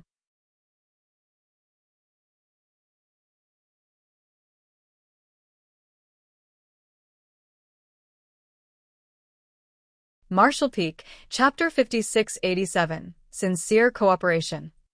The Four Symbols formation was powerless to stop Yang Kai's killing spree, but it would force him to use his bizarre soul secret technique that harmed both himself and others. Mo Na Yi was not ignorant of this fact, but the battle formation that the territory lords of the Black Ink clan could form was limited to this degree, and he couldn't demand more from them. However, judging from the current situation, Yang Kai did not want to use his soul secret technique recklessly, probably because he did not want his soul to be injured. So, after coercing the territory lords to surrender their resources, he simply withdrew. Mo Na Yi was correct in his assumption. In profound nether territory, Yang Kai would strike every 2 years, and only with the assistance of many other Eighth Order masters and the bulk of the profound nether army could he kill several innate territory lords. At that time, he did it to build up his fearsome reputation and pave the way for subsequent negotiation plans. Therefore, Yang Kai was not reluctant to damage his soul at that time, and each time he attacked, he showed no mercy. But the current situation was different as Yang Kai was only plundering some resources. Furthermore, he had to rendezvous with Ouyang Lai and others every 100 years, so if he used soul-rending thorns recklessly and severely injured his own soul by accident, it would greatly affect his subsequent plans. Otherwise, why would he easily spare the lives of those 4 innate territory lords? Yang Kai also understood that the more territory lords he killed, the less pressure the human race would face in the future. The simple reason for all of this was that resources were a more important matter right now. Killing some Black Ink clan soldiers didn't matter much, as the Black Ink clan wouldn't care. However, if Yang Kai really killed a lot of innate territory lords, the situation would quickly spiral out of control, forcing the Black Ink clan's hand. The issue of resources would also be impossible to resolve once that happened. At present, everything was done for the sake of resources. The Black Ink clan's response was within Yang Kai's expectations. The blood feud between the two sides was absolutely irreconcilable, so even if he and Mo Na Yi appeared cordial on the surface, the Black Ink clan would not simply agree to share half of their resources, just because Yang Kai asked. Therefore, he needed a way to make the Black Ink clan realize that if they could not meet his demands, the consequences would be unbearable for them. Only then would the Black Ink clan acquiesce. Robbing the resource teams returning from the Black Ink battlefield was the method Yang Kai chose. If they refused to give him 50%, he would just take everything. Unless the Black Ink clan did not send teams out to collect resources, they would inevitably face the risk of being robbed. However, if they stopped their mining activities, the Black Ink clan supplies would be greatly affected, which would have a huge impact on their subsequent accumulation of strength as well. The only thing that slightly surprised Yang Kai was that Mo Na Yi had personally taken action. Was Mo Na Yi not afraid that he would go to the no-return pass to destroy those Black Ink nests now that the defenses there were weakened?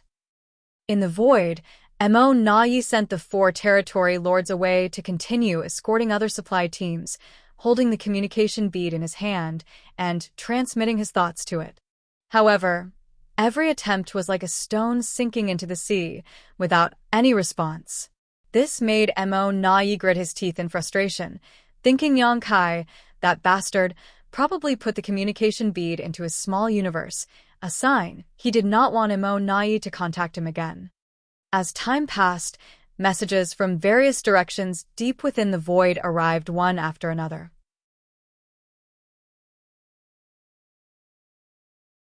Mo Na Yi rushed to each location, but he was always one step too late. Even with the territory lords acting as guards, they couldn't stop Yang Kai's raids on their resource teams. One after another, the delivery squads were pilfered clean, with only a few lucky ones managing to escape unscathed. With each secret battle they waged, Mo Na Yi experienced how difficult Yang Kai was to deal with. Yang Kai was proficient in the Tao of space, and his movements were elusive, often raiding the Black Ink clan in one area of the void before soon appearing millions of kilometers away. For 10 whole years, Mo Na did not even catch a glimpse of Yang Kai in person, except for one instance when he felt the fluctuations of space principles nearby and rushed to the scene, only to find that Yang Kai had already left. During these 10 years, less than 100 resource teams managed to return from the depths of the Black Ink battlefield to the no-return pass. To exploit resources, the Black Ink clan dispatched a massive number of teams to the depths of the Black Ink battlefield on mining missions. The demand for resources was not just a problem for the human race, but also for the Black Ink clan. In some respects, the Black Ink clan's demand for resources was even greater than the human race's. At least 100 teams were expected to return each year, but now, after 10 years, less than 100 had done so. The rest had been looted by Yongkai. This was not just a loss of 50%, but a staggering 90%. While the casualties in each individual raid were not significant, that did not mean they weren't adding up over time. Additionally, although no territory lords died, a number of feudal lords were slaughtered, and the loss of critical resources was becoming serious. For 10 years, Mo Na-yi had been searching for Yongkai's whereabouts in the void, constantly trying to intercept or contact him, but he had never succeeded. What made him even more frustrated was that Yongkai showed no intention of going to the no-return pass. Originally, in the Royal Lord's plan, when Mo Na-yi joined the hunt, Yongkai should be tempted to head to the no-return pass and threaten the safety of the Black Ink nest, thus forcing the Black Ink clan to agree to his unreasonable demands. If Yongkai had done so, the Royal Lord and Meng Ke could have had a chance to ambush him. As long as they could entangle him, the territory lords could set up the 4 gates, 8 palaces Great Pagoda array to prevent this killing star from escaping. But over the past 10 years, Yongkai only wandered the void, never coming within 10 million kilometers of the no-return pass. This left Mo Na-yi feeling defeated, like he was punching with all his strength only to hit a wad of cotton.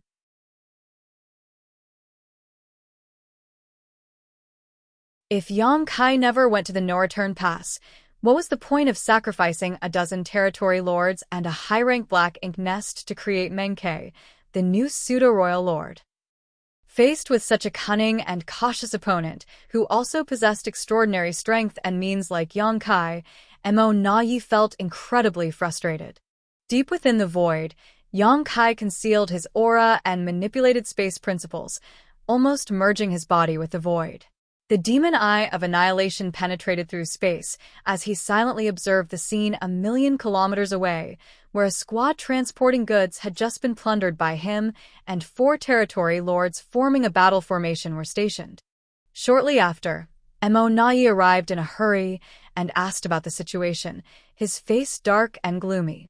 The same routine, the same result. Yongkai intimidated the territory lord who had the space ring with his sole secret technique, forcing him to hand over the goods, or he would kill them all. This happened countless times over the past 10 years, and it always succeeded. It was not that the territory lords were cowardly, but they had no choice when facing certain death. Of course, Mo Na-yi had an idea about how to overcome this dastardly move. He simply had to order the territory lords to not comply.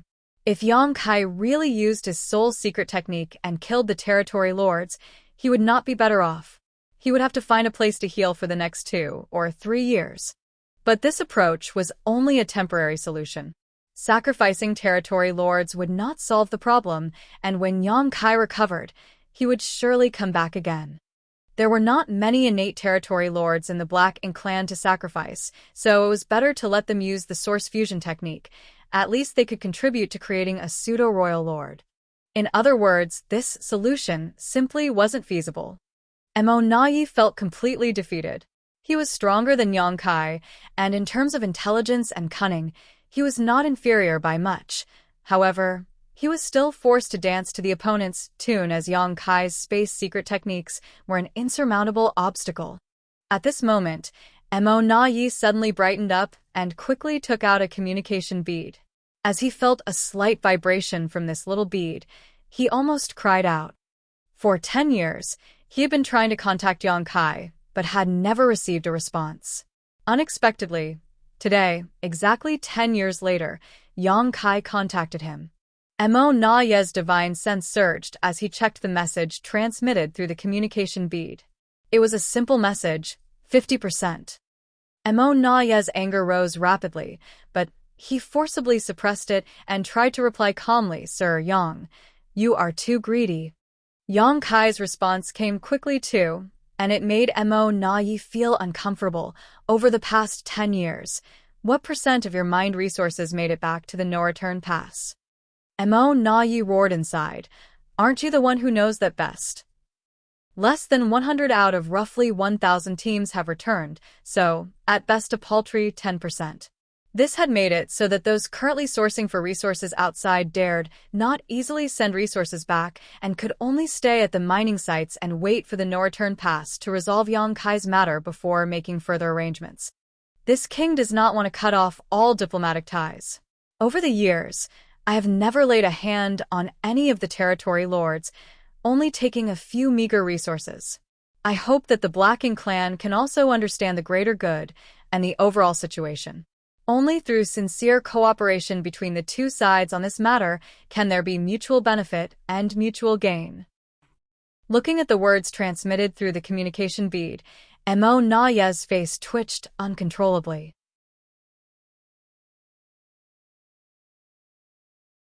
He had interacted with many humans before, but he had never seen anyone so shameless before. The resources were gathered by the Black Ink clan, with the humans contributing nothing at all. Yang Kai was just going around robbing them, and now he had the audacity to talk about righteousness and sincere cooperation for mutual benefit. How could Mo Na not understand his intentions? All these grandiose words were just a thinly veiled threat. The implicit meaning in his words was that if the Black Ink clan did not understand the greater good and the overall situation, he would continue to loot until they capitulated. By then, the losses for the Black Ink clan would only be more devastating. Mo Na thought he had understood humans well enough, but today he realized that his so-called understanding was only scratching the surface.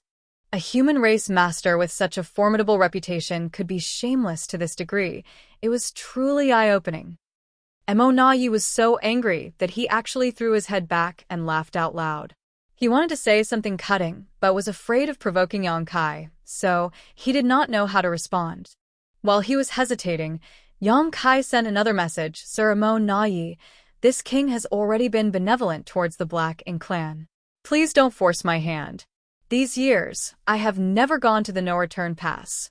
Compared to the high-rank Black Ink nests in the no-return pass, a few resources are nothing in comparison. You should be able to discern the difference in weight, right?"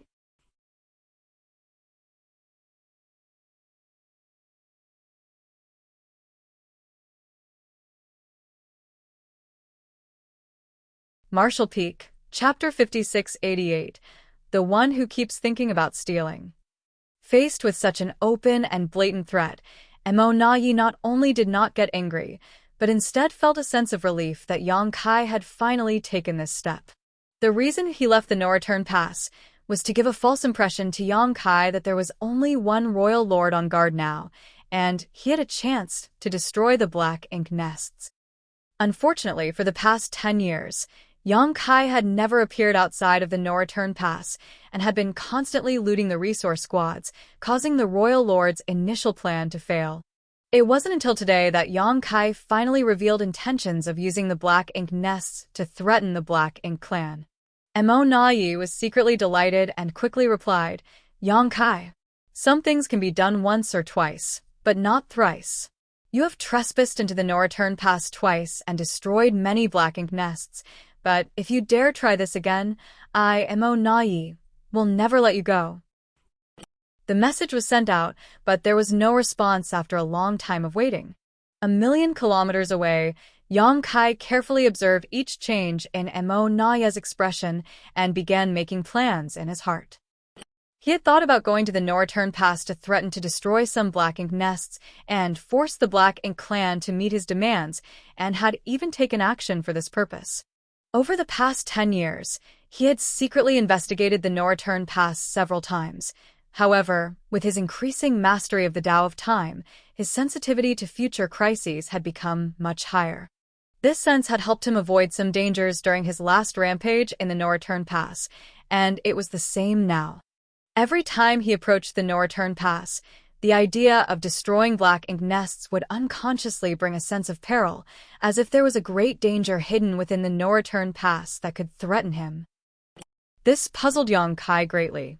Mo Nai had gone to the depths of void for all these years, and only one royal lord was guarding the no-return pass. According to his current strength, as long as he avoided that royal lord, the no-return pass would be his to enter and exit as he pleased. With the no-return pass being such a large area and the numerous high-rank black ink nests of the black ink clans so scattered, one royal lord couldn't look after all of them. So, where did this sense of danger come from? The sense of danger he felt during his last rampage in the no-return pass was due to Mo Nai hiding in the shadows. Based on his experience from last time, Yong Kai naturally guessed that the Black Ink clan had produced another pseudo-royal lord. Mo Nai believed that Yong Kai knew nothing about the situation at the no-return pass, but in reality, Yong Kai had been observing secretly to confirm his suspicions. And Mo Nai's response this time was undeniable evidence of this. Regardless of whether it was Mo Nai when he was still an innate territory lord in the past or the current Mo Nai as a pseudo-royal lord, he would always address Yong Kai as Sir Yong, naturally showing respect to an elite fighter regardless of their hostile relationship. But this time, Mo Nai addressed Yong Kai by his name directly, and his words carried a hidden threat, almost like he was daring Yong Kai to immediately cause trouble at the no-return pass. This was not Mo Nai's usual behavior. Yong Kai, seeing this, knew that his suspicion was probably correct. There must be a new pseudo-royal lord at the no-return pass, lying in ambush with the royal lord. In the void, Yong Kai raised his brow and smiled, finding it quite interesting to engage in this battle of wits with Mo Nai. He thus quickly replied, "Just wait and see. This time, this king will not rest until he destroys 10 high-rank black ink nests."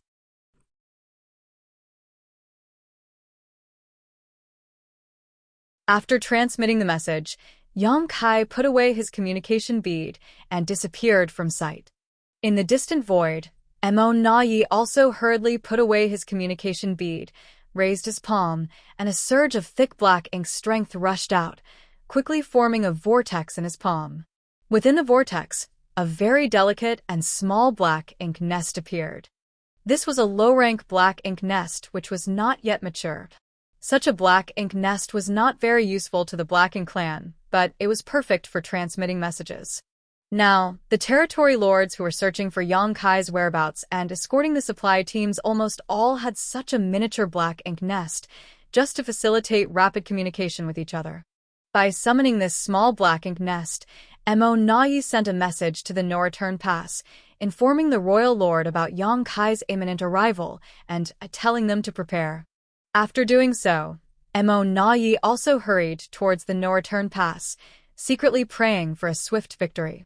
If Yong Kai thought that there was only one royal lord guarding the no-return pass, he would surely make a mistake, and if the royal lord and Meng Ke teamed up, they only needed to entangle him for 10 breaths so the territory lords could activate the 4 gates, 8 palaces Great Pagoda Array. Once the Grand Array was formed, Yong Kai would be trapped like a cornered beast. Without the ability to use space principles to flee, Yong Kai would only be a slightly stronger 8th Order Open Heaven Realm Master, incapable of facing all the elites of the Black Ink clan. After years of entanglement, is it finally time to determine the winner and loser of our little game? Mo Nai suddenly felt like he was dreaming. However, he had only made it halfway back when he suddenly stopped and hastily summoned the miniature black ink nest. As his divine sense poured it to investigate, his face turned pale in an instant. The message from the black ink nest was too bizarre to believe at first, but after verifying it a few times, he confirmed that he had indeed read it correctly. Standing there, his expression fluctuated for a moment before he turned and flew in another direction. Half a day later, he arrived in a spot in the void and appeared before 4 territory lords who had formed a battle formation. Sir Mo Nai. The 4 territory lords were overjoyed to see him, as if they had seen their savior. "What happened?" Mo Nai asked in a deep voice. One of the four territory lords immediately recounted their encounter with Yang Kai, which was actually quite simple. They were escorting a supply team back to the no-return pass when Yang Kai suddenly appeared. Over the years, they had encountered Yang Kai several times, but he had never attacked them directly. Instead, he attacked the Black Ink clansmen who were transporting materials, killing mostly low-rank soldiers.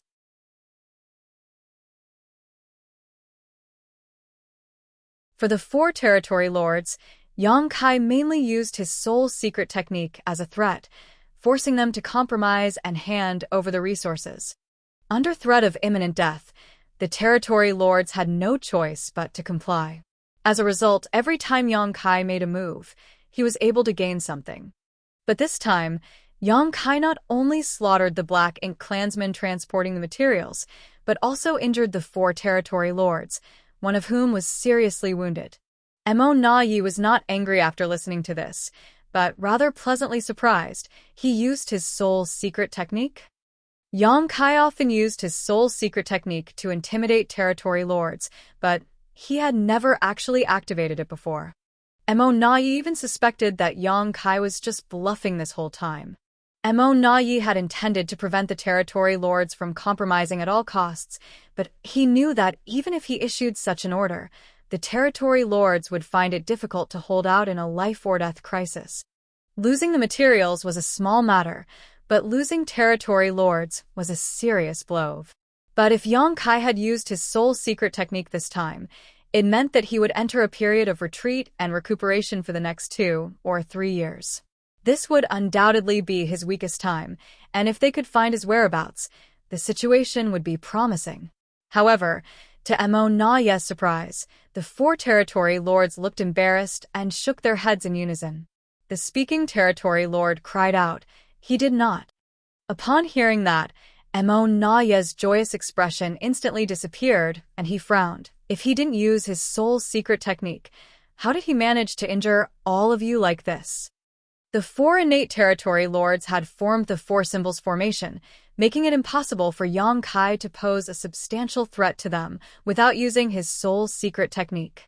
Although Yang Kai was strong, he was not yet strong enough to break this formation forcibly. Even Mo Na Yi would have to work hard to injure the four territory lords who were united in this formation.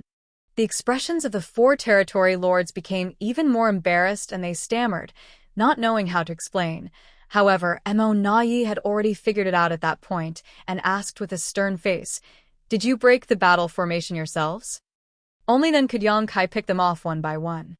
The territory lord who spoke earlier shamefully admitted, "Yes. It's just that maintaining the Four Symbols formation consumes our mental strength, and although there was no problem in the short term, it's been 10 years now. We find it difficult to maintain the battle formation at all times, so." In fact, it wasn't just these four territory lords. Other territory lords who had formed Four Symbols and Five Elements formations also encountered similar problems. Maintaining the battle formation for a long time put a heavy burden on their minds, so sometimes they would break the battle formation to disconnect their auras and let themselves recover a little. How could they have known that Yang Kai would take advantage of this opportunity to attack them? If they hadn't been on alert and quickly formed the battle formation again after Yang Kai appeared, they might have suffered more than just injuries. The territory lord cautiously peered at Mo Na Yi's expression, thinking that he would be severely reprimanded for their failure. However, all Mo Na Yi did was sigh. "It was my carelessness." He thought that their operation against Yang Kai would not take too long, but he never expected that it would take 10 years and still not produce any results. If Yang Kai could injure 4 territory lords in just 10 years, what about another 10 or 100 years? It was as the saying went, one need not fear a thief who always steals. They should fear the thief who constantly thinks of stealing.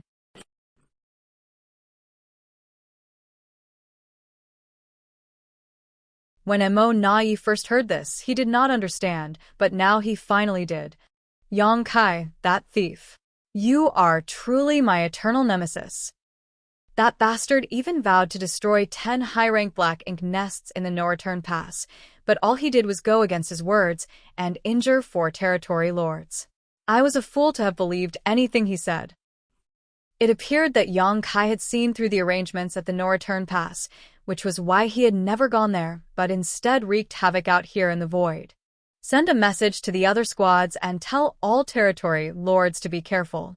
Yang Kai could strike at any time, Mo Na Yi ordered, remembering the lesson from these 4 territory lords as he believed that Yang Kai would strike again.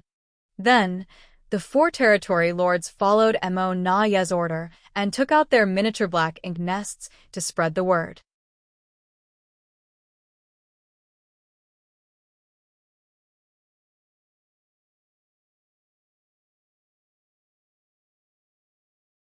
Marshall Peak, Chapter 5689, A Big Mouth Can Swallow Up the World.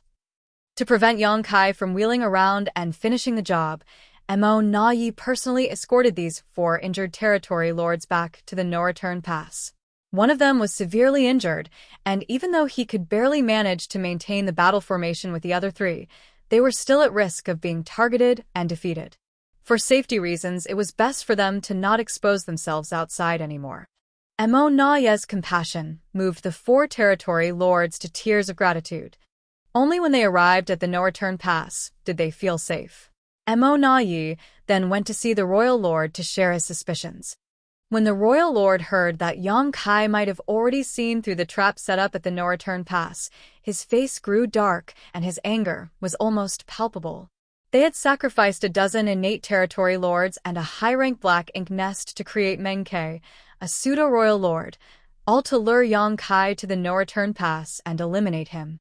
But if Yang Kai did not show up, all their plans would be in vain and Meng Ke would be useless. Sir, the more time passes, the more detrimental it will become to the Black Ink clan. There are no longer many supply squads that can return to the No Return Pass. Besides, the territory lords are already exhausted from maintaining the battle formation for such a long time, and they may not be able to hold on much longer. Mo Na Yi reported carefully while observing the royal lord's reaction. Why? Why can't we deal with one 8th-order human? The royal lord exclaimed in anger. Mo Na Yi was speechless upon hearing this. If they had a way to deal with Yang Kai, the Black Ink clan wouldn't be in such a difficult spot in the first place. This human was not someone they could defeat with brute strength alone. After some contemplation, Mo Na Yi said, Sir Royal Lord, please be prepared. This time, our Black Ink clan may really have to make sacrifices to quell the situation. The royal lord turned to him and glared. Are you suggesting that we agree to his ridiculous demands?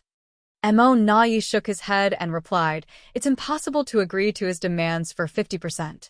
Those resources were painstakingly extracted by our Black Ink clan, while he did nothing but threaten us with despicable means.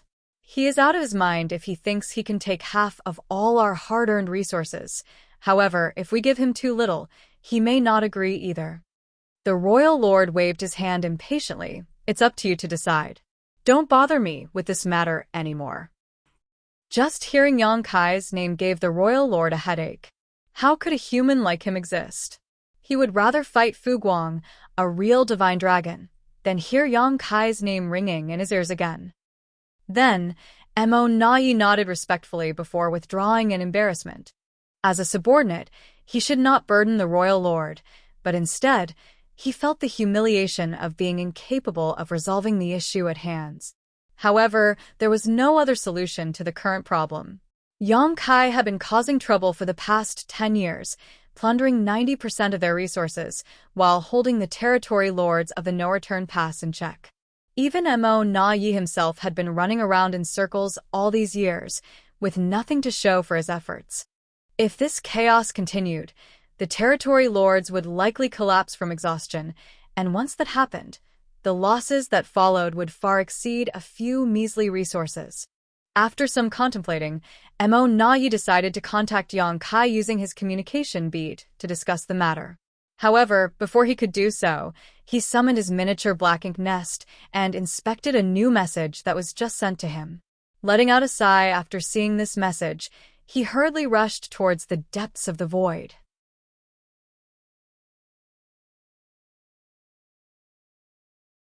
Another 4 territory lords who had formed a battle formation were ambushed and injured by Yang Kai, losing all their resources in the process. When Emonai arrived at the scene, he realized that the situation was much worse than he had expected. The injuries to these 4 territory lords were not too serious, as they had been on guard and immediately formed the 4 symbols formation to protect themselves after the ambush. However, after a more careful inspection, Emonai was startled to find that 2 of the territory lords had identical injuries, just a finger's length left of their heart.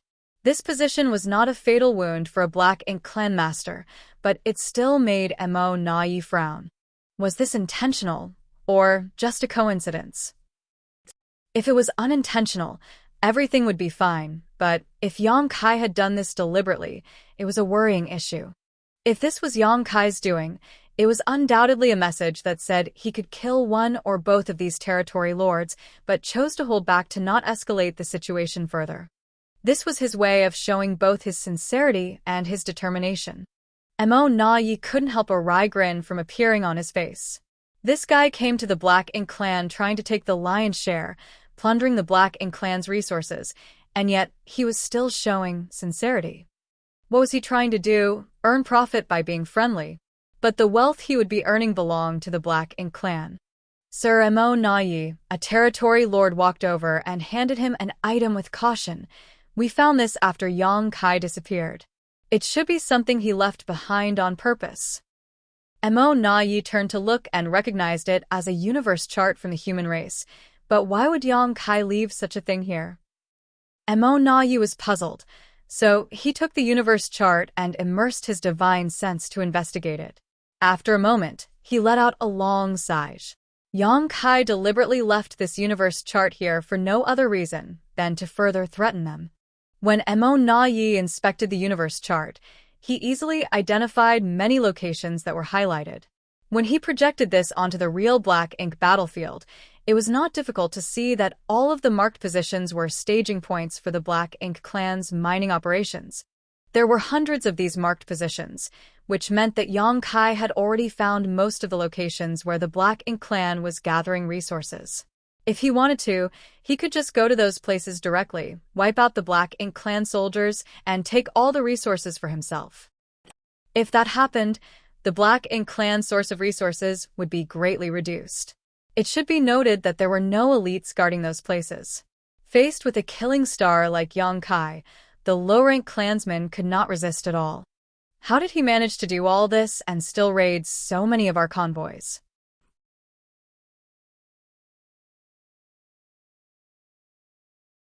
Emonai couldn't figure it out at all. Yang Kai had been plundering resource squads everywhere for the past 10 years, yet he somehow found the time to investigate these mining outposts where resources were being exploited as well. It had to be noted that each of these locations was no less than a few million kilometers away from each other, which would take a significant time to travel between. Emonai could only sigh and think that space secret techniques were truly unparalleled when it came to mobility. The distances that seemed far away to others were nothing to Yang Kai. This was what allowed him to gather so much information in a mere 10 years. The markings on this universe chart were like the wounds on the 2 territory lords, both a threat and a sincere gesture. Emonai understood everything and became crestfallen. Even if he had achieved the status of pseudo-royal lord, he was still defeated by Yang Kai in this confrontation. Both he and the Black Ink clan were defeated. Yang Kai alone had disrupted the Black Ink clan's entire operation on the Black Ink battlefield despite them going all out to stop him. In fact, for the past 10 years, they hadn't so much as wounded Yang Kai, and now, after all that, they still had to compromise. Let all the territory lords return to the no-return pass, Emonai said, feeling dejected. The 4 territory lords were surprised as one of them asked, "Sir, what about Yang Kai?" "I'll talk it out with him." The territory lords exchanged glances upon hearing this and understood what Emonai meant. Although they were relieved that they no longer had to be on edge every day, each territory lord's heart was still shrouded in thick humiliation. Soon after, the territory lords departed. Emonai stood in the void, took out the communication bead, and played with it in his hand as if he was pondering something. A moment later, He suddenly turned his head and saw a figure standing nearby while looking at him with a smile and cupping his fist in greeting. Sir Mo Na-yi. Mo Na-ye's face twitched. This bastard is truly daring.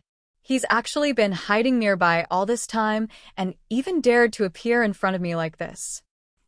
He couldn't help but have the immediate urge to attack, but this thought was like a wave in the storm that quickly dissipated. There was no way Mo Na-yi could kill Yang Kai here, and if he tried, it would only worsen his position. Sir Yang, your skills are truly impressive. Mo Na-yi saluted him, unsure whether he was being sarcastic or sincere. Yang Kai shrugged it off while smiling. From the looks of it, you have made a decision, yes? Mo Na-yi lowered his brow and muttered, the matter of resources has been fully entrusted to me by Sir Royal Lord. Very good. Yang Kai smiled and declared, my proposal from last time is still valid. Mo Na-yi immediately shook his head vigorously like a rattledrum. Sir Yang, he paused, then continued, we've known each other for many years now, and as you humans say, you don't truly know someone until you've fought them. Although we're on different sides, I admire you greatly, and calling you sir seems a bit formal. How about I call you Brother Yang?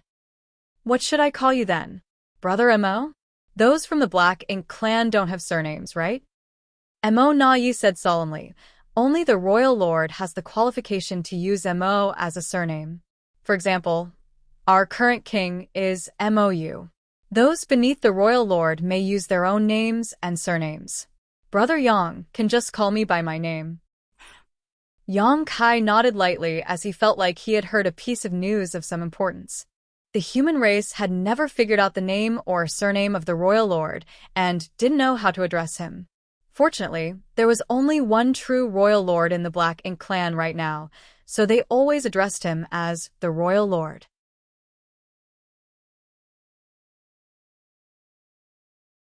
Unexpectedly, Yang Kai learned this bit of information from Mo Na-yi today, though it wasn't of much use. Mo Na-yi continued, Brother Yang, 50% is impossible. All the resources are extracted by my Black Ink clan and transported by us. You haven't put in any effort yet you want to take away half. Aren't you being a bit too greedy? Yang Kai grinned, the corners of his mouth almost reaching his ears. There's an old saying among us humans, a big mouth can swallow up the world. Saying so, he even pointed at his face, as if to say, look at how big my mouth is. Mo Na-yi rubbed his temple, looking a bit headache-ridden. Brother Yang, I am sincerely discussing this matter with you today. Please don't joke around. Yang Kai spat disdainfully and also adjusted his expression as he said, in that case, I want to know how much the Black Ink clan can offer. Mo Na-yi held up a finger, but then curved it and calmly said, 5%. Yang Kai couldn't help but laugh. Mo Na-yi, you would make an excellent salesman. If it's only 5%, why bother discussing the matter at all? I might as well rob your Black Ink clan supply teams and take 90%. Wouldn't that be simpler?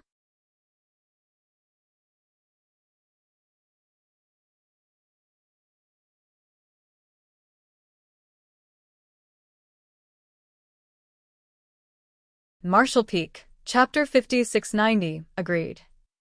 Mo Na-yi shook his head and said, Brother Yang, why play dumb? Although you have been able to take away 90% of our resources over the past decade, that's only because we haven't changed our resource exploitation strategy.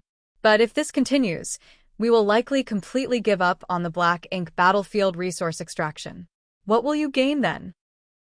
If this were to happen, it would be a disastrous outcome for both sides.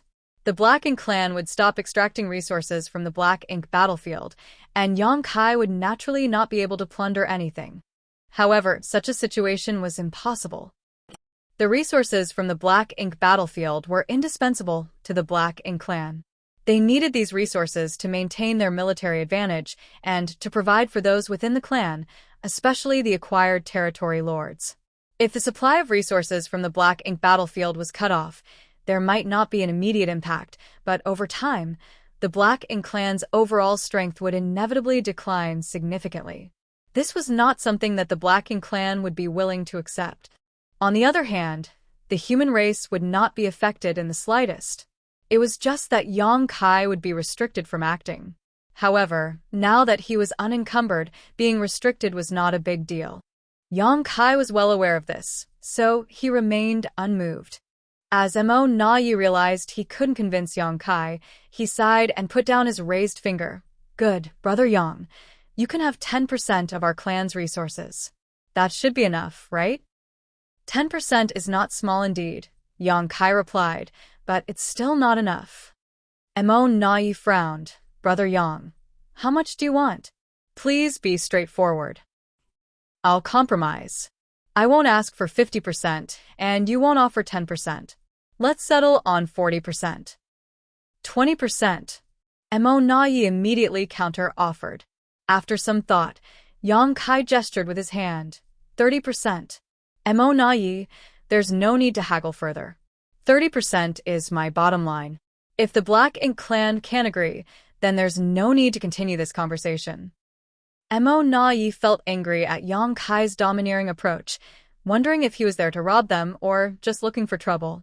There was no space for negotiation, if he had to put it that way. However, Yang Kai continued, all resources gathered from outside should be handed over by the Black Ink clan. Every 10 years. No, every 5 years. The Black Ink clan will allocate 30% of everything that they've gathered from the Black Ink battlefield and hand it over to me at the No Return Pass. If you agree, I won't obstruct the Black Ink clan's resource-gathering operations in the future. Mo Na Yi raised his brow at this proposal. If this was the deal, then there would still be room for maneuvering. Frankly speaking, the amount and quality of resources returned by each mining team was different, and if they were not carefully inspected, no one would know exactly what was in the shipment. Yang Kai said he wanted 30%, but he couldn't check all the resources gathered by each squad. Besides, the Black Ink clan would also not allow him to do so. Even if they gave him 20% or less, he wouldn't be able to tell the difference. Of course, if it was too little, Yang Kai would naturally raise objections. So, when he said he wanted 30%, it was just a euphemism as he probably predicted such skimming would happen in the future. After a brief pause, Mo Na Yi nodded and said, if that's the case, I can agree to Brother Yang's request. I have another condition, Yang Kai said. Mo Na Yi thought to himself that things were never that simple. After dealing with Yang Kai for such a long time, he knew he wasn't a person to settle for less. Please speak, Brother Yang. Mo Na Yi gestured.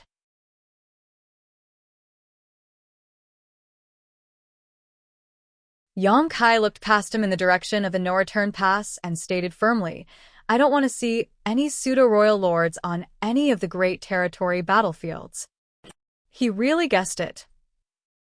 Mo Na Yi was secretly shocked. Meng Ke had become a pseudo-royal lord some 10 years ago, but he remained hidden since then. The royal lord had originally planned to let Mo Na Yi appear outside to lure Yang Kai into attacking the no-return pass. However, Yang Kai had not once done so, as if he had been wary of the trap there.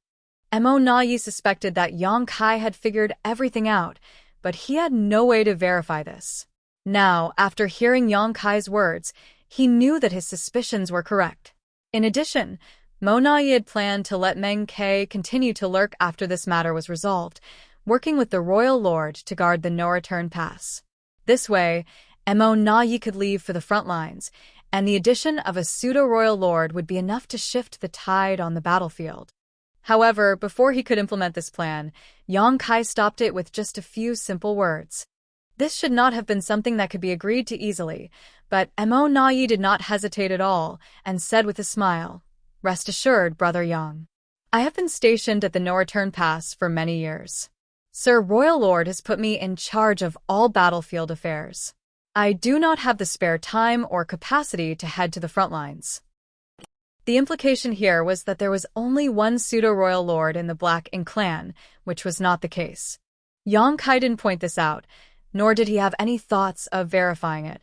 The sense of crisis he had felt during the few times he approached the no-return pass over the past 10 years was enough to convince him that the Black Ink clan had another pseudo-royal lord besides Mo Na Yi. In that case, is this matter settled? Yang Kai asked while smiling. After some thought, Mo Na Yi replied, Yes, it is. In response, Yang Kai laughed and casually grabbed something from the void and threw it towards Mo Na Yi. Mo Na Yi looked wary, but Yang Kai responded, I said last time that I would buy you a drink when I come to the no-return pass again. This bottle of wine will serve as an appreciation gift for our cooperation. Mo Na Yi reached out and caught the bottle, only to find that it was not an artifact or a secret technique, just a simple container. At the same time, space principles fluctuated, and Yang Kai had already disappeared without a trace when Mo Na Yi looked up. Although he was constantly monitoring Yang Kai's movements, he could only vaguely sense the direction in which he left. The exact location was impossible to determine unless he actively chased after him. This secretly shocked Mo Na Yi. This bastard's mastery over the Tao of space is becoming more and more mysterious. If this continues, who among the Black Ink clan will ever be able to restrain him?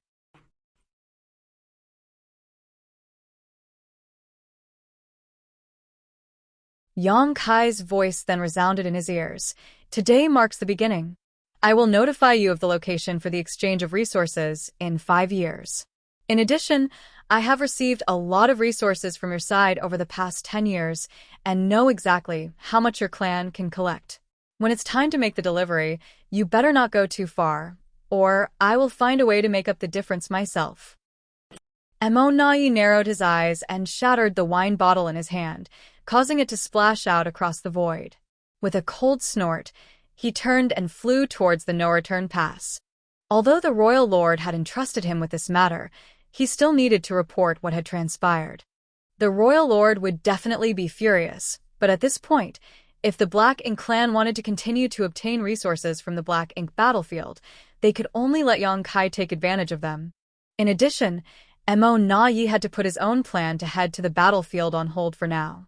As for Meng Ke, he would just continue to stay hidden, and perhaps one day, he could play a role. After dealing with the Black Ink clan's affairs, Yang Kai fell silent. The Black Ink clan knew he was hiding somewhere outside the no-return pass, but they had no way of knowing his precise location. Fortunately, he did not appear again to plunder the squads transporting resources, which gave the ordinary soldiers of the Black Ink clan some peace of mind. In the depths of the void, Yang Kai concealed his aura and hid his figure. This battle of wits with Mo Na Yi had ended with his victory. His only regret was that he did not kill a few territory lords. In fact, he had the opportunity to kill some of them, but he refrained from doing so as that would only completely enrage the Black Ink clan and be detrimental to his future plans. Setting a 5-year period was also because there would be too many variables if the time frame was too long. However, if he contacted the Black Ink clan too frequently, it would also pose a certain risk to him. If possible, Yang Kai wanted to take inventory of every shipment of resources from each Black Ink clan mining team that returned to the no-return pass and take 30% directly from them. But if he really did that, it would only give the Black Ink clan many chances to set up their heaven-sealing, earth-locking grand array. The reason why he could act arrogantly in front of the many territory lords and treat Mo Na Yi, a pseudo-royal lord, as an equal today was because of his mastery of the Tao of space. But if he lost this reliance, Yang Kai would only be a slightly stronger 8th-order master. The grand array that could isolate space was his ultimate nemesis, so how could he give the Black Ink clan so many chances to set it up? In the desolate and undisturbed void, Yang Kai restrained his mind and silently contemplated the grand Tao of space within his body as he allowed time to pass. When it was time to receive the resources 5 years later, he sent a message to Mo Na Yi, giving him a random location, and then waited silently. Within half a day, an aura rapidly approached. Yang Kai turned his head to look only to realize that it was not Mo Na Yi, but rather a feudal lord who arrived. At a distance, the feudal lord stopped, shaking in fear as he gazed at Yang Kai. It was as if the one standing in front of him was not a human, but an ominous beast that could strike and devour him at any moment. This couldn't be helped, as Yang Kai's name was too intimidating among the Black Ink clan. Dozens of innate territory lords had already died at his hands, so how could this feudal lord dare to face this killing star head-on? The feudal lord cupped his fist, and his voice trembled as he said, "I am here on behalf of Sir Mo Na Yi, to deliver the resources to Sir. Please accept them." Saying so, he threw out a space ring.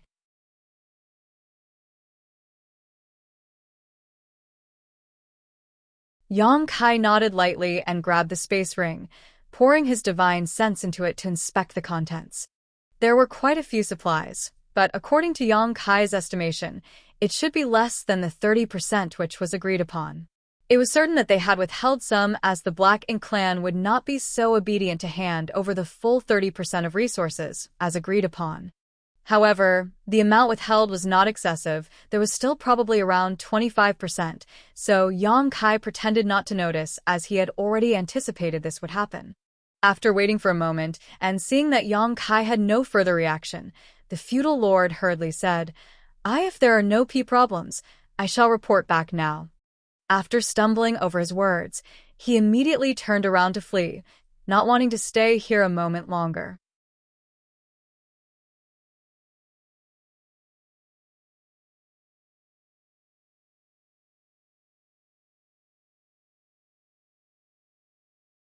Marshall Peak, Chapter 5691, Every 5 years. "Wait!" Yang Kai called out suddenly. The feudal lord froze upon hearing that, and turned to look at Yang Kai with a smile. "Is there something else, sir?" Yang Kai took out a bottle of wine and tossed it over. "Take this to Mo Na Yi." Having received benefits from the Black Ink clan, it was only natural for him to return something in exchange. This was the principle of reciprocity, and, besides, Yang Kai had plenty of fine wine in his small universe. The feudal lord accepted the bottle and carefully stored it away, but when he looked up again, Yang Kai had already disappeared. The feudal lord couldn't help but shiver as he quickly flew back to the no-return pass. When he arrived, he reported the exchange of goods and presented the bottle of wine. However, Mo Na Yi's brow just twitched upon seeing it, feeling absolutely disgusted. Last time, Yang Kai gave him a bottle of wine which he refused to drink and just smashed directly. That time could be considered a private gift from Yang Kai to him which nobody saw, so it didn't matter. However, it was different this time. The resources were handed over by the feudal lord, and it was the first time that they had exchanged goods with Yang Kai. Many in the no-return pass were watching this matter closely. If this matter were to spread, what would the royal lord think? What would the other territory lords think? It would seem as if Mo Na Yi had a close relationship with Yang Kai, possibly even engaging in some shady deals. If he didn't explain this matter clearly, how could the royal lord trust him in the future? Mo Na Yi wished he could immediately go out and fight Yang Kai to prove his innocence. After dismissing the feudal lord, he dared not delay. He took the bottle of wine and went to the royal lord's Black Ink nest to report word for word what the feudal lord said. Fortunately, the royal lord didn't have much of a reaction. He simply acknowledged the matter calmly and dismissed Mo Na Yi. Mo Na Yi reaffirmed that he could not let his guard down when dealing with such a despicable and shameless person like Yang Kai, otherwise he would likely be taken advantage of by him. However, the enmity between the human race and Black Ink clans was deep and unresolvable, so Yang Kai's little tricks had minimal effect. Though, this simple method of sowing discord could have unforeseen consequences if it was used on someone else not within the two camps. It had negligible consequences between blood enemies. The soldiers of the human race and Black Ink clans on the frontline battlefield continued to clash, while the no-return pass remained as calm as usual. In fact, since the Black Ink clan captured the no-return pass, Yang Kai had either come alone or led a small group of humans to cause trouble less than a handful of times. Without Yang Kai, the no-return pass would have been completely quiet and comfortable, with many territory lords who had been severely injured in battle willing to return here and rest in the high-rank Black Ink nests. Every 5 years, the Black Ink clan sent out the counted goods from the no-return pass and handed them over to Yang Kai. However, since the first time they were deceived, no Black Ink clansman dared to easily accept the fine wine that Yang Kai offered, leaving him helpless. Each time Yang Kai exchanged goods with the Black Ink clan, he would simply designate a random location. The void was vast anyway, so if he simply chose a spot at random, he would not have to fear that Black and Clan would set him up. Overall, everything went smoothly, and over the past century, Yang Kai accumulated many valuable resources. Considering the time, the day was soon approaching that he had agreed to meet Ouyang Lai and the others.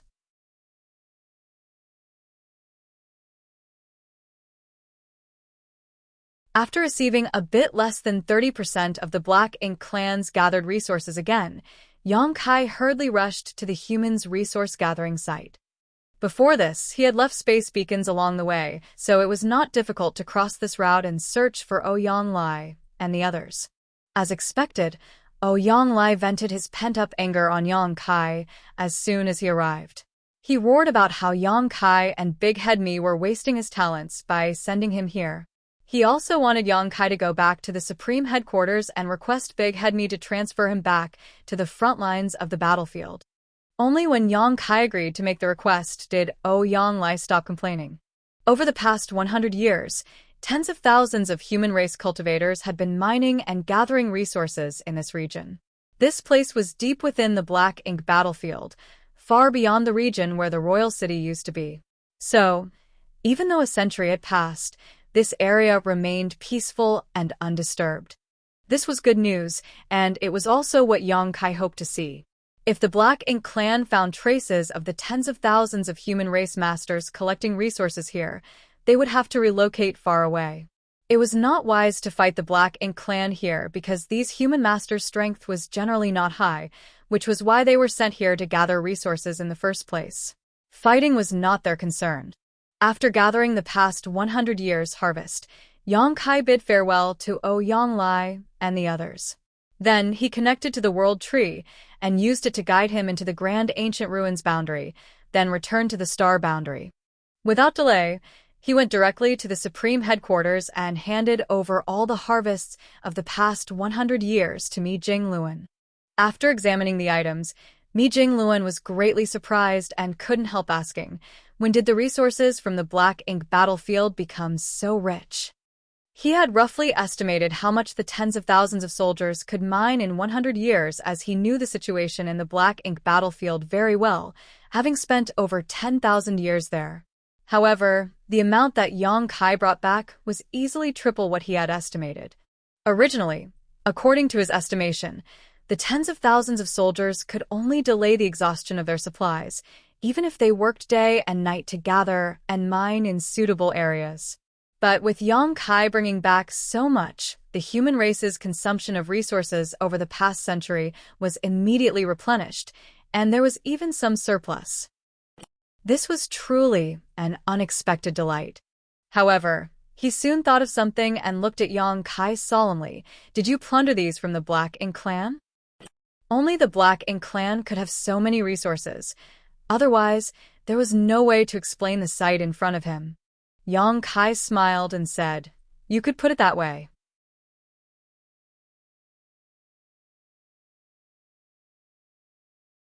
I made some agreements with the Black Ink clan, and from now on, I will receive 30% of what they mine from the Black Ink battlefield. What I've passed to you includes those that were gathered by the humans and those obtained from the no-return pass. Mi Jingluan's expression became complex. Although Yang Kai did not say how he achieved this, Mi Jingluan could imagine the difficulties and dangers he faced. If it weren't for the fact that the Black Ink clan had no choice but to agree due to certain circumstances, how is it possible for them to agree to Yang Kai's outrageous demands? Moreover, Yang Kai acted alone, so how did he manage to make the Black Ink clan agree to his terms? Over the past 100 years, Yang Kai must have faced a lot of life-or-death crises. Mi Jingluan felt a complex mix of emotions as he thought about how the heavy burden of hope for the entire race was placed on one person's shoulders. After taking a breath, he dropped to one knee to show his respect. Yang Kai was taken aback and quickly helped Mi Jingluan up. "Senior brother, what are you doing?" Mi Jingluan, however, refused to stand up as he quickly replied, "This senior brother, on behalf of the trillions of humans, thank you, junior brother." That made Yang Kai feel embarrassed. "Senior brother, you're taking this too seriously. I was born human too, and many of my friends and family are fighting against the Black Ink clan on the battlefield. This is just what I should do. After helping Mi Jingluan up forcefully, he changed the subject. Senior brother, how is the situation between the two sides? It's still the same as before. No major changes. On the various Great Territory battlefields, newcomers from both sides constantly emerged, while many elites also died on the battlefield. In this tense and hostile environment, having high qualifications didn't necessarily guarantee one would reap the most benefits. High qualifications only represented great potential. To gain more strength, one must first survive on the battlefield. Only then would they be capable of seizing their own future. The human race was not lacking in talent but time. The first batch of good seedlings who directly ascended to the 7th Order Open Heaven Realm had now reached the 8th Order Open Heaven Realm, but to ascend to the 9th Order, they still needed time to accumulate heritage and hone their skills. As for the old 8th Order masters like Mi Jingluan and Ouyang Lai, they had already reached their limits due to their initial potential and would never ascend to the 9th Order. On the other hand, Xiang Shan and Wei Junyang, who were few of the eligible veterans to advance to the 9th Order Open Heaven Realm, were still in retreat, and no one knew how they were doing or if everything was going smoothly. Breakthroughs were matters that outsiders could not help with. They could only rely on themselves. Yang Kai silently prayed that someday when he returned, he would be able to receive good news. Without staying long at the Supreme Headquarters, after his brief exchange with Mi Jingluan, confirming that the situation between the two sides would not worsen in the short term, Yang Kai set out again, heading to Black Territory to use the secret passageway and rush back to the Black Ink battlefield. Every 5 years, the No-Return Pass sent out a batch of resources, while Ouyang Lai and others worked for 100 years before delivering their harvest. Over the long years, Yang Kai shuttled back and forth through the void alone, bringing one batch of resources after another from the Black Ink battlefield to the human race to use for their cultivation. With Yang Kai's efforts, the Supreme Headquarters no longer had to worry about resources, as the amount he brought back every 100 years was enough to fulfill their needs.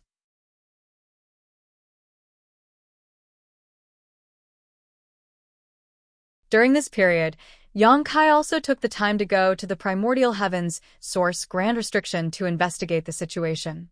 The battle there was extremely intense, but thanks to Wu Kuang's cooperation with the suppressing Black Ink army, the gap in the Primordial Heavens Source Grand Restriction had never expanded.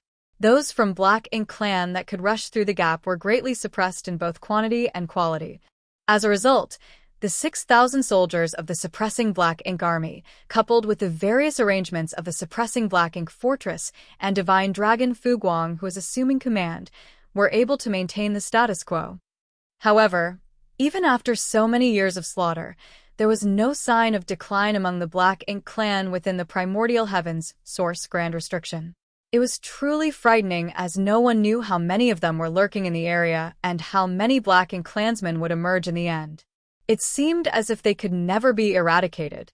Now, the entire outside of the Primordial Heavens Source Grand Restriction was covered by the Black Ink clouds formed by the Black Ink clansmen after their deaths. If it weren't for the suppressing Black Ink fortress having its own protection against the invasion of Black Ink strength, even just dealing with that dense Black Ink strength would be enough to give the suppressing Black Ink army a headache. Yang Kai also learned from Fu Guang that a few royal lords inside the Primordial Heavens Source Grand Restriction had attempted to break out, but most had failed. The few royal lords who had successfully emerged all suffered serious injuries in the process, making them no match for a divine dragon that was lying in ambush for them. Over the years, an impressive 8 royal lords had died by Fu Guang's claws.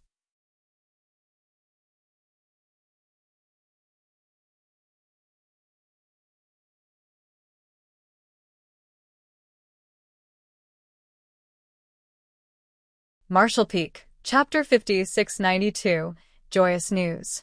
When it came to who killed the most royal lords over the past thousands of years, it would undoubtedly be Fu Guang. There were precedents where Ninth Order old ancestors had successfully killed royal lords on the Black Ink battlefield, but no Ninth Order old ancestor had ever killed as many royal lords cumulatively.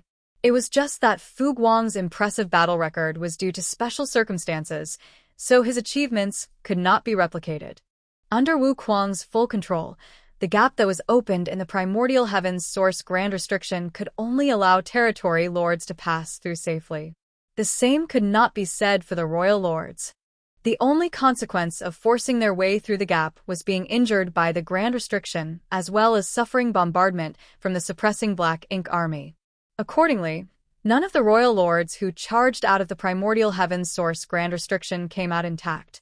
Most of them only had 70% of their strength left, so how could they survive against a master like Fu Guang? Wu Kuang paid a heavy price for this feat though. Although he was now a ninth-order open heaven realm master, he needed to exert all his strength to control the primordial heavens source grand restriction. For that reason, even his cultivation had been set aside.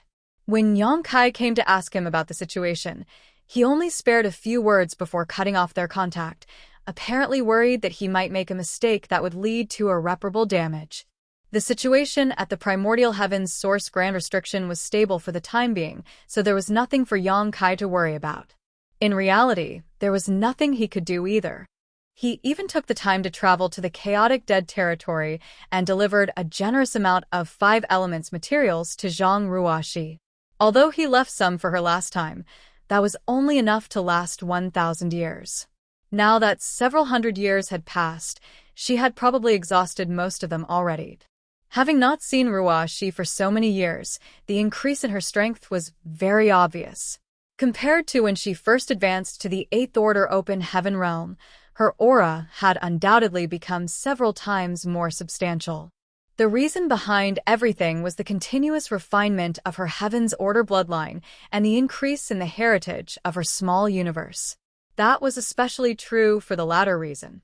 Ordinary cultivators had to refine a full set of 7 elements materials to maintain balance in their small universe, but Zhang Ruoxi had the help of Big Brother Huang and Big Sister Lan, so she only needed to refine 5 elements power, while pure yin and yang were simply supplied directly to her. As a result, her cultivation period was reduced by some 30% compared to ordinary cultivators. Both Big Brother Huang and Big Sister Lan attached great importance to Ruoxi's cultivation. Over the years, they had been encouraging her to cultivate the 5 elements materials without the slightest pause. Fortunately, Zhang Ruoxi herself had the kind of character that could endure great loneliness and hardship. Knowing that she would only shine brightly in the upcoming war if she became stronger, she had doubled her diligence over the past few years. In this way, it was only natural for her strength to grow in leaps and bounds. In the blink of an eye, 1,000 years had passed since Yang Kai reached an agreement with Mo Na Yi to receive 30% of the cultivation resources from the Black Ink clan. Over the past 1,000 years, Yang Kai not only traveled to the chaotic dead territory and the primordial heavens source grand restriction, but also the no-return pass.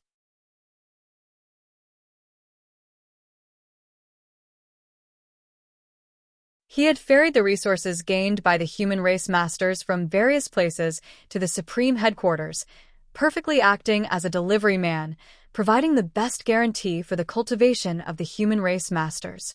When Yang Kai was weak, months and years seemed like an extremely long time, but now that he was stronger, 1,000 years was nothing to be bothered about.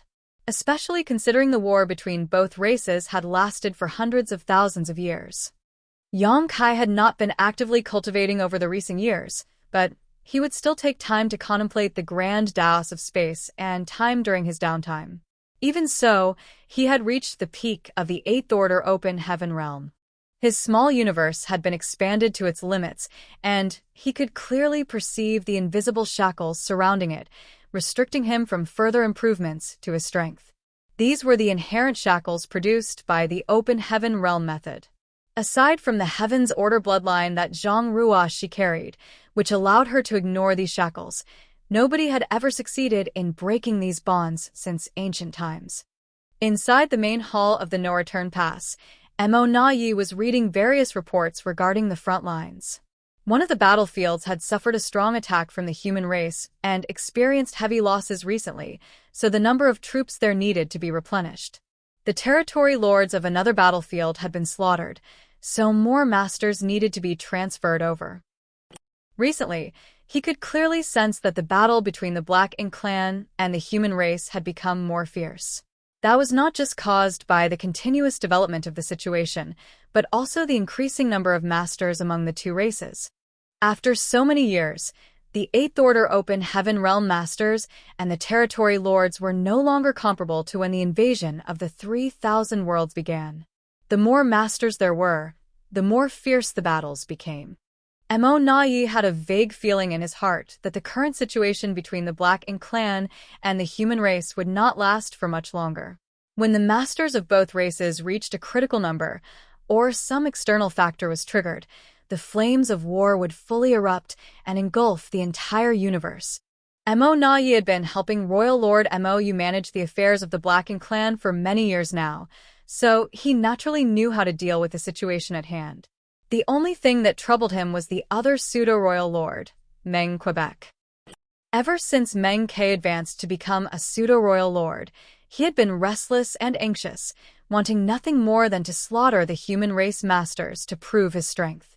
Fortunately, the royal lord did not allow him to act. Leaving aside their agreement with Yang Kai, it was problematic for a pseudo-royal lord to appear on the battlefield. Even without the agreement, Meng Ke was one of the Black Ink clan's hidden trump cards, so how could they reveal their hand so easily?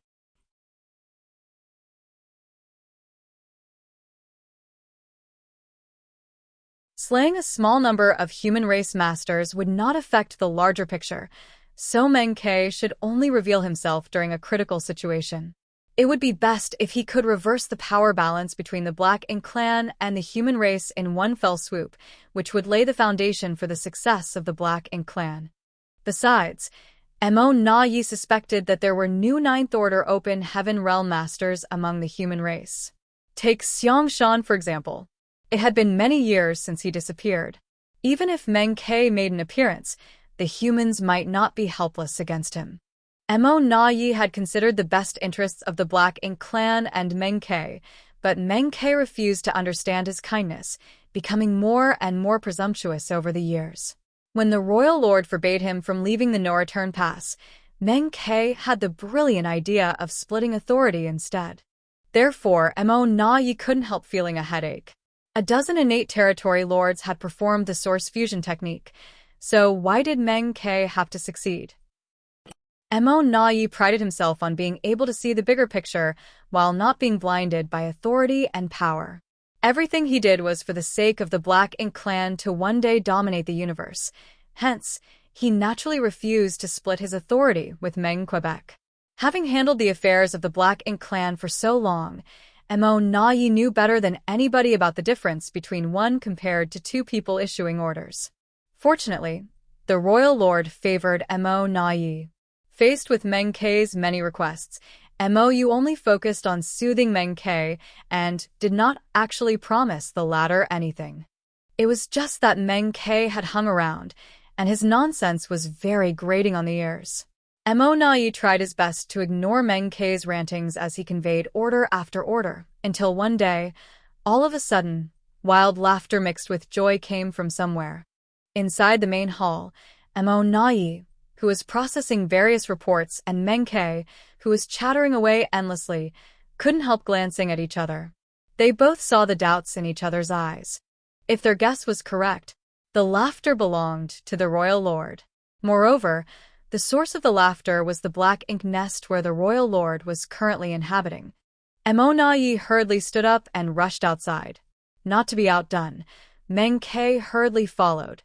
The laughter was very hearty, lasting for quite a while. When the two pseudo-royal lords arrived in front of the high-rank Black Ink nest, the royal lord Mou's laughter gradually subsided, and a voice came from inside. "Come in." Mo Nai was about to step forward, but Meng Ke deliberately took a step ahead and walked ahead of him. Used to this kind of behavior, Mo Nai just quietly followed behind. Very soon, the two pseudo-royal lords stood before the Black Ink clan's true royal lord in the depths of the Black Ink nest. Meng Ke was the first to speak. "Sir, did something joyous happen?" Mou nodded with a happy expression indeed. "Something joyous has occurred." He did not explain himself clearly. People generally became cheerful during joyous occasions, and the Black Ink clan was no exception. Instead, he probed his two closest aides for their thoughts. Tell me, where does this joy come from? Meng Ke was stunned and did not know what to say in response. It was true that he was a pseudo-royal lord, but he had always been known for his bad temper and straightforward temperament. Wit and intelligence were not his strong points. He frowned and pondered for a moment, then laughed in embarrassment. Sir, this subordinate can't think of an answer? Keep thinking and speak whatever comes to mind, Mou said lightly. Meng Ke tentatively made a guess. The Black Ink clan enjoyed a huge victory on the front lines and slaughtered countless human race masters.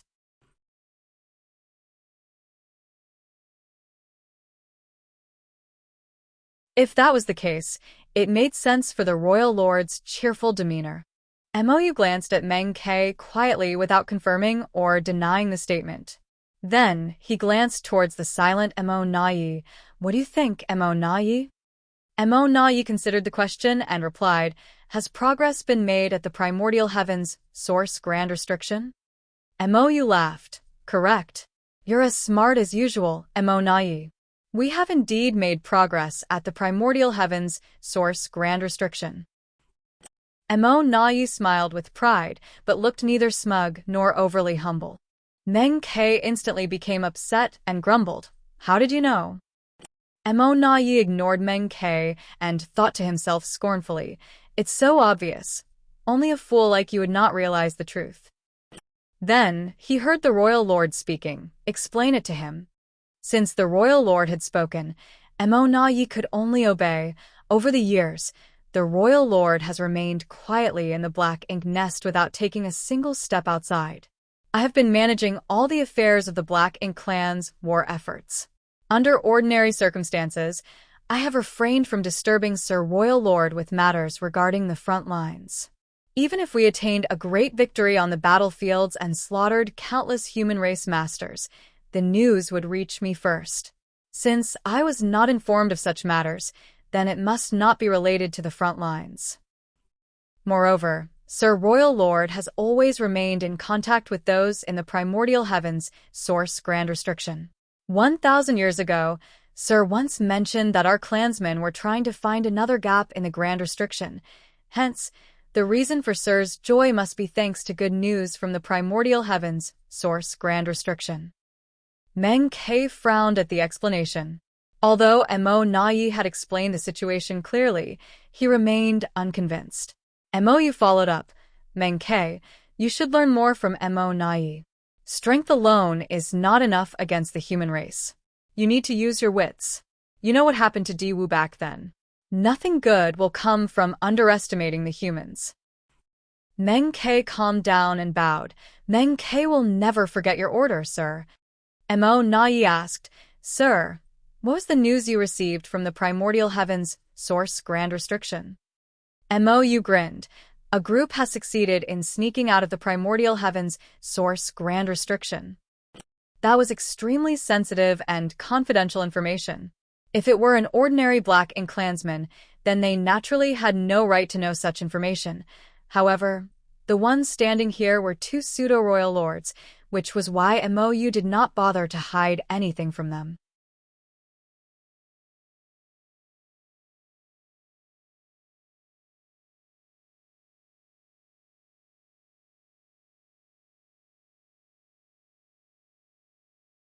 Marshall Peak, Chapter 50, 693, Sh. Our clansmen have snuck out of the primordial heavens, source grand restriction. Thousands of thoughts instantly flitted through Mo Na's mind, and he soon became overjoyed. That is certainly something to be celebrated. He then paused for a moment before asking, Sir, are there any royal lords among those that snuck out? Mou shook his head. You also know the situation in the primordial heavens source grand restriction. With a human master overseeing the primordial heavens source grand restriction, those inside took 1,000 years just to open up a gap wide enough they could exploit. The commotion would be too large if a royal lord tried to sneak out, and the humans would definitely notice. So only the innate territory lords managed to escape. Mo Na Yi instantly understood the situation.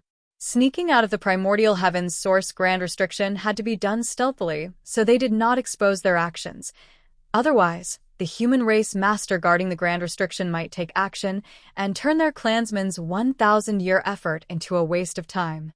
There were many territory lords at present, but the number of surviving innate territory lords was far from their initial numbers back then.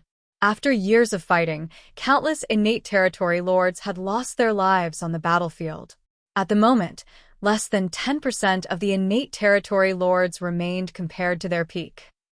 On the other hand, there was no shortage of innate territory lords inside the primordial heavens source grand restriction. If they could sneak out, then they would be a huge boost for the current Black Ink clan. The number that came out is not great, but more and more will soon leave the primordial heavens source grand restriction, Mo added.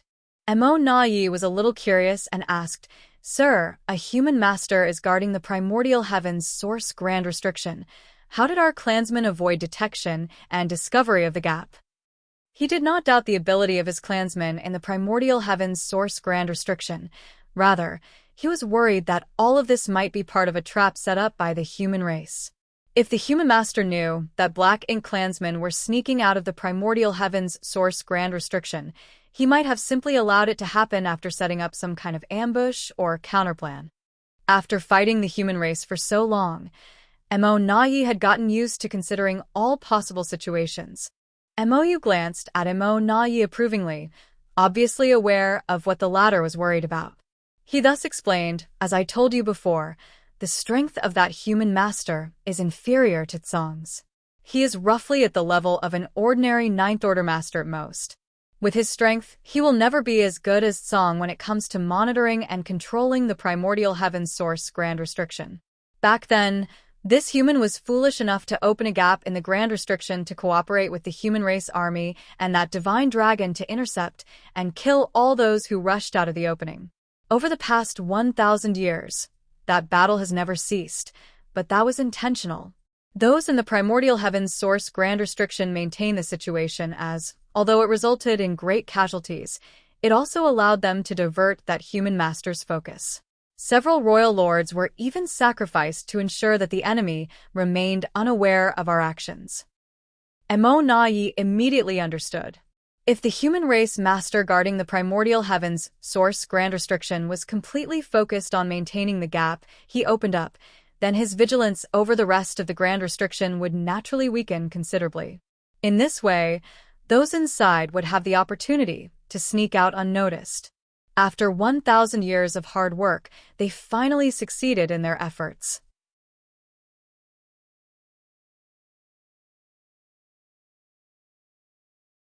That was definitely a great achievement. After all, they even sacrificed several royal lords just to keep that human distracted. Judging by the situation, this human's control over the primordial heavens source grand restriction was indeed far inferior to Tsang. The humans should have no knowledge of those who had snuck out of the primordial heavens source grand restriction. Mo Na Yi immediately felt relieved. Meng Ke listened by the side for some time, then he suddenly spoke up. "Sir, those that came out are unfamiliar with the world outside since they have never left the primordial heavens source grand restriction. Should I go and welcome them?" He had remained in the no-return pass ever since he became a pseudo-royal lord, so he was feeling extremely bored and constricted. The royal lord had not allowed him to fight on the front lines, but welcoming some fellow clansmen should not be a problem. Before Mo could answer, Mo Na Yi snapped decisively, "Absolutely not." Meng Ke immediately glared at Mo Na Yi and questioned, "Why not?" Mo Na Yi glanced at Meng Ke coldly before muttering, "Yang Kai is currently loitering outside the no-return pass. He will definitely notice you if you leave. Once that happens, what would be the point of hiding your existence until now?" Meng Ke opened his mouth but found himself speechless to refute the statement, but that only vexed and annoyed him even more, making him wish he could punch Mo Na Yi at least once. Mo nodded, "That's right. Meng Ke, it's not the right time for you to reveal yourself. Besides, those that escaped should not come to the no-return pass either." Mo Na Yi bowed. "You are wise, sir. If Yang Kai notices this kind of movement, he will easily realize that something has gone wrong at the primordial heavens source grand restriction. At that time, the human army on that side will surely take action to intercept our clansmen or worse, fix the hidden gap in the primordial heavens source grand restriction. The 1,000-year effort of our brethren would all be wasted at that point. Sir, I ask that you send a message to them to rest and recover at a suitable location for now. They need to stay hidden and wait until the timing is right. MOU agreed. Good. But the no-return pass will need to send them some supplies. Most who snuck out of the primordial heavens source grand restriction will be heavily injured, so they will need resources to heal. I will leave this matter to you. Yes. Nayi received the order and took the opportunity to obtain another miniature black ink nest from the royal lord. Then he used it to communicate with the clansmen living outside.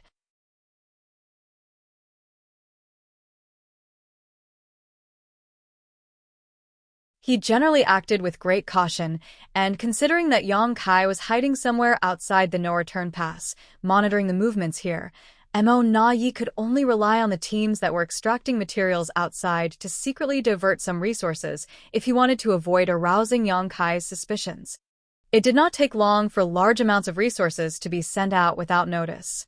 At the same time, several Black Ink clansmen silently left the mining locations where the cultivation resources were being gathered and scattered in all directions across the Black Ink battlefield. Meanwhile, a steady stream of territory lords began sneaking out from inside the primordial heavens, source grand restriction. Not only was Wu Kuang not strong enough, but he was also being distracted elsewhere. Hence, it was difficult for him to detect these hidden movements of the Black Ink clan. The territory lords who snuck out had no intention of attacking the suppressing Black Ink army, as that would be meaningless. Such actions would only alert the enemy to their presence. On the contrary, they immediately concealed their auras and took a long detour around the primordial heavens, source grand restriction to gather at designated locations under Nayi's guidance. To avoid the detection of the human race master overseeing the primordial heavens source grand restriction, only a few territory lords would sneak out at a time to prevent making too large a disturbance. They basically maintained a frequency of 2 or 3 territory lords every month. Additionally, the territory lords who snuck out of the primordial heavens source grand restriction had to pay a high price.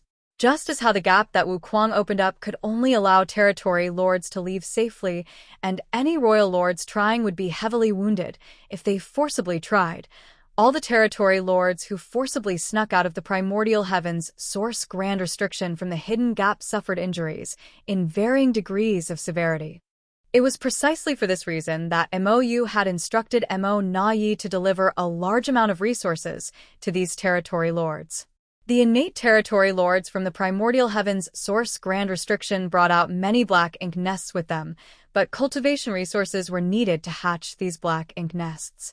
Once the Black Ink nests were hatched, they could enter them in order to treat their wounds while waiting for Nayi to summon them. In time, they would gather a huge force and deal a critical blow to the human race. Everything took place in secret. The number of territory lords sneaking out of the primordial heavens source grand restriction gradually increased, but the human race remained unaware of the situation. Outside the no-return pass, a feudal lord was handing over 30% of the cultivation resources over the last 5 years to Yang Kai. Yang Kai examined the resources for a moment. Then he frowned deeply. Go back and tell Nayi, if he dares to deduct my share again, this king will take the resources myself. Over the past few years, Nayi had gotten bolder and bolder. The cultivation resources handed to him were reducing steadily, and the quality was not as good as before. Hence, he couldn't help becoming vigilant. What was the Black Ink clan trying to do? Nayi was a smart person. Therefore, he should know the consequences of embezzling resources in such a bold manner. Although the Black Ink clan had always given Yang Kai less than the agreed 30% of their gathered resources, the quantity and quality that were delivered to him at the beginning were quite generous, but both had been dropping steadily in recent years. The feudal lord replied anxiously, Yes, I will definitely deliver your message. Scram. Yang Kai waved his hand dismissively. The feudal lord immediately transformed into a black ink cloud and flew off without delay.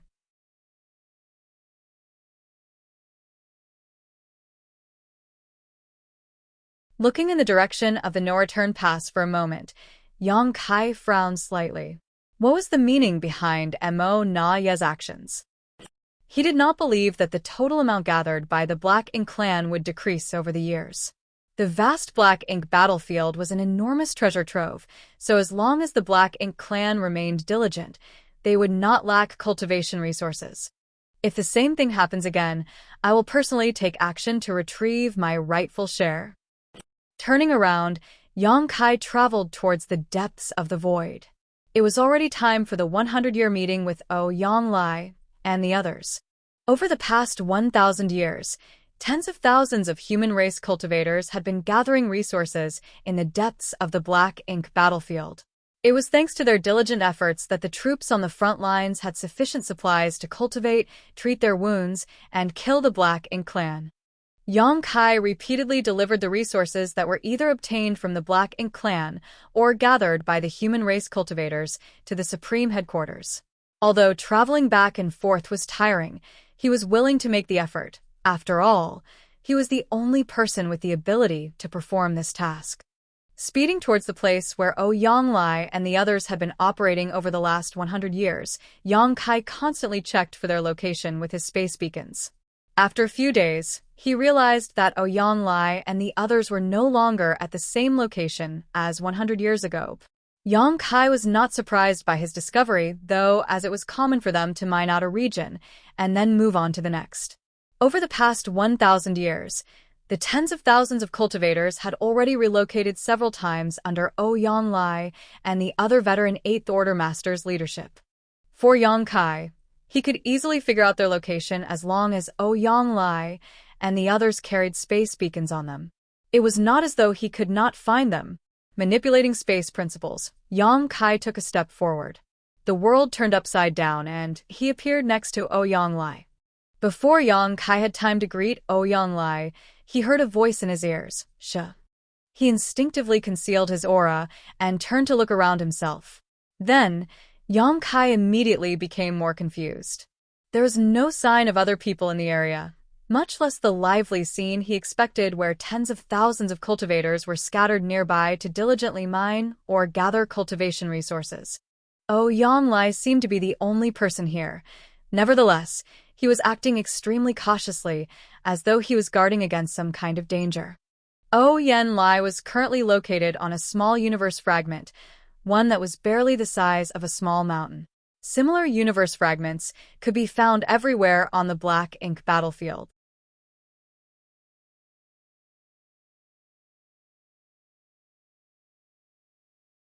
Moreover, he was sticking close to a pit so that his body sank inside completely. Once his aura was concealed, he would not be found unless someone probed this universe fragment very carefully. What is he doing?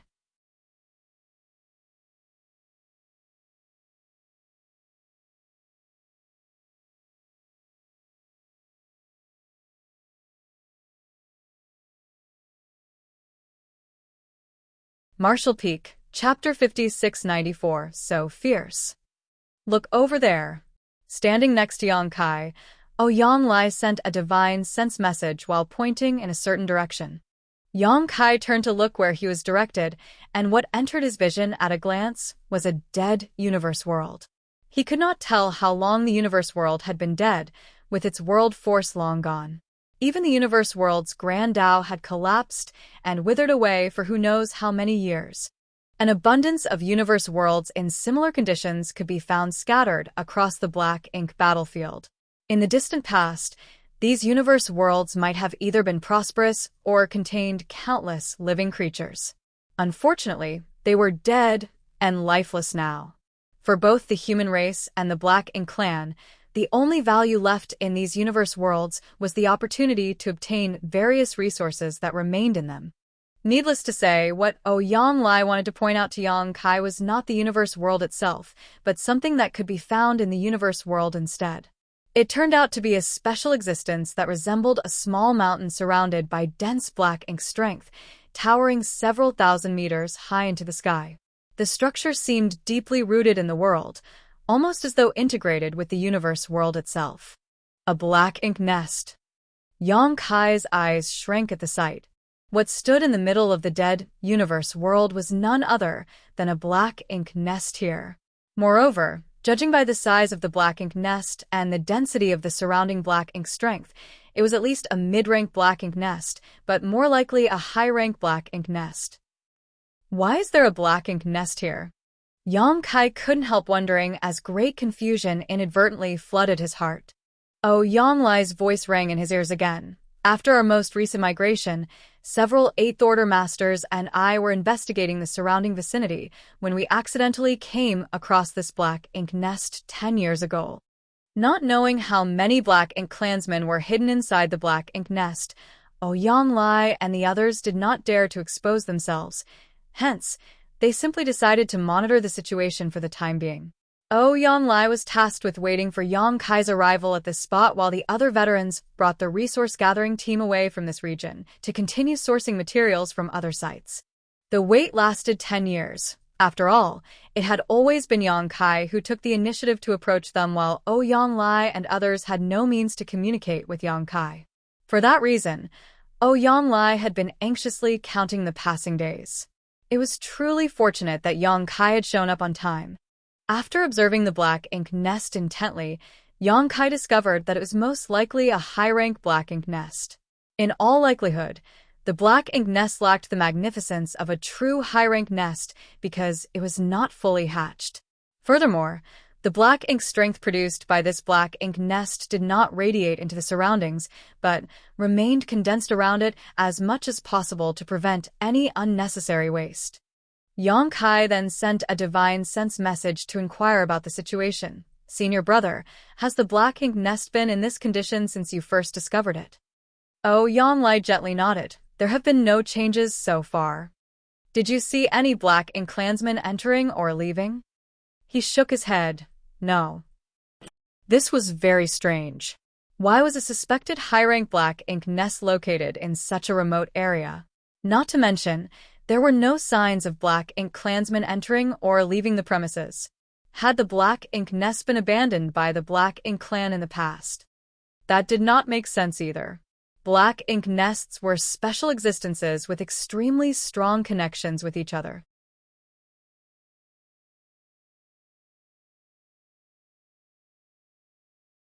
Even if this high-rank black ink nest had been abandoned in the past due to some unknown circumstances, the black ink clan would have no trouble finding and retrieving it after so many years.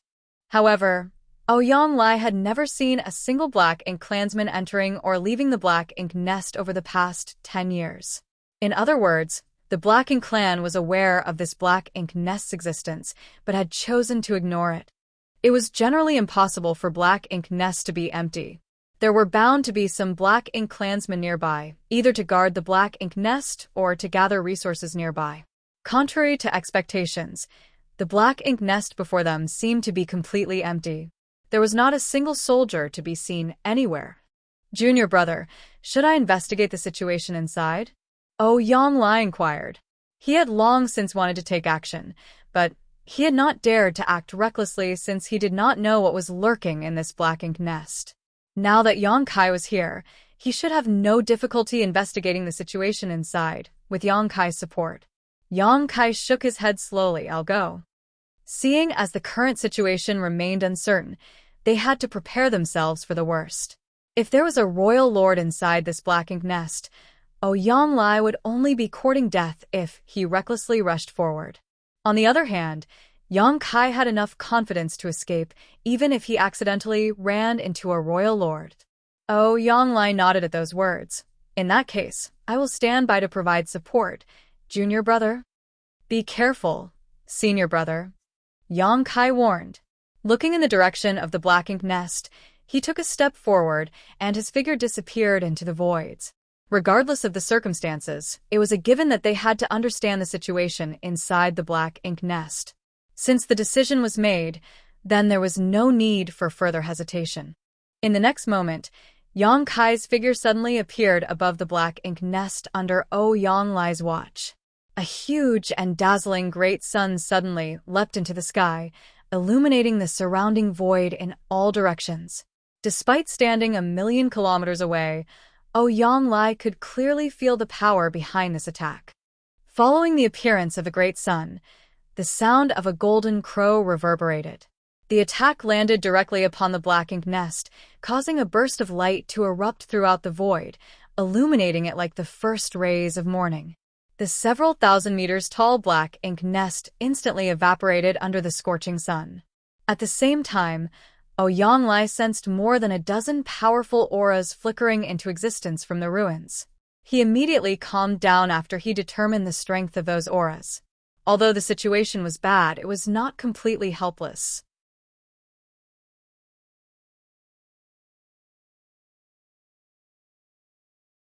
More than a dozen territory lords were hidden inside the black ink nest, but there were no royal lords. With Yang Kai here, there would be no issues so long as there were no royal lords. The thought had only just passed through Ouyang mind when the aura of a territory lord vanished from existence. How quick! In the blink of an eye, one of the territory lords died at Yang Kai's hands. The speed left Ouyang absolutely flabbergasted. Such killing efficiency was completely beyond his means. Before he could compose himself, though, he sensed the aura of another territory lord withering away and suddenly felt powerless in comparison. At this moment, he couldn't tell whether Yang Kai was too strong or the territory lords were too weak. Ouyang was too far away to perceive the situation clearly. In comparison, Yang Kai stood in the middle of the battlefield and understood everything at a glance. When his golden crow cast the sun destroyed the black ink nest, Yang Kai had been on guard against the possibility of a royal lord awakening. Fortunately, there was no royal lord inside this black ink nest, only territory lords. More precisely, there were a dozen or so innate territory lords. The golden crow cast the sun was just a probe, so Yang Kai had not planned to achieve much from that attack alone. But not only was the high-rank black ink nest destroyed under the force of his divine manifestation, the dozen or so territory lords hidden inside were wounded as a result. However, Yang Kai soon realized that something was wrong. Not all the wounds on the territory lords were caused by his golden crow cast the sun. Innate territory lords were inherently powerful, so even if they suffered injuries from this sudden attack, it did not make sense for their wounds to be so severe. Realization struck Yang Kai abruptly. These innate territory lords were wounded in the first place. They had been hiding inside the black ink nest to recuperate from their wounds, which left them completely unguarded towards his attack earlier. Seeing as they were already injured, the impact of the golden crow cast the sun had only worsened their condition. 1,000 years ago, Yang Kai had traveled to the divine spirit ancestral land and encountered an innate territory lord at his peak.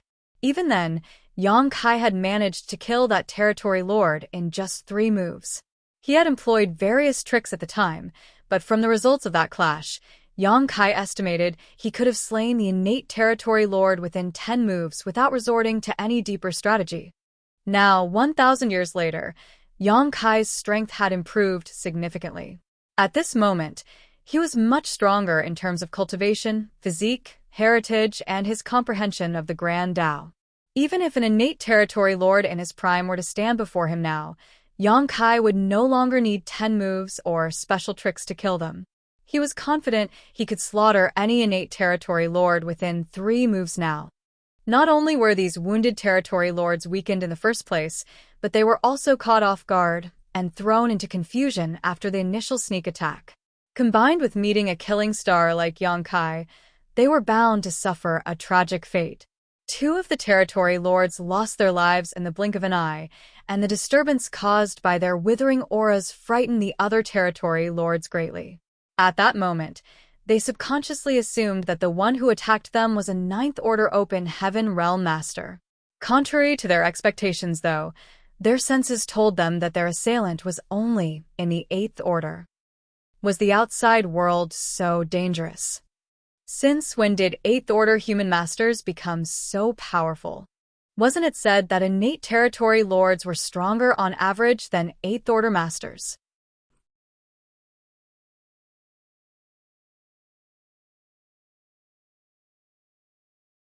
If the territory lords at the No Return Pass had faced such a situation, they would have hurriedly gathered together to form battle formations to protect themselves.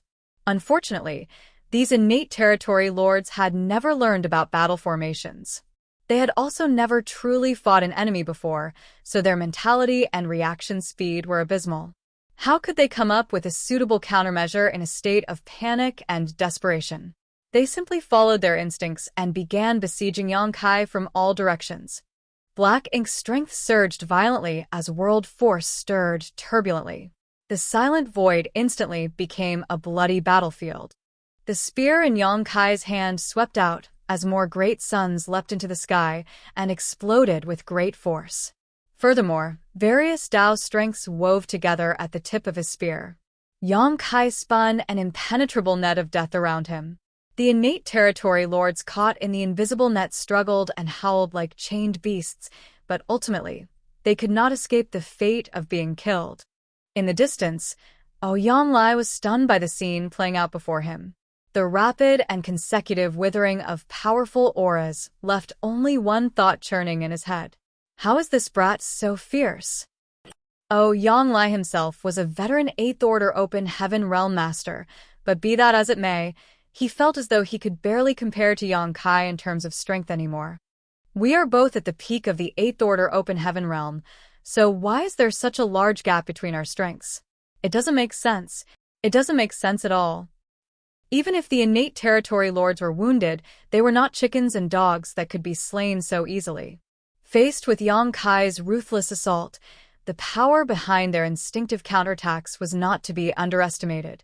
If it was any other 8th Order Open Heaven Realm Master, even if they managed to seize the initiative, they could not persist for so long under the fierce barrage of attacks that came from all directions if their defenses were not strong enough. Unfortunately for the territory lords, Yongkai was different. Yongkai's dragon form was only one step away from breaking through to reaching the divine dragon realm, hence, his physical toughness was almost unparalleled. He was perfectly capable of withstanding a few attacks from these territory lords that landed on him. As long as he was not subjected to this bombardment for too long, his life would not be endangered in the slightest. Moreover, the corruption of the Black Ink's strength was completely ineffective against Yongkai. With no fear of Black Ink's strength and equipped with impregnable defensive abilities, he only needed to bring out his strongest killing moves as quickly as possible to end the fight. For the most part, Yongkai traded equal blows with the territory lords. It was just that the outcomes for each party after receiving a blow from their opponent were distinctly different.